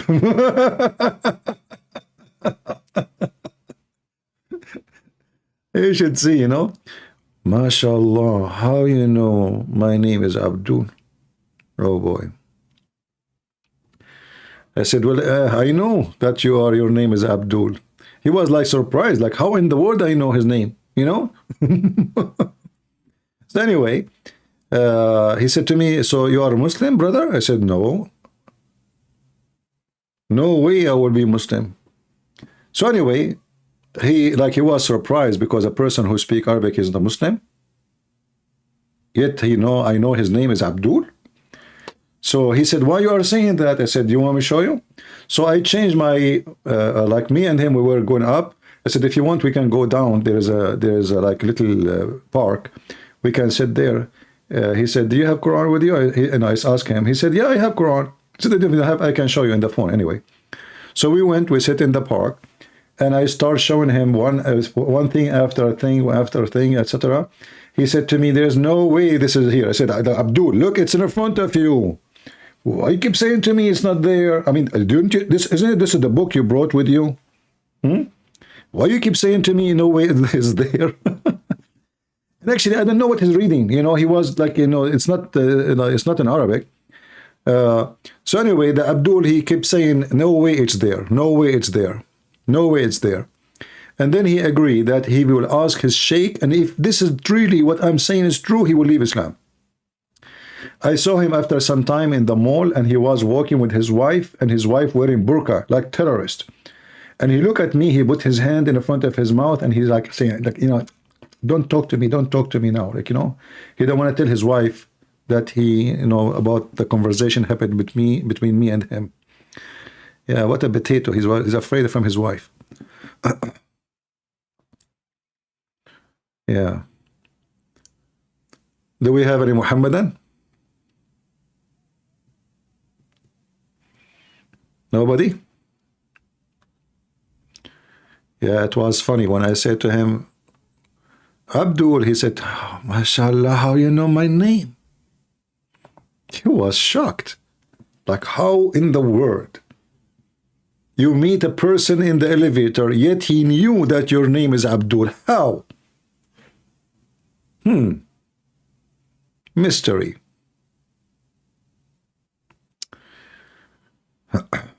Yeah. All right. Well, look like we are out of callers for today. And anyone have a question?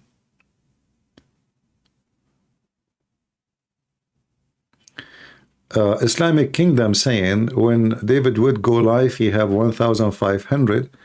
Well, I started the account here. Not many people knows about my account here. Otherwise, we will have way more than one. If I go on YouTube right now, I will have a lot of people too.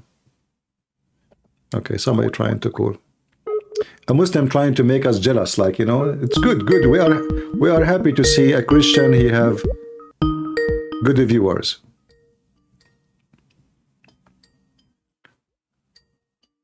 Are calling.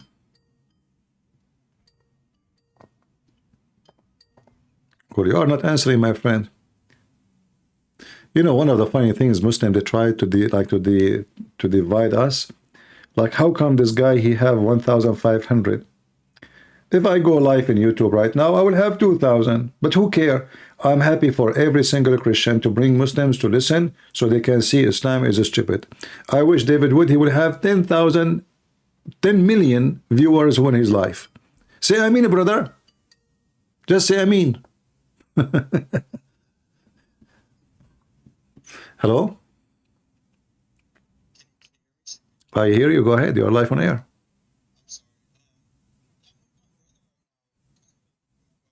All right.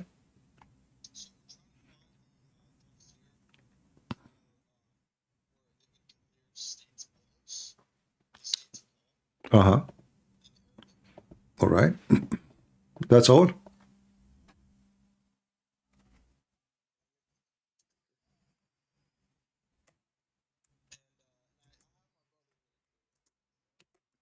Is your brother is a are you Christian?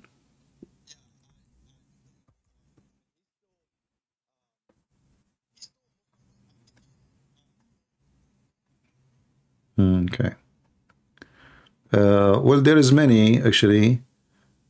There is many tafsir speaking about Paul, but let us go over some of it. Give me a minute. Do you want like links or just?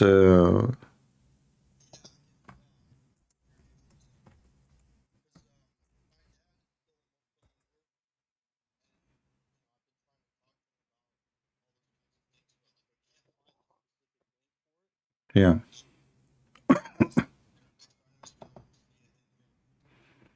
All right, that's not hard. There is many verses in the Quran actually speak of this, but let us go. Let us see. Do you want like Ibn Kathir specifically, or does it matter?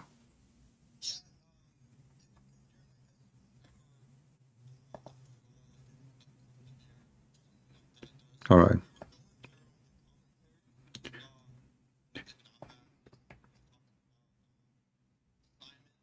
Uh-huh.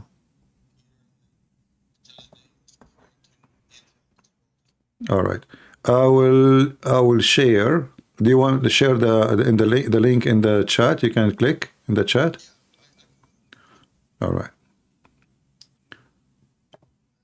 Let's see. Here we go. This is Ibn Kathir, and I will post the link in the chat here. Give me a minute.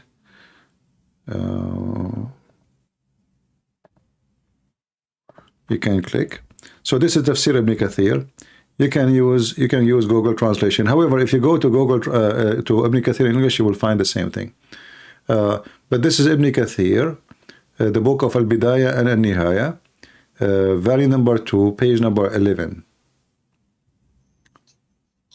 Yeah, and here it says, وكذا قال ابن جريج عن وهب ابن سليمان عن It says here كان اسم الرسولين الأولين شمعون ويوحنا واسم الثالث بولس والقرية انطاكية. Yeah, but there he will say, and this is ضعيف, you know, this is ضعيف. However,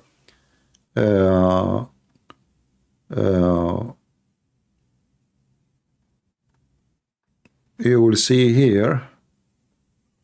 So Ibn Kathir is just quoting what this guy said and what this guy said and give his opinion.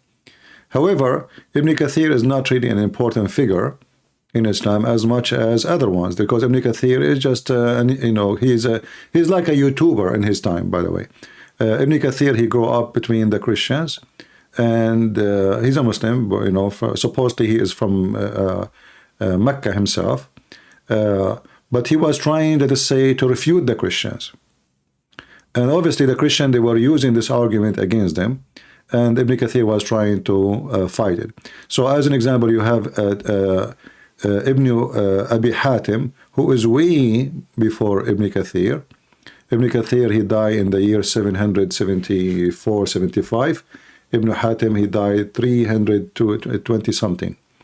So Tafsir Ibn Hatim says that they are John, the three messengers, and Simon, Peter, and Paulus.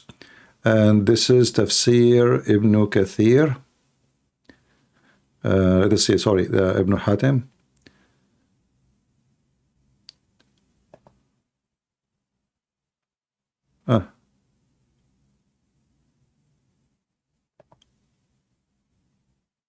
All right. Actually, I just found a link quoting the same quote. I was searching for Ibn Hatim, but this one is showing many tafsir for the same verse. And here you will see Al-Baghawi.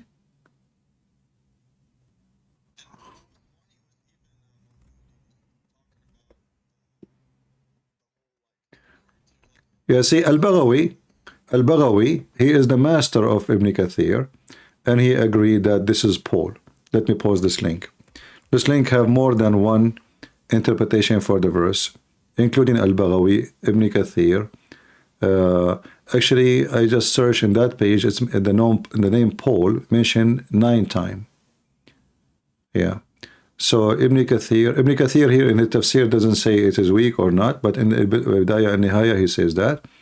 And then you go to tafsir Ibn Ashur. It says Paul too, Bolos. And you will see tafsir. Actually, this one is good to give to your dad. You said you want to give it to him because this will have many about Paul. Different books of tafsir, different names, and all of them, they are big shots. Actually, I just found, if you go down in the page, there is English. Actually, there's other languages if you go down, but I don't know, this is a translation for the verse only or for the interpretation too. The second link, yeah, you will see many languages, but I think this is just a translation for the verse itself. Maybe. Yeah, all right. You're welcome, my friend. Take care, bye-bye. Yeah, we have tons of sources. You know, the funny is the Muslims, all of them, they attack Paul, and they think Paul is the one who fabricated Christianity and the Trinity, which is very stupid, you know. The fact, the same verse we are talking about the 3 messengers, you know, Muslim cannot explain to us why Allah, he sent the 3 messengers to make his message clear. I mean, if you are talking about against Trinity, why does God, Allah, he stuck with the 3? So he sent first 2 messengers and then he strengthened them with the 3rd. Mary, she fasted for 3 days. Zechariah stopped talking for 3 days. If a man divorces his wife 3 times, if you take an oath, you say it 3 times. If you do ablution, you wash your hands, your feet, your face, etc. 3 times. Everything in Islam is 3 times. And then Islam speak against the Trinity. So Islam is a Trinity ritual. All of Islam is a Trinity ritual. Everything in Islam is about Trinity. Even when Allah, he speaks, he says, in the name of Allah, Bismillahir Rahmanir Rahim. 3 names he used. Allah, Ar-Rahman, Ar-Rahim. They say to you, how God can be born of a womb of a woman, but their God himself, his name is womb, because this is what Ar-Rahman, Ar-Rahim mean, coming from the word Ar-Rahm. Rahm is a womb. So the Muslims' argument is the most weird, stupid argument. But their argument can make sense when someone is ignorant who do not know their religion. The second you know their cult, you will laugh at it. As simple as that. Allah could not find a name to call himself except womb. Why he is a womb? As long God cannot be born of a womb.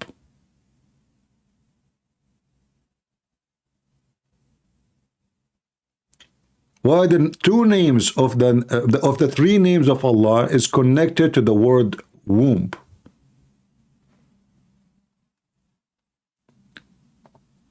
another person.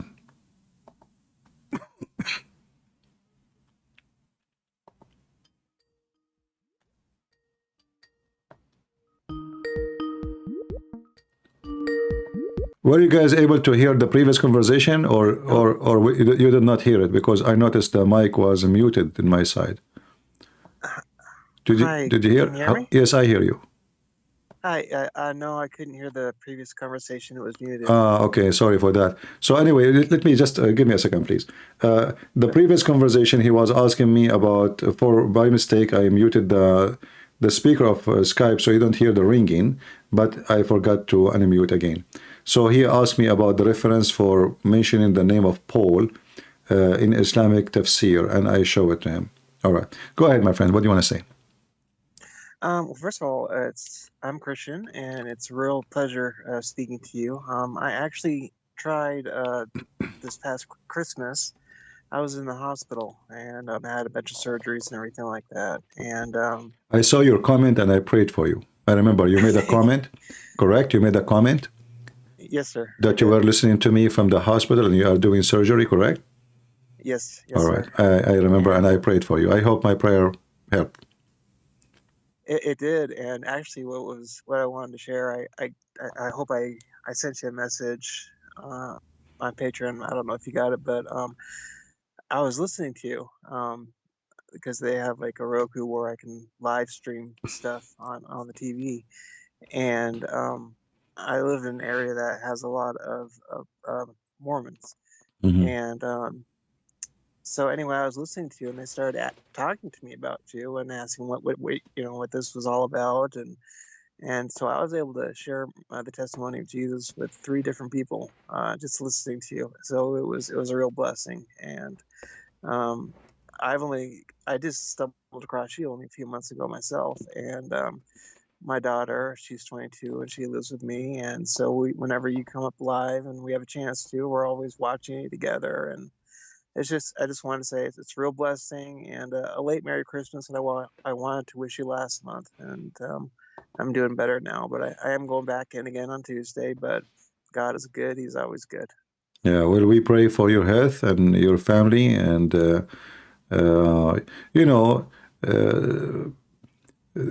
sometime, or maybe all the time, like sometime I have like in the other day, I hurt my finger. I was carrying a bag, and I was pushing it up, and then it fell down again and fell down on my finger and almost broke it.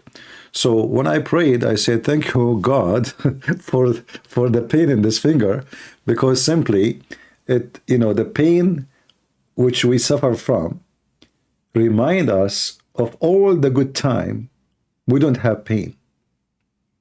Yeah. When we don't have pain, we forget about the blessing we receive. And when we suffer, we struggle, then we remember, this is what,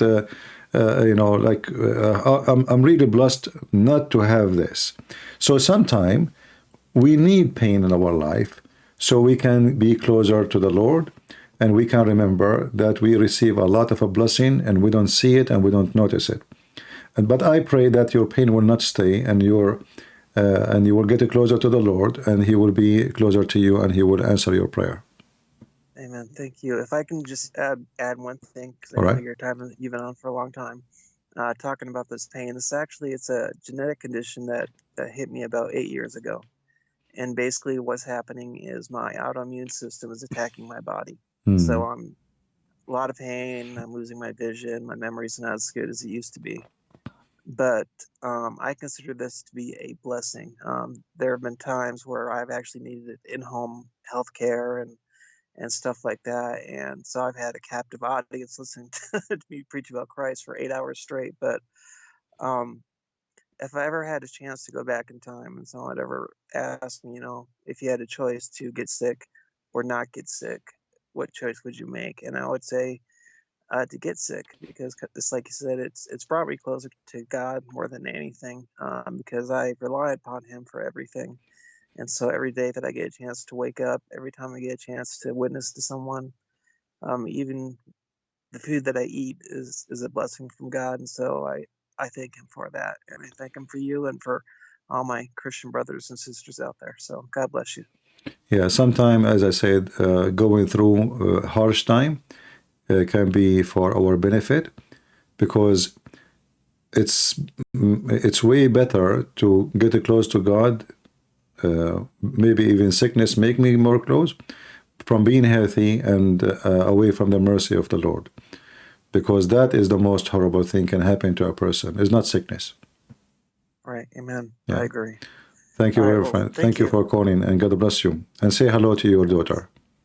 I will. Thank you. Okay, take care. Bye-bye.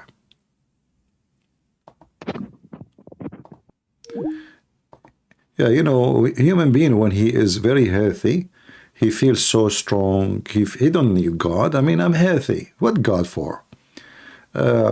Always,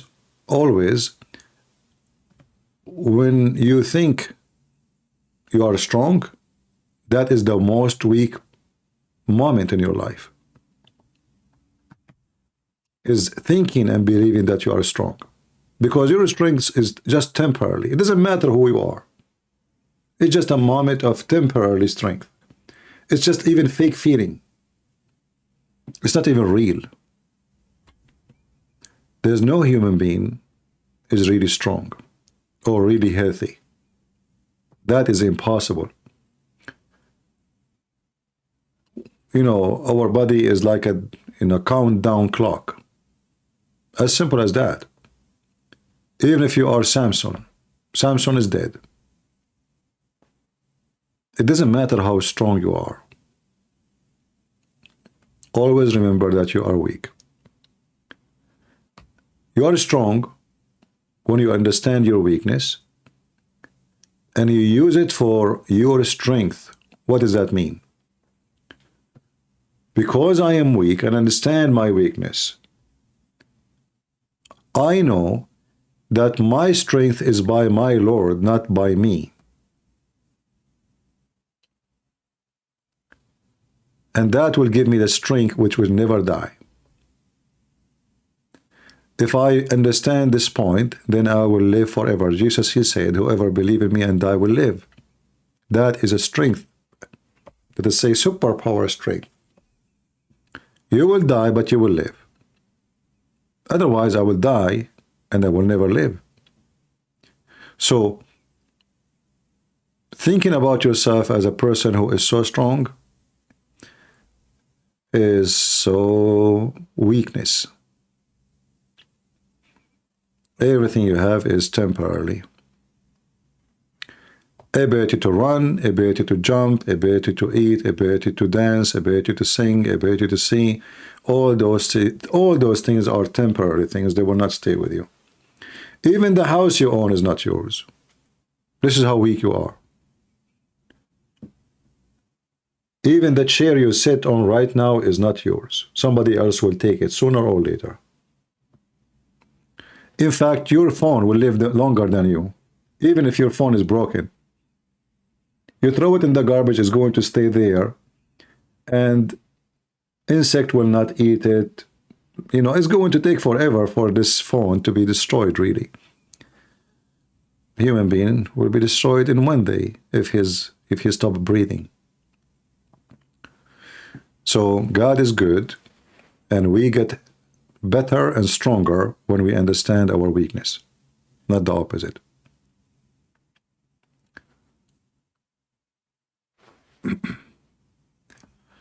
All right. Do we have... Look like we have no more callers.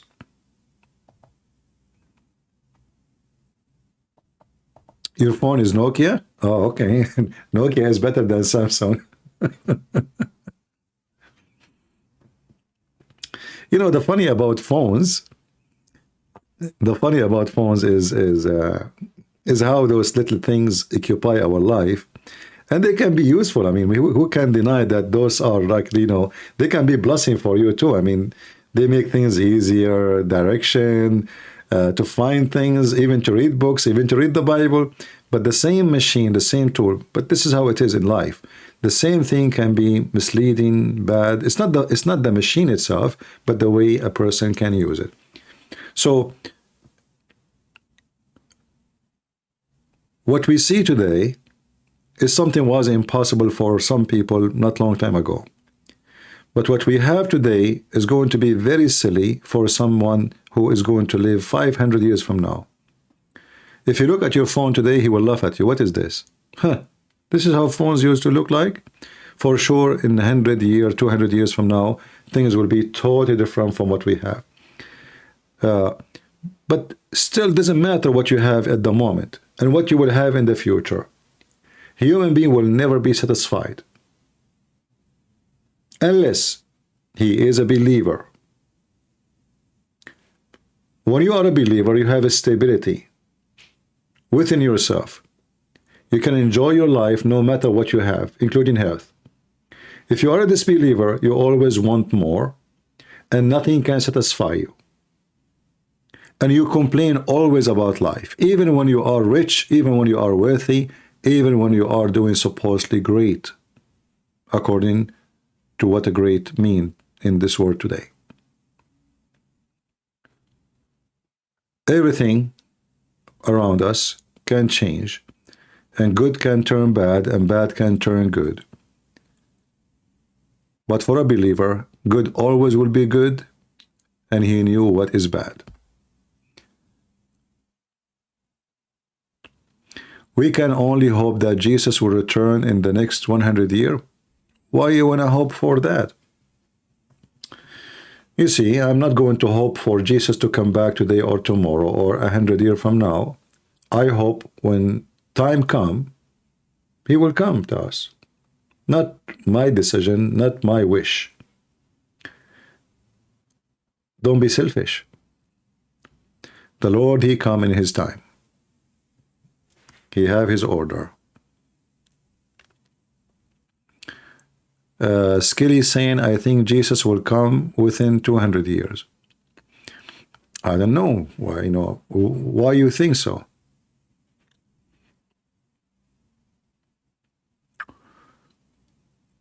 Anyway, this is not really, we should not guess about it, for the Bible is so clear. No one knows.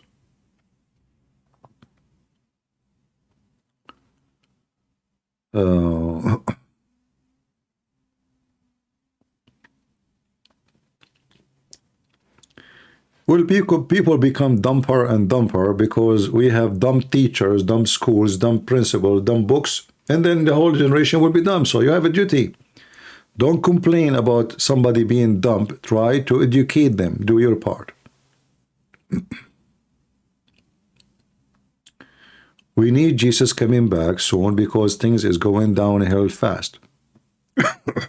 You never know. It might go uphill. This is all depend on your work again. You see, when the Messiah came in this earth, the whole world is a pagan world. Almost. So how downhill it was? Very bad. It went uphill. Things can switch. Things can change.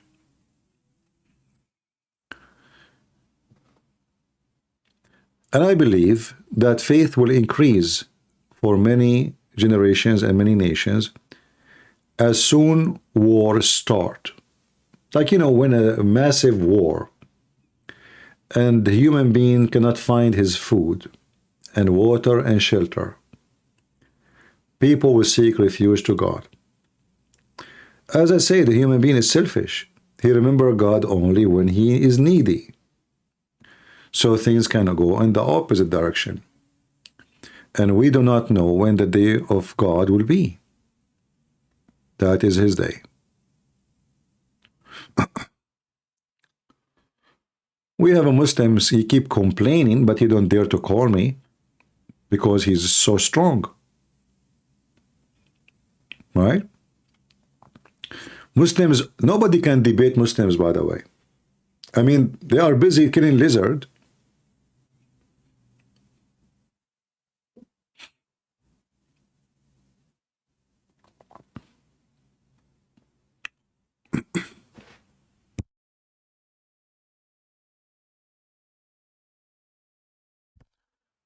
Do we have any Muhammadan would like to call us?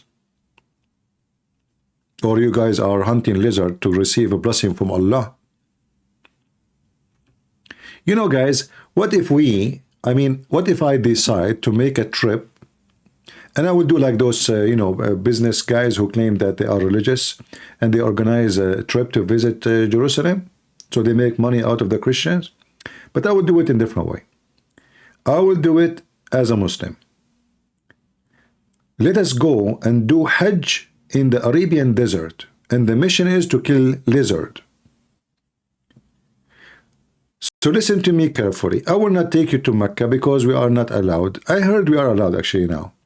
But we can go to Arizona. And who want to join with me? Listen, you pay for nothing except hotel,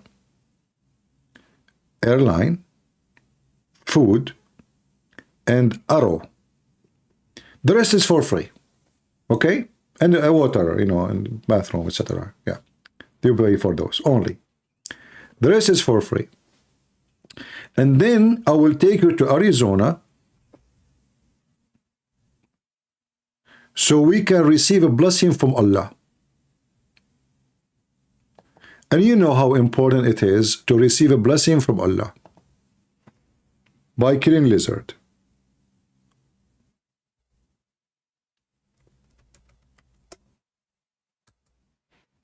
So beautiful trip. Imagine you go, you take your beautiful wife with you, and you dress like Tarzan, and you show your wife how you can kill a lizard. Can you imagine how much your wife, she will be proud of you? How many nice stories will tell her friends about you?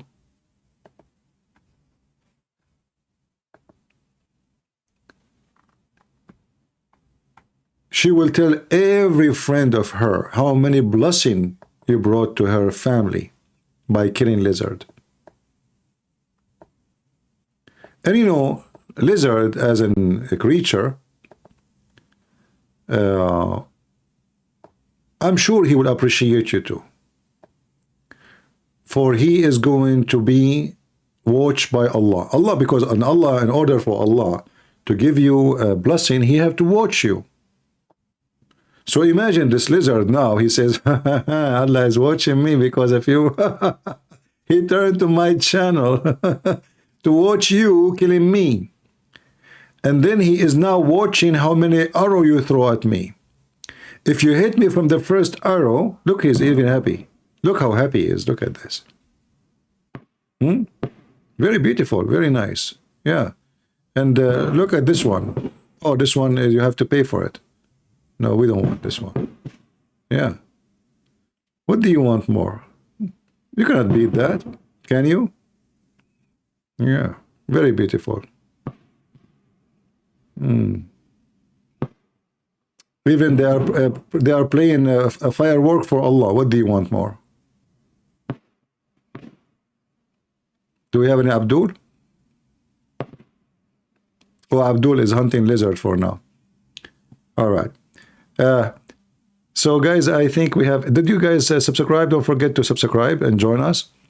And I hope you like our topic for today. And as long as there's no more callers and there's firework, I think that will be annoying. The neighbors are playing with, maybe they have a birthday of Joe Biden, the 17th birthday of Joe Biden, I think,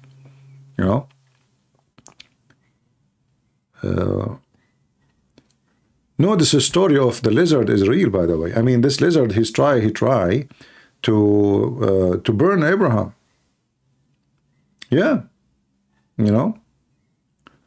mean, how stupid anyone in the world to believe that a lizard, really, he tried to burn a human being. And the fire, I mean, the fire is so massive, so huge, and now the one who will make it go crazy is a lizard. True story. Yeah, and they are insect. Yeah, and this is the proof that Muhammad is a messenger of Allah.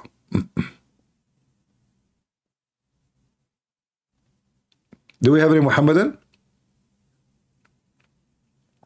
Hey Muslims, when Donald Trump he go to Saudi Arabia, why you don't take him for a trip to kill lizard? You don't want him to receive a blessing from Allah, huh? In Philippines, there is a lot of lizards. Okay.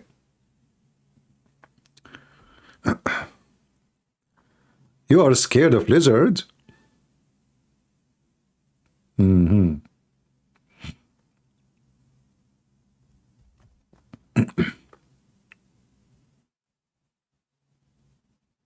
But anyway, you know, obviously, Muhammad, he knew what he's talking about. He's very educated. And it's proven scientifically true that lizard, they can set a man in fire and they can kill him. One lizard, just one.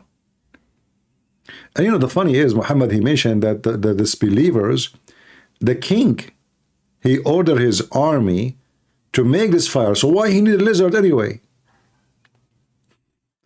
If the army of this king, they made the fire, and Abraham is captured, he is tied up, and they put him inside this fire, which means like they tied him up with the wood, or let us say a column in the middle, and they put a massive amount of wood, and they you know, it catch on fire, and now the lizard is the one who will keep. What is the king? And where is his army?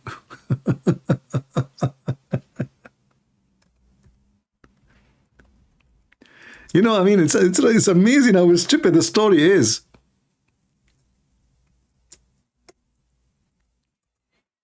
The guy, he is a king. He command his army to put Abraham in the fire, supposedly. So who is Mr. Lizard? How he get even there?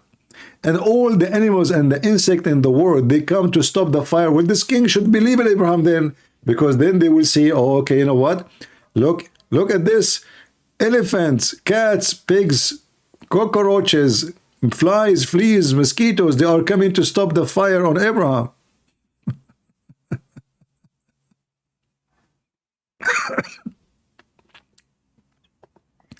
Anyway, those are true stories, and they are proven to be scientifically accurate. Prophet Muhammad, he never said something is not true. We have to be honest here.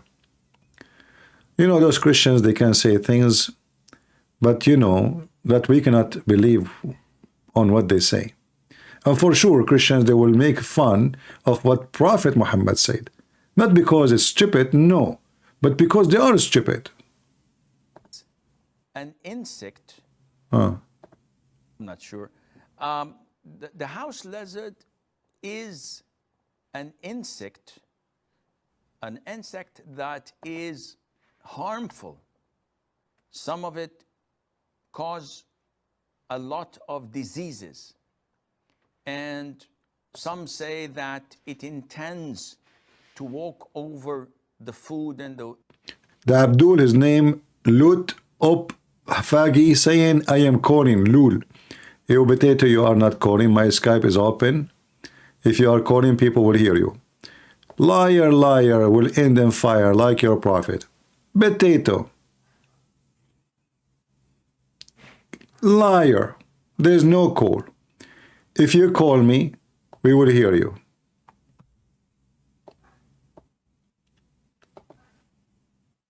Every single one call me, people, they can hear. I can even show that every single call I receive. Live on the screen. Nobody call me. You're a potato liar. the drinks. Okay, you know what? Give me your Skype, I will call you.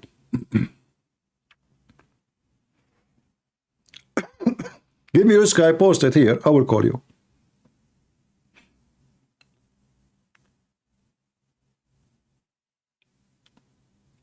Give it to me. Post your Skype here, I will call you.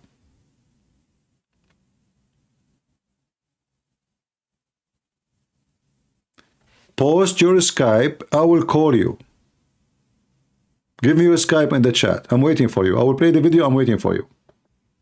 And to poo, where it puts a lot of its illnesses and diseases in people's food. So in general, it is a dangerous creature that only brings harm to the people in general. And if you notice that anything that is harmful, Islam tells us to kill. So Islam tells us to kill a wild dog that bites and attacks people. Liar. Islam ordered to kill all dogs, but when the people complain, Muhammad, he changed his mind. Lot, listen, your name is Lut, huh? You do boom boom for men. Okay. Be a man and give me your Skype. I will call you right now. Post your Skype here, Potato. People are laughing at you. As long as you said you call me, why you didn't give me your Skype in the chat and I will call you? Give me your Skype, Potato. It tells us to kill mice because they spread all types of diseases. Plague is one of they are most infamous for. And also they cause fire in houses. Yeah, but in the hadith of the Prophet ﷺ, it tells us mice do heinous things, though people nowadays are so fond of them. We're told to kill the crows. A crow that he command to kill the crow because it's black. Muhammad says kill every black, any animal, every aswadun bahim. Kulla aswadin bahim. Any black animal, creature, kill it totally. also carries diseases and eats dead meat. We're ordered to kill snakes. We're ordered to kill scorpions. And these by nature... Don't stop. And we are ordered to kill the Jews, the Hindus, the Christians, the Buddhists, the atheists. I mean...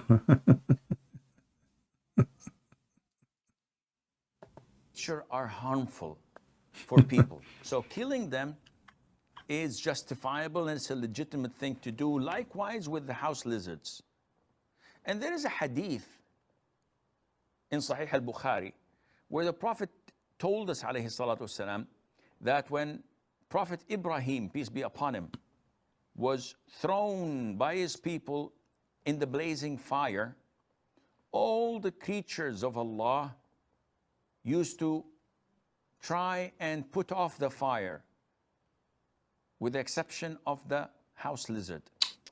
It used to try to blow so that the fire would grow. Who is a Muslim can call us and tell us how the lizard did that exactly? He said the lizard he blew. Mr. Lizard, he blow.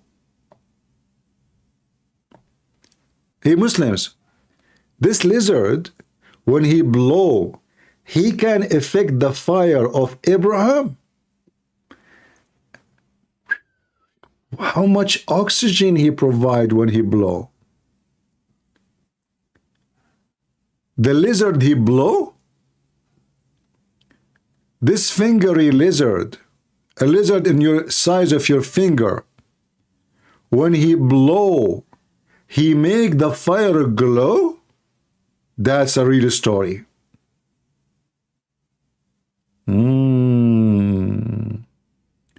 I am really impressed. This is your Skype? Okay, hold on. Let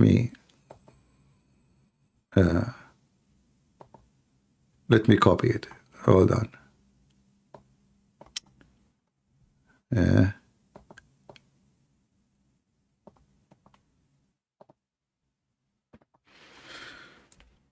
All right.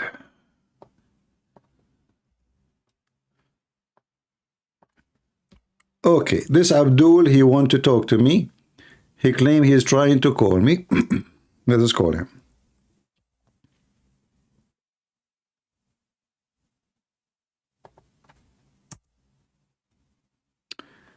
No account to be found.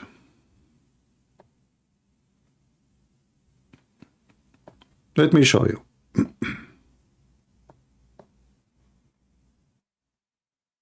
I just put what you gave me. There is no such a thing. I click enter. There's nothing.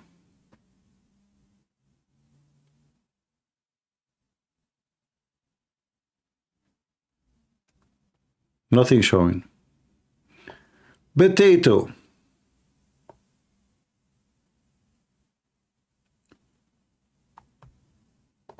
Nobody. Let me do it again.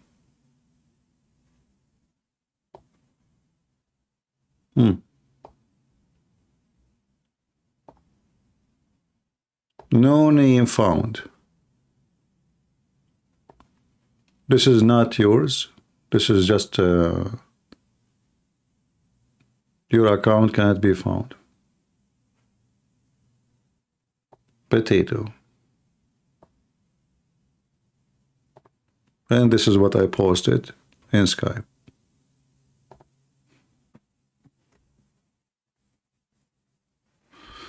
Anyway. Do we have any brave Muslim would like to call us?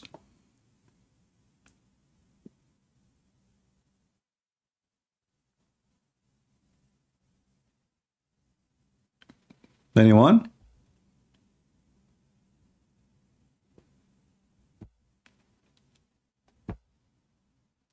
No brave Muslim?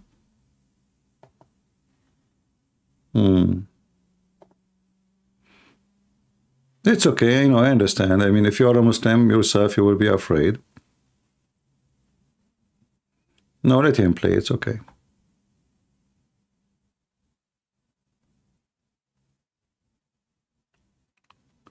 Don't forget, please, to tell your friends, anyone you know, to join us here. Tell them that Christian Prince is going live on Rumble. And in case you do not know, there is a code you can scan. I post the code in Patreon. You can copy that code and search it with, share it with your friends, and they can just scan it and they can join us. Any Muhammadan?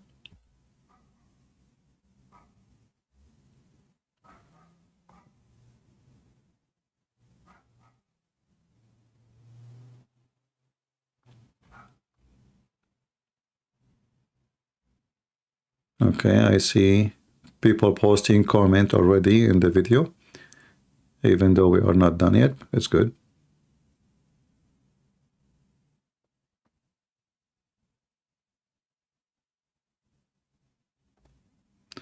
My friend, don't waste your time with him. If you want to call me, and then I mean, everybody was able to call me. How come he could not? I don't know who is calling me. I take a call, and he can call the same. So he's just a kid. Hey, just get out of here.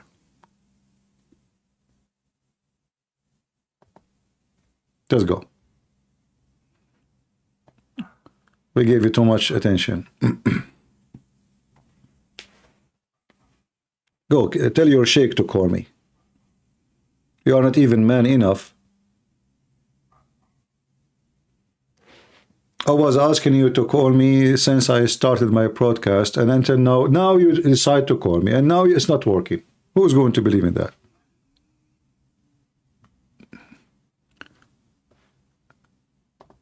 And when I search your Skype, and let me try it again, one more time. The only thing I appear for me, I saw nobody. You see, I will hit enter in front of your eyes. Delete. Nothing, nobody. There is only those three things appear. But this is not his account. This is Boots. Apple, Liverpool, Live in Hell, whatever, etc. Yeah, nothing appear. No, just forget about him.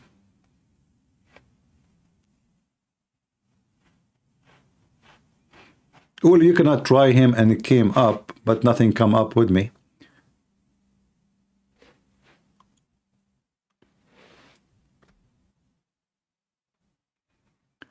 Same time, how come he cannot find me? Here we go. I will post my account again.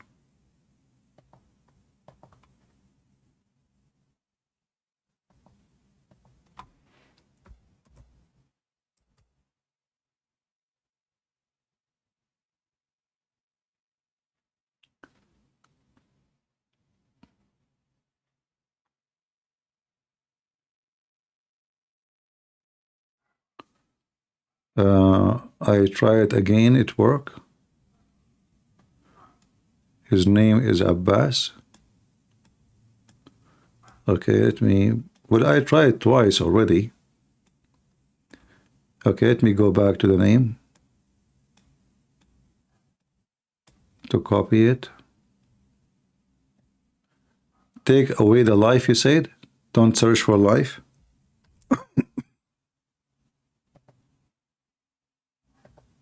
Okay, give me a second.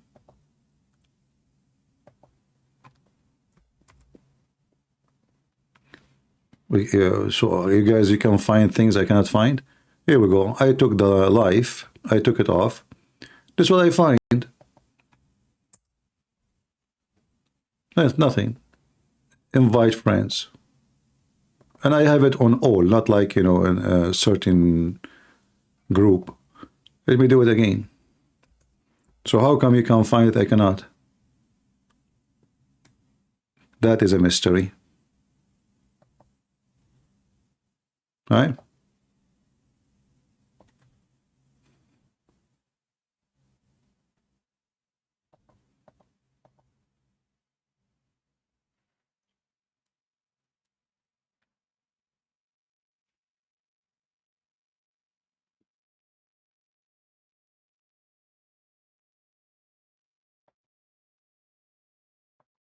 Anyway.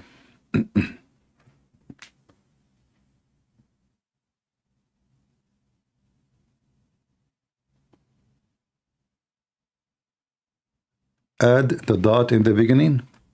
What dot you need to add? But shouldn't we have it the same as, okay, add a dot in the beginning?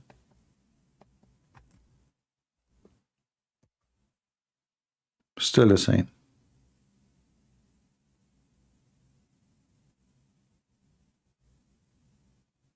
Yeah, I did. I just did. Here we go. Let me show you.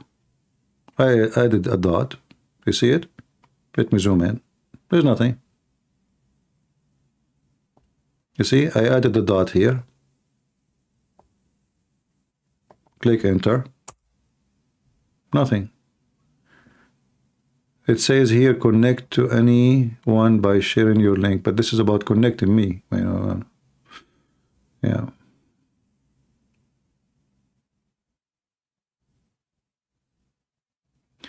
Okay, Fernando, you can do this. You add him and text me. You add him and text me. All right?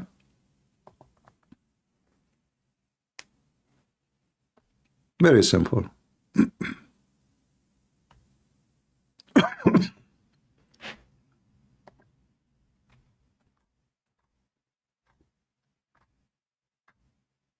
Add me first in Skype, and then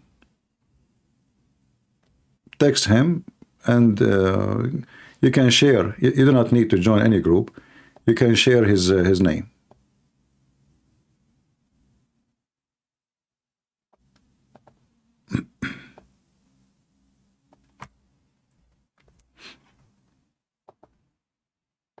I will be waiting for you.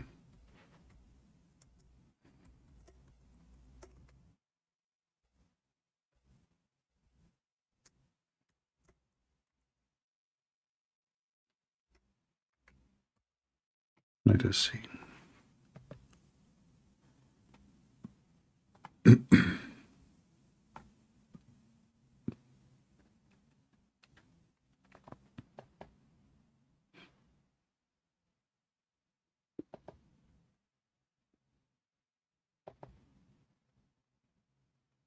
Okay.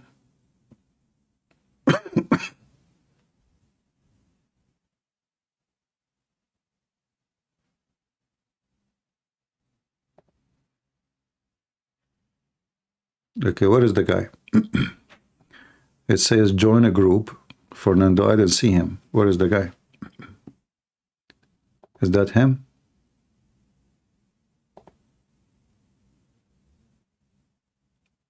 I see tons of names here when I click.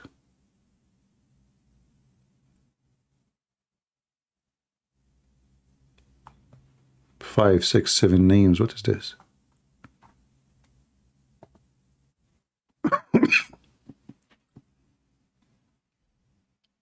Okay, let me. And what it says a camera. You need to call by camera.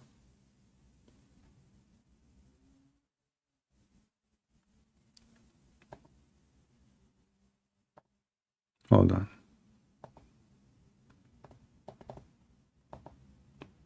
Ah, now I see. Look, look, look. You see? This is why his name is not appearing. It says his name is blocked. Look like this is a potato. He called me before and he was blocked maybe a long time ago. Let me search his name in a blocking list. Take it off. Give me a second. This is why it doesn't show.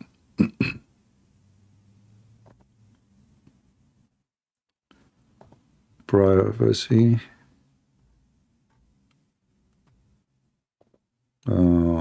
Contact. Okay. Abbas. Sorry. I don't know. I'm coughing these days. Abbas. Ahmed Abbas. Ahmed. Okay, let's search for Ahmed Abbas.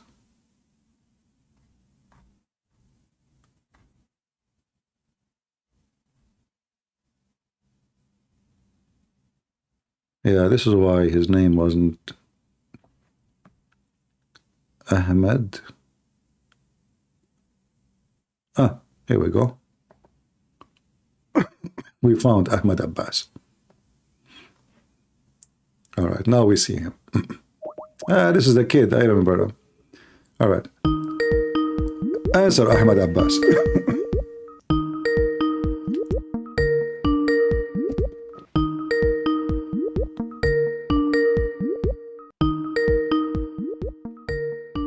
Answer Abbas.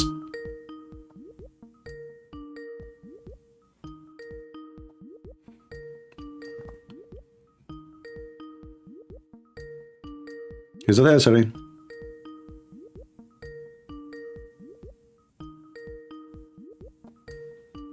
Oh boy. See, he's not answering.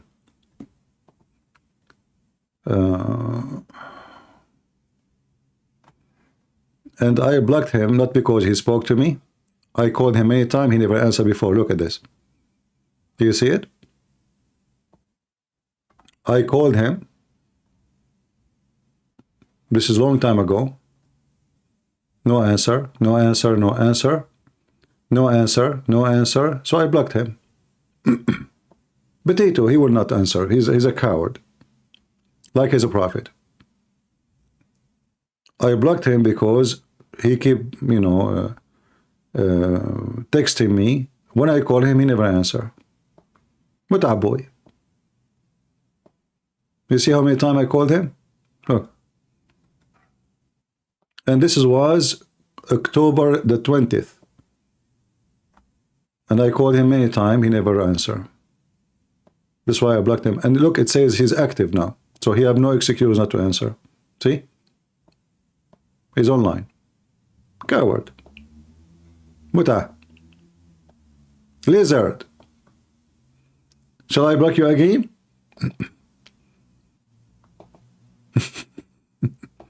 I will give you 3 minutes to call me. If you don't, I will block you.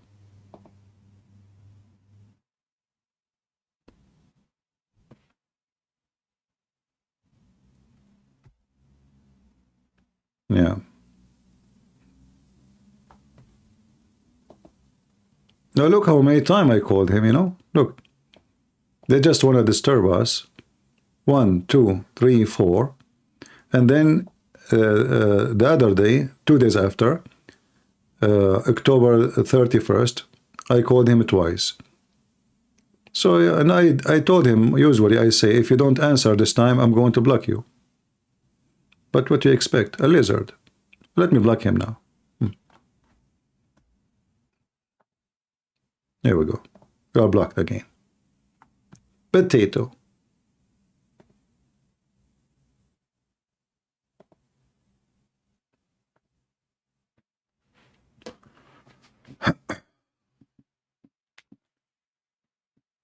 You know, as you know, like always, we wanted Muslims to call us because Muslims is the best one to show how stupid Islam is. And that's why actually he don't want to, you know, to speak to me, because the second he speak, people will laugh at Islam. So what they do, they prefer not to talk. For talking will be a problem, not for the benefit of Islam. It's not something good for Islam.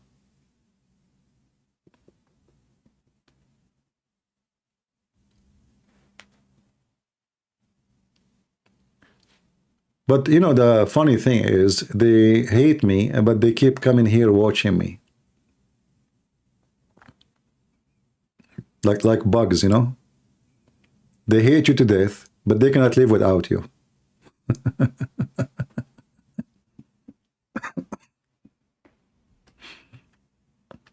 Yeah, I was wondering how come I cannot find him if he is, you know, and if you guys can find him, but it turned to be that this guy is blocked. Not because he called me and you know, but he never answered my phone call, my call.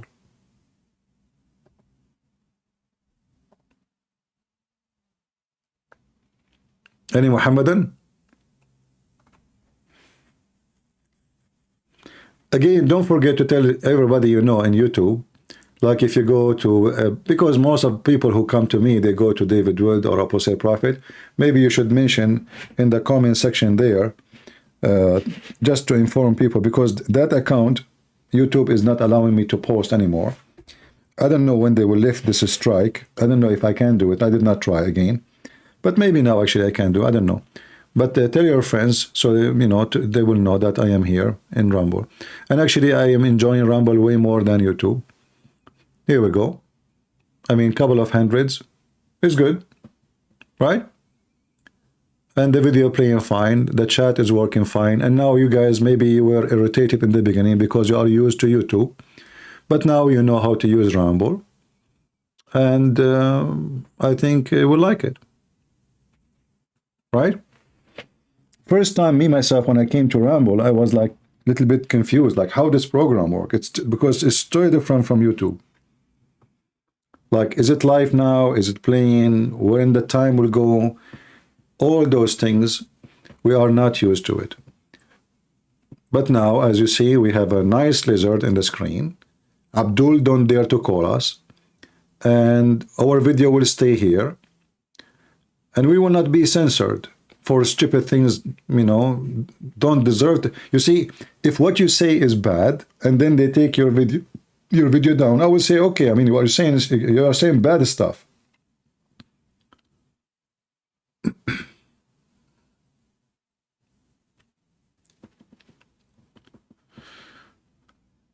All right.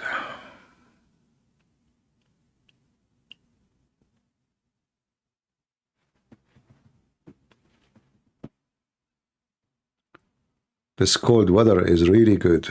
Oof.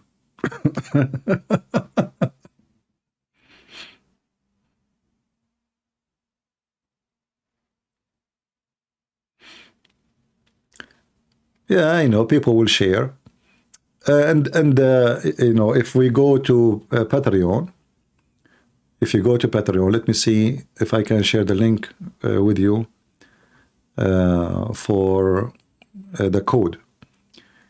You can share this code with your friends, and I think this is the easiest way, even better than a link. Here we go. Let me share this link with you here. You can copy this code, save this image, and you can share it with your friends.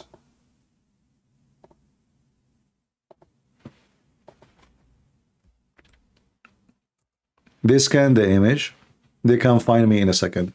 And by the way, you might say to yourself how you can scan the image in your phone if you are using the phone when you copy this image. It's very easy. You go to Google Lens, Google Lens. It's in the browser or in your camera. Some of you, they have it in the camera. Some, they have it only in the browser. You just search for the image. Very easy.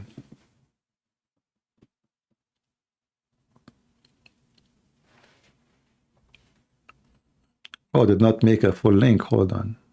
How come? We wanted to... I need to make a sharing link. Okay, hold on.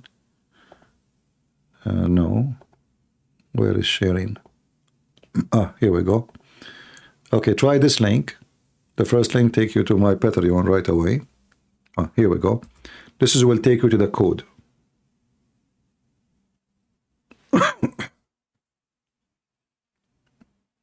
If you click at the link, you will see the code to scan. You can save the image, share it with your friends, post it in Twitter, Facebook, wherever you have, and people will be able to find me right away.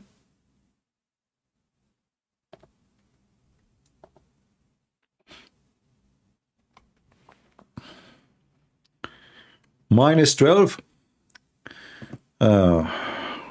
I enjoy walking in -17.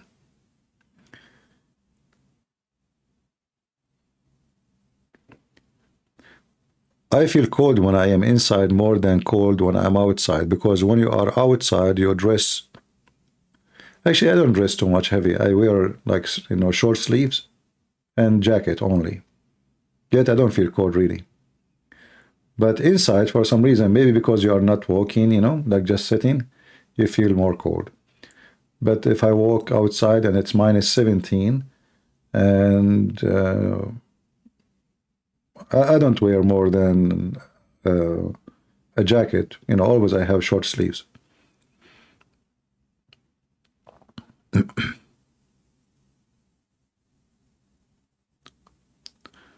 -23.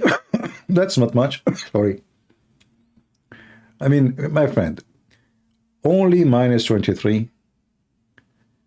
You should sue the government. We need more. And they talk about the global warming. I think global warming is true. Look at the lizard.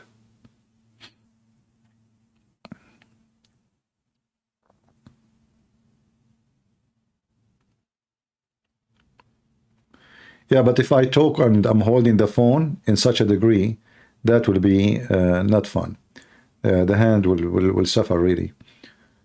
So if I make a phone call using the, you know, in such a cold outside, you know, you can hold the phone maybe for 3-4 minutes, and after that your hands will struggle with the cold. Salam al-Masih will be with you too. Peace of Christ to you, brother.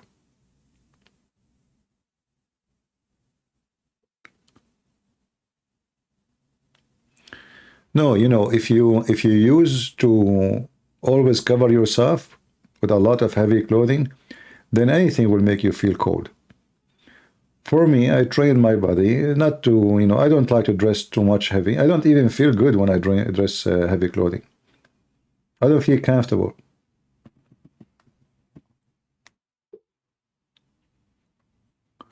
If you go to bed and you sleep and you are wearing a thick pajama and then thick cover, maybe 2-3 covers, it's like an oven. Then you wake up in the morning, what will happen? Your body became so, you know, like cooked, literally cooked. It's like coming out of the oven. And then you want to go out. That's not healthy. So the less you cover yourself with, the better your body will become stronger and able to fight cold. And then you will do better. I have heating in the floor. Very good. Yeah. I should have heating in the floor too.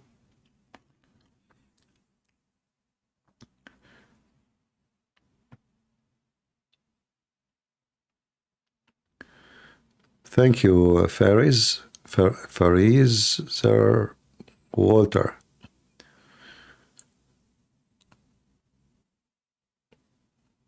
Look like we switched the topic to talk about weather. But you guys, you know why it is cold, right? Because Allah throwing hail from mountains in heaven. I can't even continue the sentence without coughing. Allah throw hail from mountains. Remember the guy who called me last time? Oh boy. Anything you throw at him, he find a solution for it by fabrication. Like your God, he says he throw hail. Yeah, why not? So, you know, from mountains.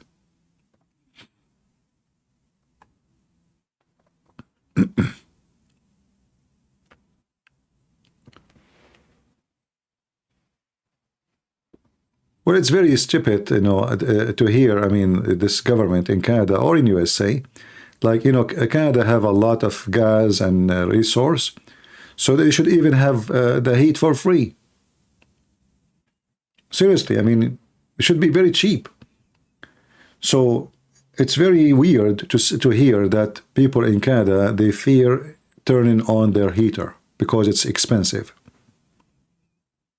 So what the country would do? I mean, Canada have a small population and the resource is really huge. Why people will be afraid to turn on their heater? Because you have a stupid government. They are liberals. They are global warming worshippers. And they want to freeze you to death.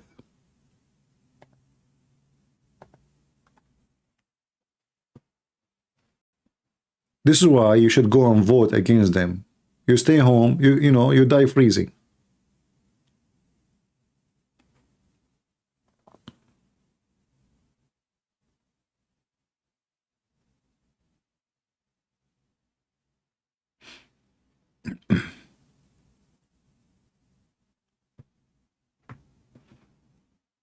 Yeah.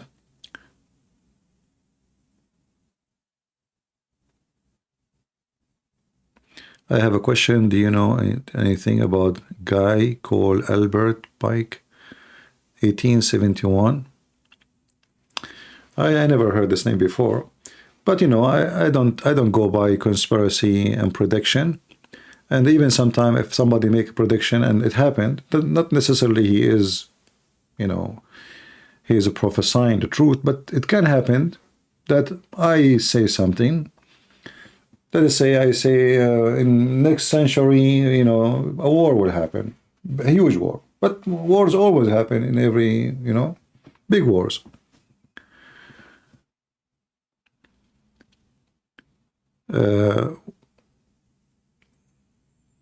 World War III, it's already happening, but let us say it is not the war we know it, you know, the regular war, where nations go by massive forces invasion.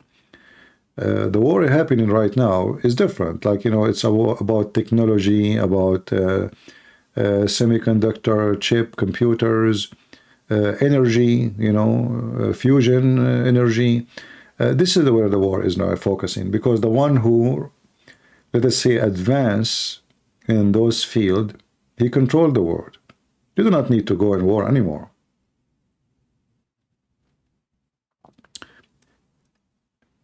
Country will submit to other countries without war if they knew that they are no match. And if you reach the point where nobody is matched to you, you are going to control everybody. Then you do not need really war.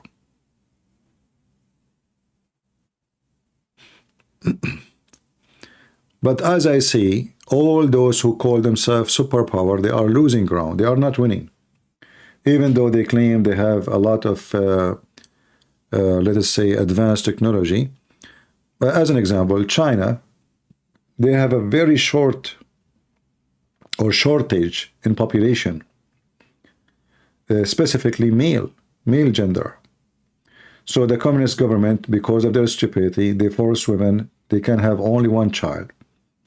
And then women, sorry, they have a male more than female, sorry.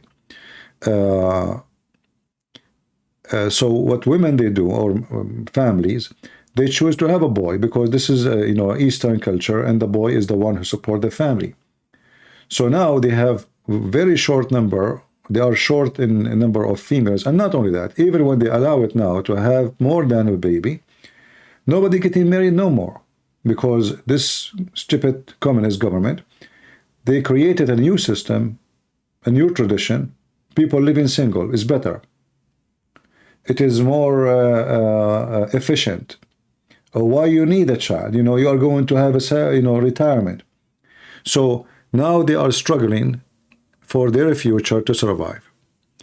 China cannot go in war, real war no more, because simply their population is not even good. Even their men, they will not fight because he is the only kid in the family. You know what I mean? All right.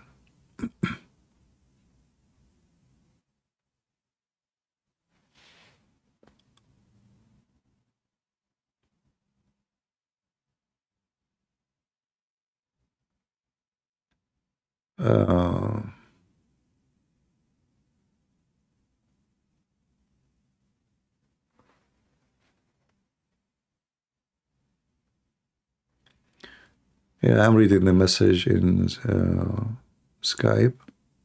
Yeah. Yeah, I know this hadith.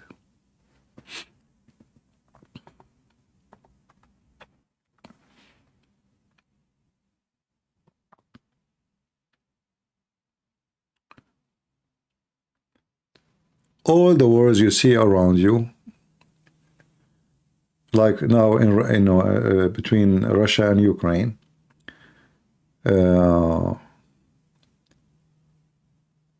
it's not based on any right, anyone claim. You know, it's just a greedy and stupid decision, let us say, from leaders. Obviously, this you know, Putin, he let us say misestimate the power of Ukraine, because Russian always look down at the Ukrainian. They are poor, they are farmers, they are, who are they? You know, they are nobody for them. So because they, you know, control them through centuries, they cannot accept that Ukrainian, they can have a different direction except under the command of the Russian. However, it was a very stupid decision.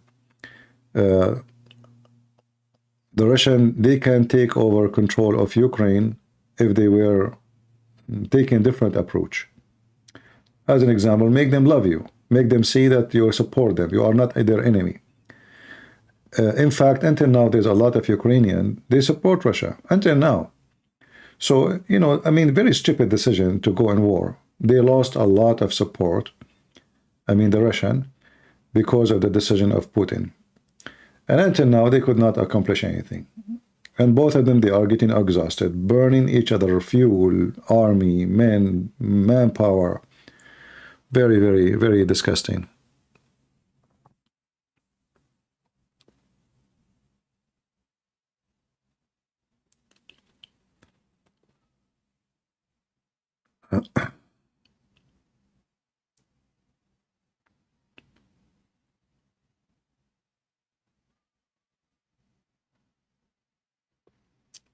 Well, you know, let us not to complain about what the atheist is doing in Canada. What about we go and vote and don't let them do what they are doing? Right? Complaining doesn't solve a problem. This guy Trudeau is there because Christians, sadly, they don't vote. They have no voice. Same as Christians in America, they have no voice for many, many years. And then that make the liberals take over schools, vote, city hall, school board, universities. Complaining is not the solution. Doing is the solution. You have to do something. All right? If you don't go vote, you will have Biden and you will have the likeness of Biden. And all the weird stuff will come with it. So when the vote come, if you are in America, anywhere in the world, you have to fight for your rights. Otherwise, evil ones, they will destroy your society. You know, Christians for some time, they were like people, fire start in their house and they just watch the fire, hoping that the fire will stop by itself.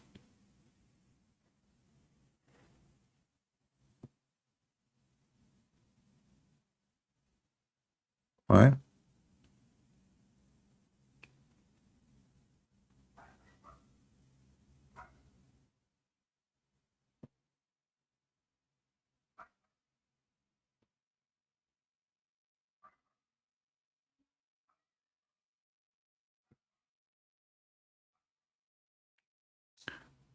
And you know, like I notice that the tactic the liberals they use, anyone, he is their enemy. Let us say he is their target in the election. They try to demonize him, to make him a demon. He is racist. He is evil. You know, I mean, they frame you. But I don't blame the liberals for doing that. They are, you know, they have no ethic. What is the name of this guy? He was talking in, I saw his video in YouTube. He was talking about he have to lie about Trump to scare people so he will not be elected. He said, I have to lie about him. And this is what they do. They want people to fear him so he will not be elected by lying about the guy.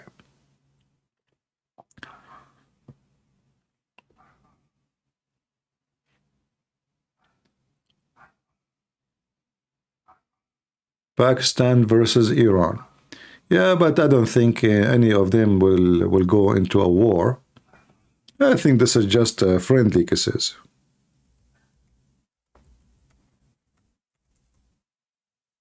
Pakistan is not a country, is not qualified to go for war, you know. It's bankrupt. War is very costly. War is not just let us go for war, like in the old day you have a sword, you have a donkey, and you attack the neighbor. War these days is very costly. And if Pakistan go on war with Iran they have oil, Pakistan have nothing. So Iran always will have a supply to supply their war.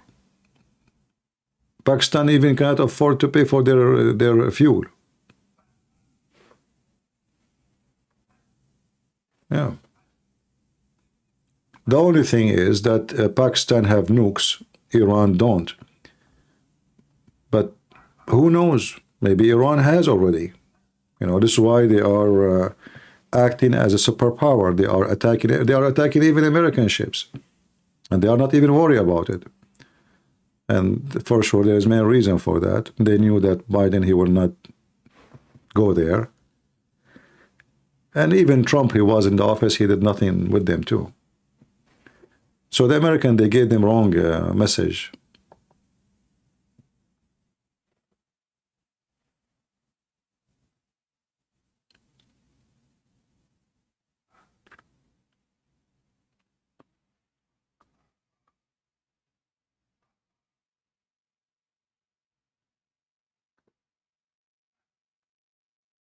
All right.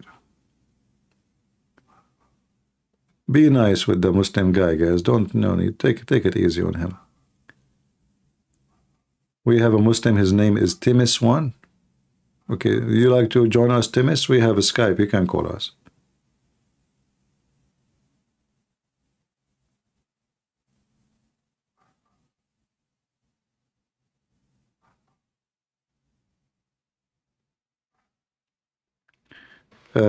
Jay, about this person, Albert. I cannot speak of something I don't know, really. I never read about this person, so I can say I'm ignorant about him. And it might be true what you are saying.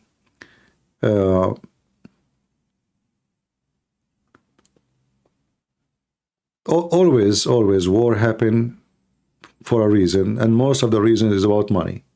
Money and power. It's not really about anything else. You know, always there is space for people to live. Always there is food to eat. Always there is enough water. Still they go in war. So obviously the reason for war never was about, okay, you are eating my food. The reason of the war was always greedy. Somebody want to take over somebody else. And for sure, always war, there is somebody behind the war. It doesn't happen by itself.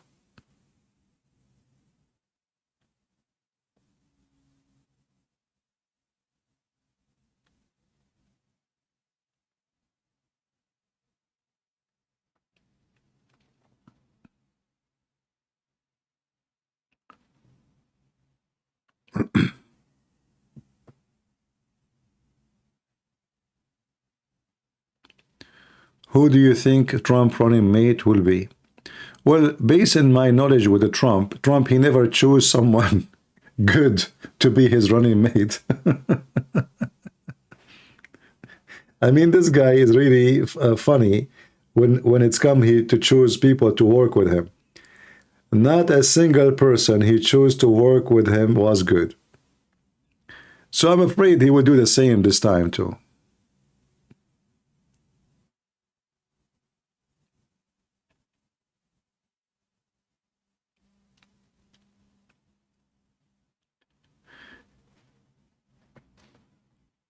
All right.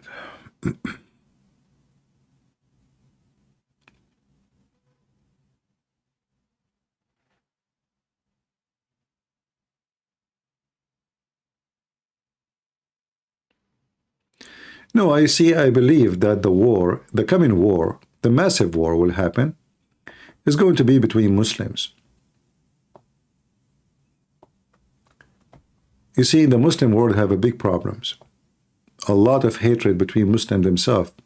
Plus, there is a war over resources. And I believe number one reason for war is water. If you go right now, you will see that Iran is accusing Turkey of stealing their snow and rain.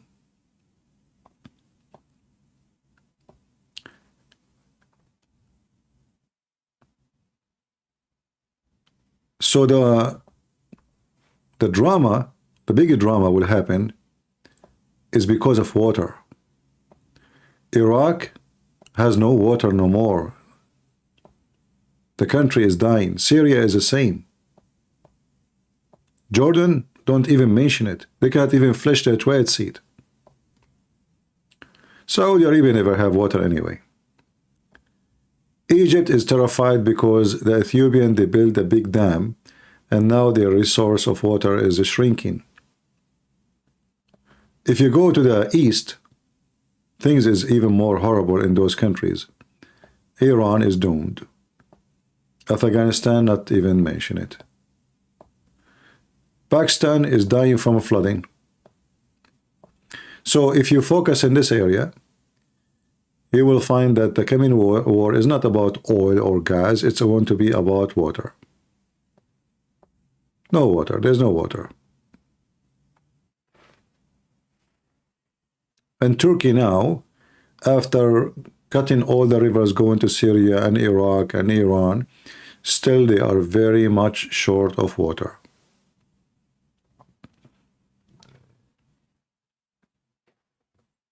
So they want to drink oil? Already in Saudi Arabia, they are spending a lot of money to make fresh water out of the sea. And that is the case in Emirat too. So there's a lot of challenges. The only one was able to survive with the drought is Israel. And that because they are Jews. You know, Jews always is the best who can do reuse resources and come with ideas nobody have. So if you go to Israel, you will find that the desert become green. And if you go to countries like Syria, you will find the green become desert. Just by changing the population, you change everything.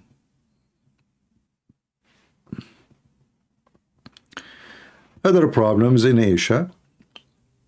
China is going very aggressive against their neighbors, especially the weak ones.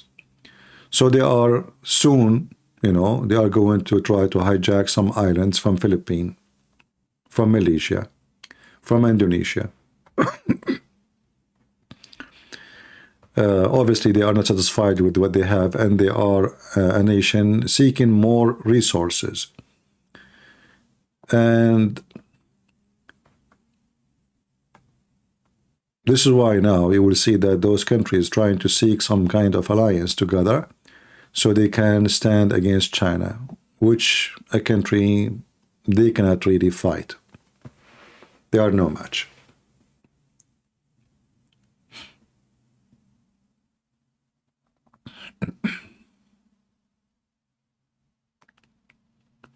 How they can steal the rain?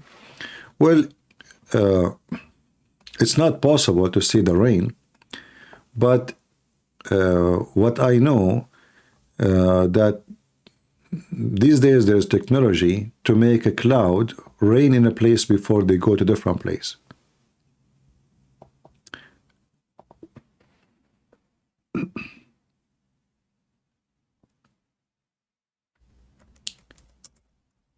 Let me show you.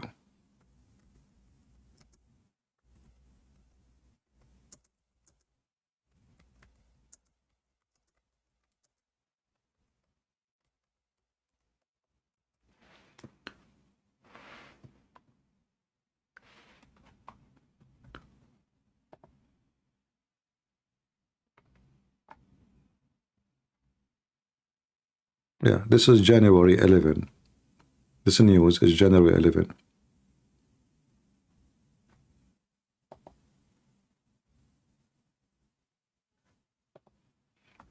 And it is possible to do so. Yeah. It's not like impossible.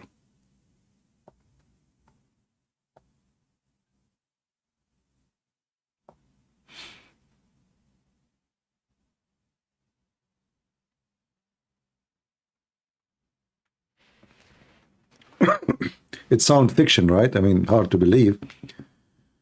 But it is possible.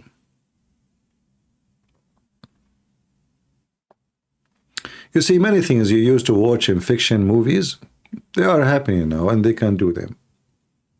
All the things you used to watch before about AI and, you know, they are going to happen, you know, sooner or later. And now there is a technology where they can make a rain fall earlier than its time. I saw actually in the news, United Arab Emirates,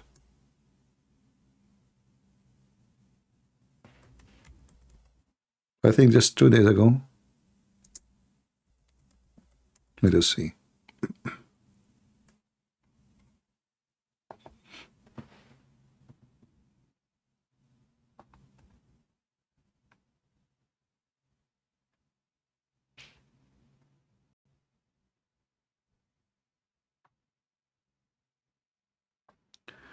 Yeah, this is a Western technology, and this is not, you know, and it works.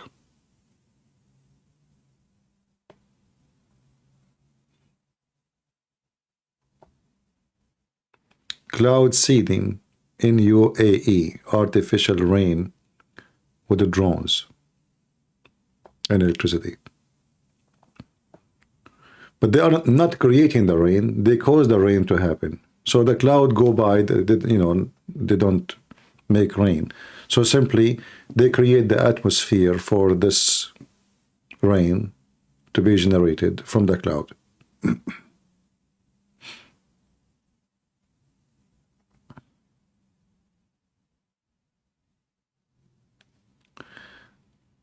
Saudi Arabia turning much green. Saudi Arabia will never be green.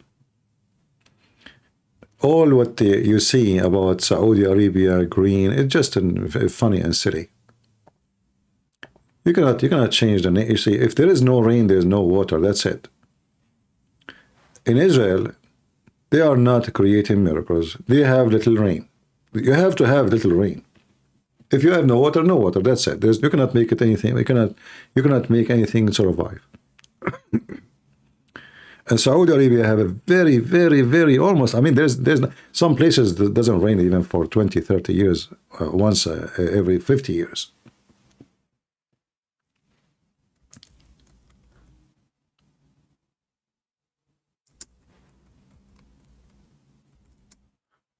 So what they do in Saudi Arabia is something stupid. They are using their resource of water to create a fake green, which means temporarily. The only areas they have a greenery in it is in the close to Yemen. Like here. If you go like Abha, Jizan, Najran, but even that areas, the green is very small, tiny, limited, very, yeah, mountains area. And this is nothing really compared to the massive size of the country. And it's very costly too.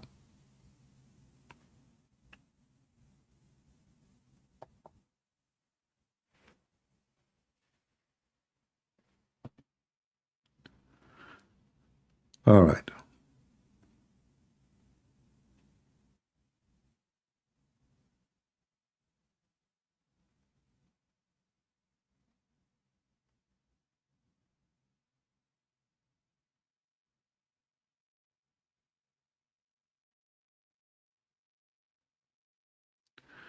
Christian, did you just become a conspiracy theorist? No, we are not talking about conspiracy. It's a fact. The Middle East is suffering from drought forever. There's no water there. All the water in the Middle East is not coming from their countries. Like Egypt is the biggest country as population in the Mediterranean for like Muslims area. But all the water of Egypt is not coming from Egypt. There is no rain in Egypt. All the water of Egypt is coming from here. Ethiopia and Sudan, Uganda, etc. Here is the water. The rest of Africa is dead. There's no water. So the rich ones actually in the future will be the one who have water. The rest is going to be dying countries. They are dead already.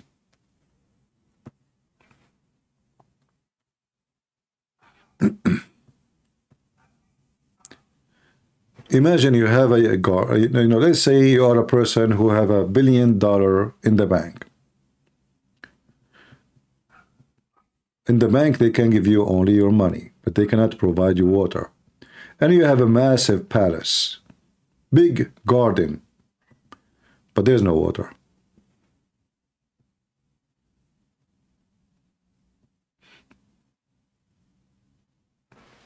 Then your billions is equal to nothing. In Jordan, as an example, there is tons of rich people who have big villas, massive palaces,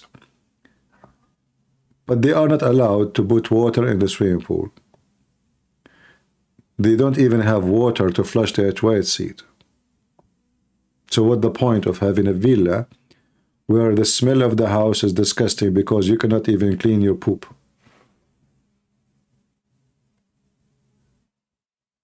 All those countries are dead countries. No water. You see, when the war started in Ukraine,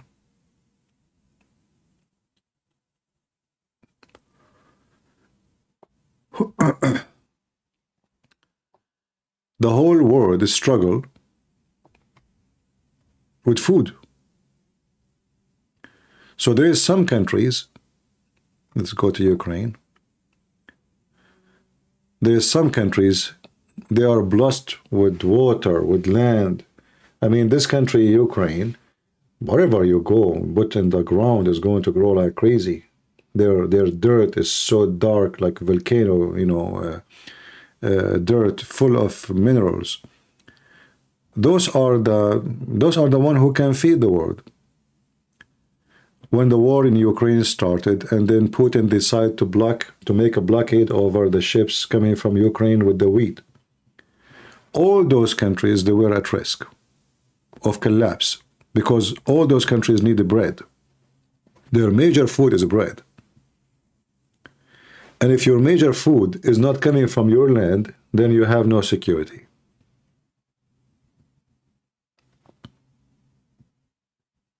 As simple as that.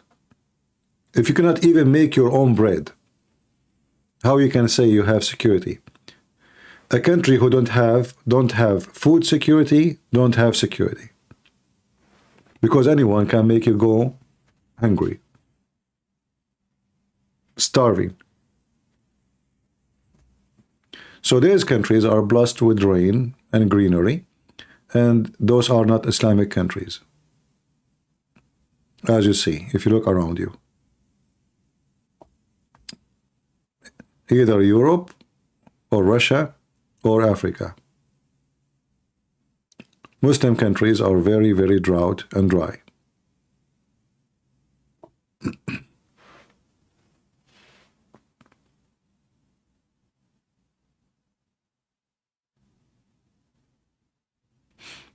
All right.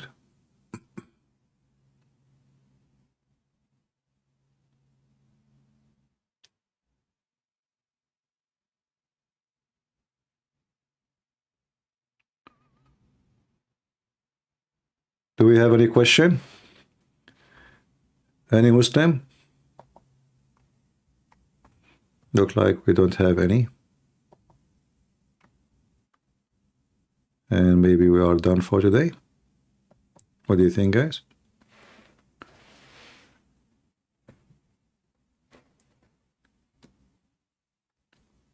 Like now in Jordan, you know, if you go to Jordan, you know, those Jordanian, the Muslims, not the Christians, because the true Jordanian is the Christians. The Muslims are invaders. Those are the Arab. They are really stupid. About 20 years ago, the Israeli, they offer the king of Jordan to open a tunnel between the Mediterranean and the Dead Sea. The Dead Sea is dead, you know, I mean, there's nothing there but salt. So if they take water, which is going to be very easy to do because, you know, the Dead Sea is way lower than the Mediterranean. So you do not need pumps, you do not need anything. You just open tunnel, you know, and you use a controller to control how much water will go through. And that can generate energy, electricity, and even can increase the rain in a massive way because the more water come here, the bigger the area of rain will be spread because water will, you know, will vibrate and then cloud and then rain. Same time, you can give back life to the sea, and that will increase tourism, farming, tons of ability. The stupid Arab Jordanian king, oh, the Jews, they want this, that means this is for the benefit of the Jews, so we will not do it. So he refused. Then the Jews, they said, okay, you know what, we don't want this project no more. 20 years after, the king of Jordan, he called the Jews saying, let us do it, let us do it. They said, we are not interested no more. So now, if the Jordanians, they want to do the same project, they can. But they don't have such a money for it. And the cost will be way more bigger. Why? Because the only way to do that is to take water to run tunnel from Al-Aqaba, which is in the Red Sea. Here, let us zoom out. So they have to dig a tunnel from here all the way there. And Jordan is a bankrupt country. They cannot afford such a thing, such a huge project. So it was going to be very easy if they do it through the Israeli, for the benefit of both.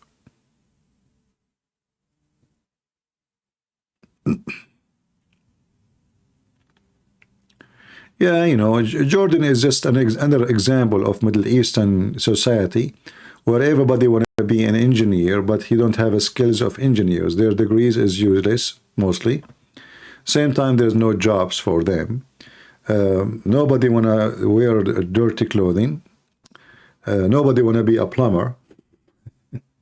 Nobody want to marry a plumber. Everybody want his son to be a doctor, but I mean, just... But this is the case for the whole Middle East. Messed up.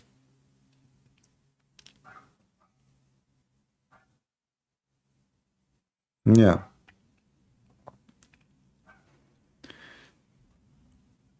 If you see, if all those neighbors of Israel, they sign agreement and they really want peace with Israel, this area can be way better than now. But now, because of their stupidity and their hatred and their religion, they spend a huge budget on war, preparing for war, attacking their neighbors. So those countries, they will never have future. Never, never.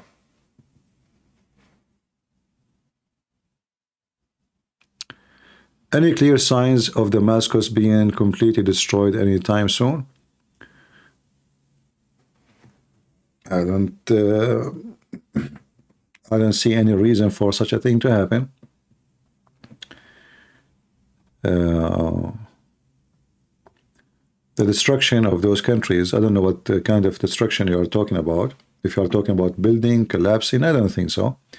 But I think the country is collapsing. There's no jobs, there's no money, there's no resources, there's miserable.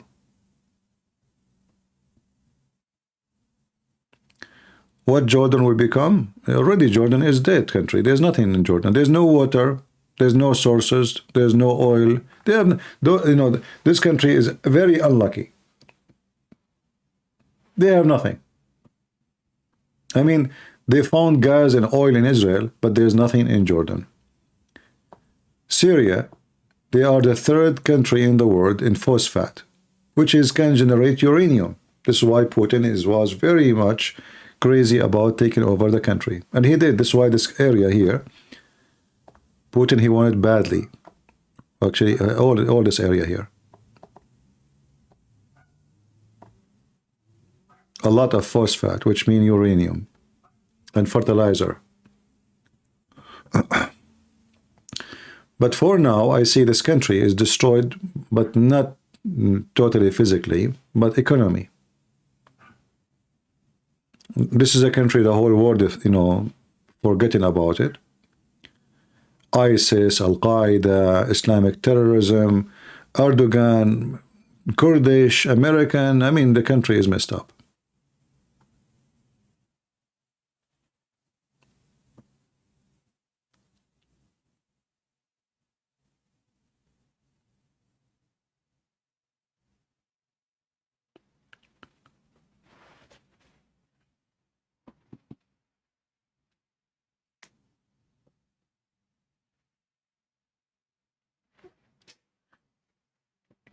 Yeah, destruction of a city, we don't know. But I don't see for any reason now for such a thing to happen. Unless maybe like a war happened with Israel and Israeli decided to nuke it. You know, I don't know. You know, if things continue the way it is, Israel, maybe they find themselves doing what Samson did. Nuke their enemies. And I believe this will happen only if they have no other choice.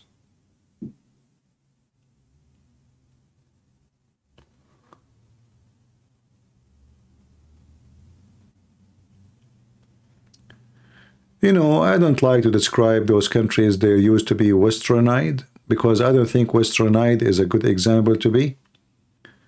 I don't know what civilized mean. Like, is the West civilized really?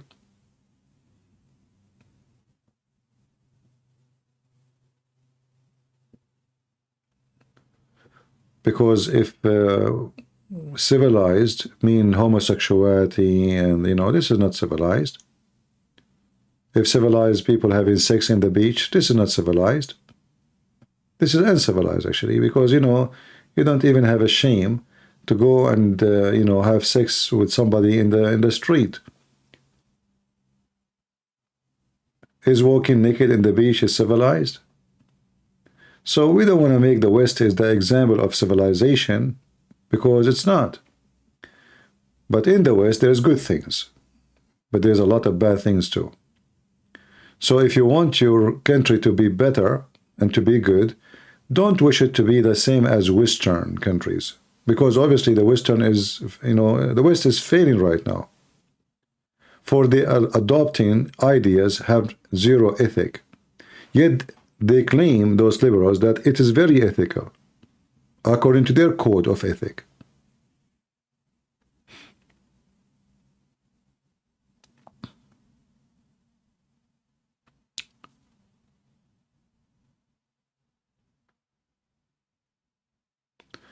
I remember once I was walking and I saw a bunch of people naked in the beach. And then it was like a cliff area. And I'm not from there, I don't know, So I saw a woman, I said, do you see those people? I'm going to call could you have a phone to call the police for them? She said, no, you cannot call the police. I said, why not? She said, this is a naked beach.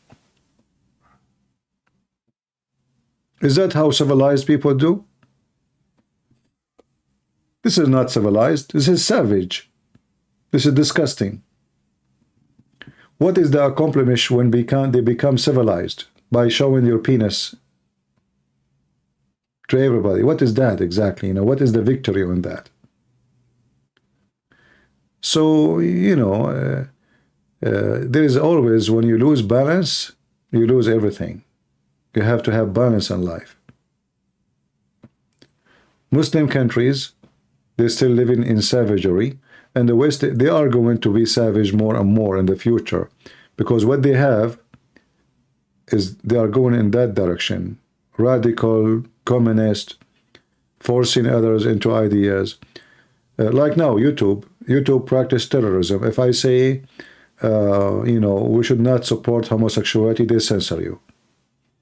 So how you can claim to be civilized if you don't accept the opinion of somebody else? You are the same as the Muslim terrorist.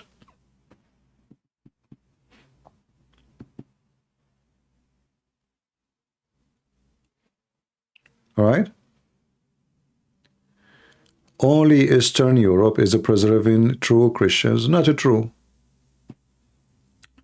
Eastern Europe is infected with the same disease, but maybe less. But still they are infected.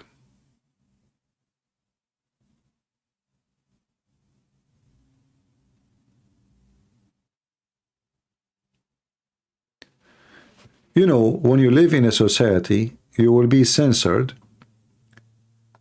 for a word you say or an idea you believe in, even though you don't harm anyone and you don't teach violence. Yet they censor you. That is saying that this society is not civilized. They are far away from civilization.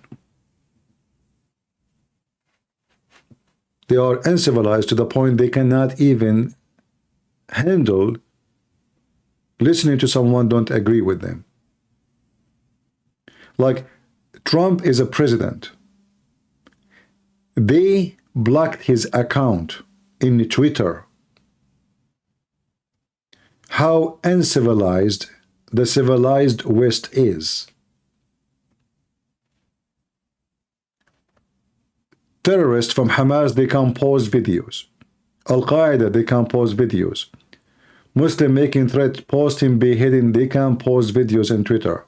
This is before. I'm talking before Elon Musk, and now, nothing changed. But they censor Trump. And he is the president of USA. This is telling you how bad the civilization you are enjoying.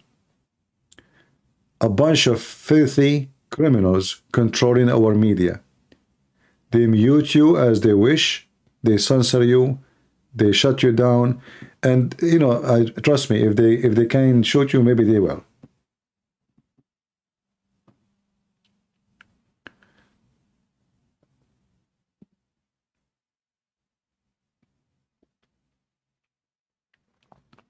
Yeah, I'm telling you. I mean, if the guy is the president and they block his account, so blocking the account of a Christian prince is nothing, you know, right?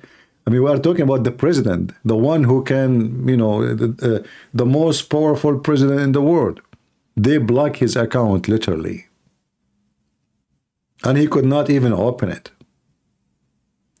Why? Because the stupid American, they gave protection for the media. They become God. They control you. They can tell you, oh, this is against our guideline, but nobody knows what is their guideline. Their guideline is very flexible, depends who you are.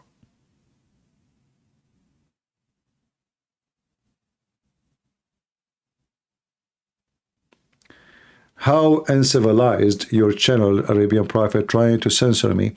Well, this is a lie, because simply you are texting. Same time you can call me. So you are talking about how uncivilized, and yet you are a Muslim who you kill anyone, insult the Prophet. Look who is talking.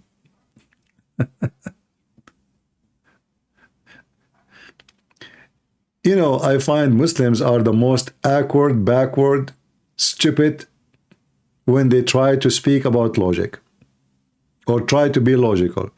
So we have this guy, Tims1, he's trying to be smart, and now he is accusing us of being uncivilized because we try to censor you. We do not need to try to censor you. I can block you if I want. What do you mean try? But I did not. And here we go, I offer you to call me. Would you? Let us see who is censoring who. Do you dare to call me?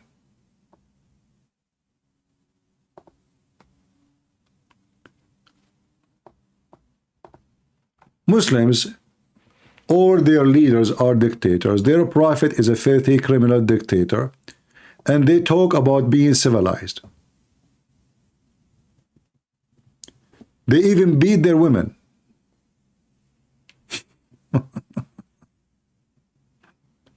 They beat their women and they talk about civilized. This guy, he believed in a God. He taught him to beat his wife. So if his wife disagree with him, he don't censor her. He sends her by the whip. It's a girl? Timis 1 is a girl? Oh, okay. She's in a burqa now?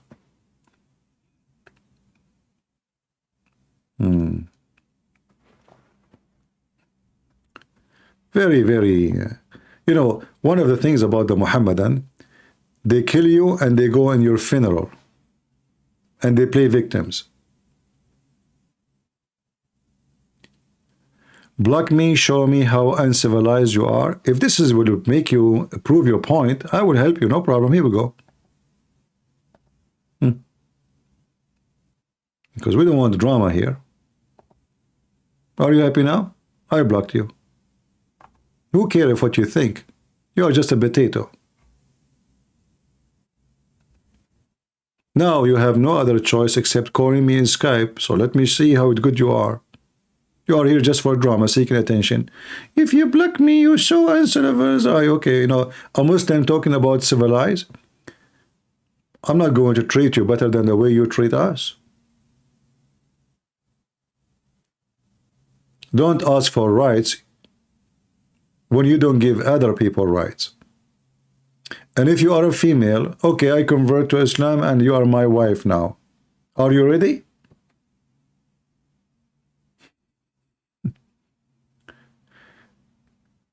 Don't forget to heat the water because I want somebody to wash my feet. Civilized. A civilized Muslim woman, she believes that a Muslim girl, she is 6 years old, she can have sex with 54 years old man. You are very civilized. And because you are civilized, you believe that your husband, he can beat you anytime he wish. And you believe he can have more than one woman as any time he wish.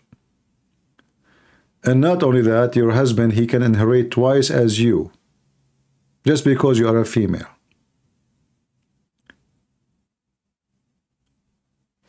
Muhammad, he said, a man should not be questioned why he is beating his wife, because he is civilized. You can't even ask him why you are beating the women. Like, why? No, you cannot ask the man, because he's always right.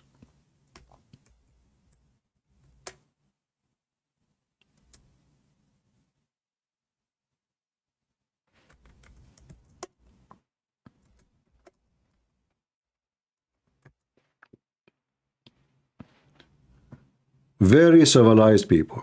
The Prophet said, no man should be asked for the reason he beat his wife. Do you see it? Can you ask? Okay, let us say your daughter married a man and he did beat her, and you are the father. Because you are the father, okay, you feel for your daughter, right? You cannot even ask the husband why you are beating her. I mean, this is his goat. In America or in the West, if there is a witnesses that somebody beating an animal, doesn't matter what animal it is, you go to jail, I guarantee you. In the civilized Muslim world, if a man he beat his wife, no one can ask the man why you did beat her. For simply this is the right of the man. He have the right to beat her, brother. Look, even Trump is laughing. And they come here, they play victims like, civilized, You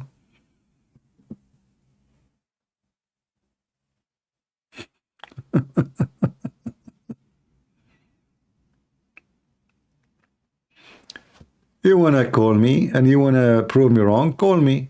Don't play a victim. We have our Skype open. Anyway, let me close my Skype and finish for today. I'm here for many hours. Did we have a good time together? Let me know in the comment if you'd like me to come again tomorrow. Even though maybe it's too much talk. You believe it? I was saying to myself I will go only maybe for 2 hours. And look what happened to the 2 hours life. Anyway, I really enjoy being with you guys and really enjoy all those who called us.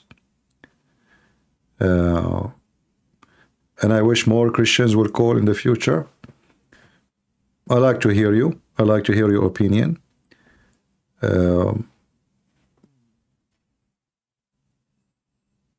We learn from each other.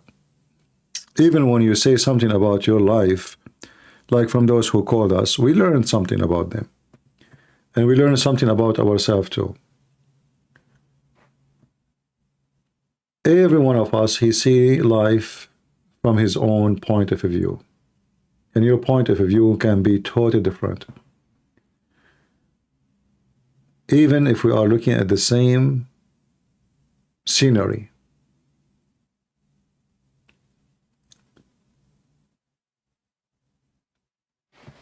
When you look at like the image we see in front of us, one is a journalist, the other one is a president. Each one of them, he see the other one in totally different way. The one on the left, he see the one on the right as a business. He make money out of him by talking about him.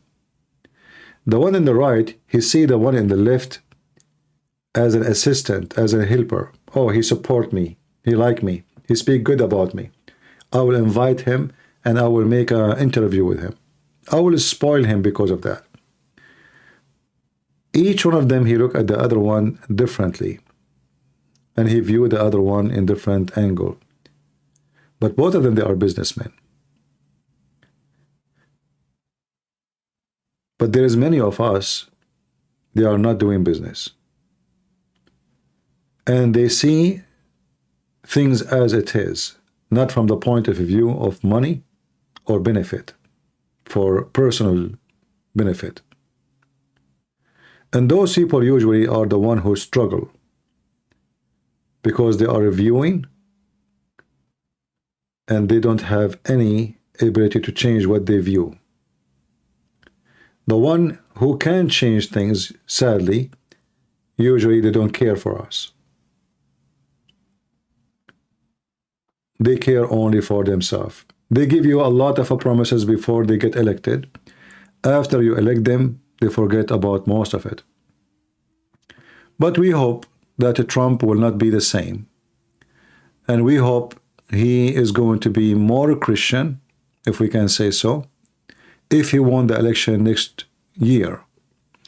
More Christian mean not only thinking about conservative Christians in USA, but to think about Christians around the world, especially in countries where Christians are heavily discriminated, like Pakistan, Indonesia, and Middle East, Saudi Arabia, etc.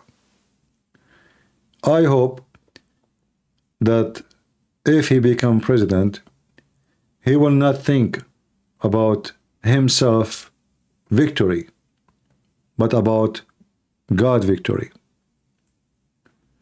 Those who seek self-victory, they always they will be losers. Those who seek victory for God, and Africa, yes, Africa, Nigeria, sorry, I did not mention it. All those Christians in Africa, they are struggling badly because of terrorism. We need to support them. So losers is the one who seek victory, personal victory. Winners is those who seek victory for the benefit of mankind by the blessing of the Lord. We don't want to destroy any Muslim nation. We don't want any Muslim even to be hurt. But at the same time, we need a leader who will not allow criminals to hurt Christians around the world, who will force government, who they are mistreating and discriminating and killing and kidnapping and raping Christian girls and women and men, to behave, and he can do so. So I hope he will not be a person just seeking his own glory, but God's glory. Thank you all for being here. May the Lord bless you, and until we see you soon again. God is good, so is Jesus. Amen. See ya.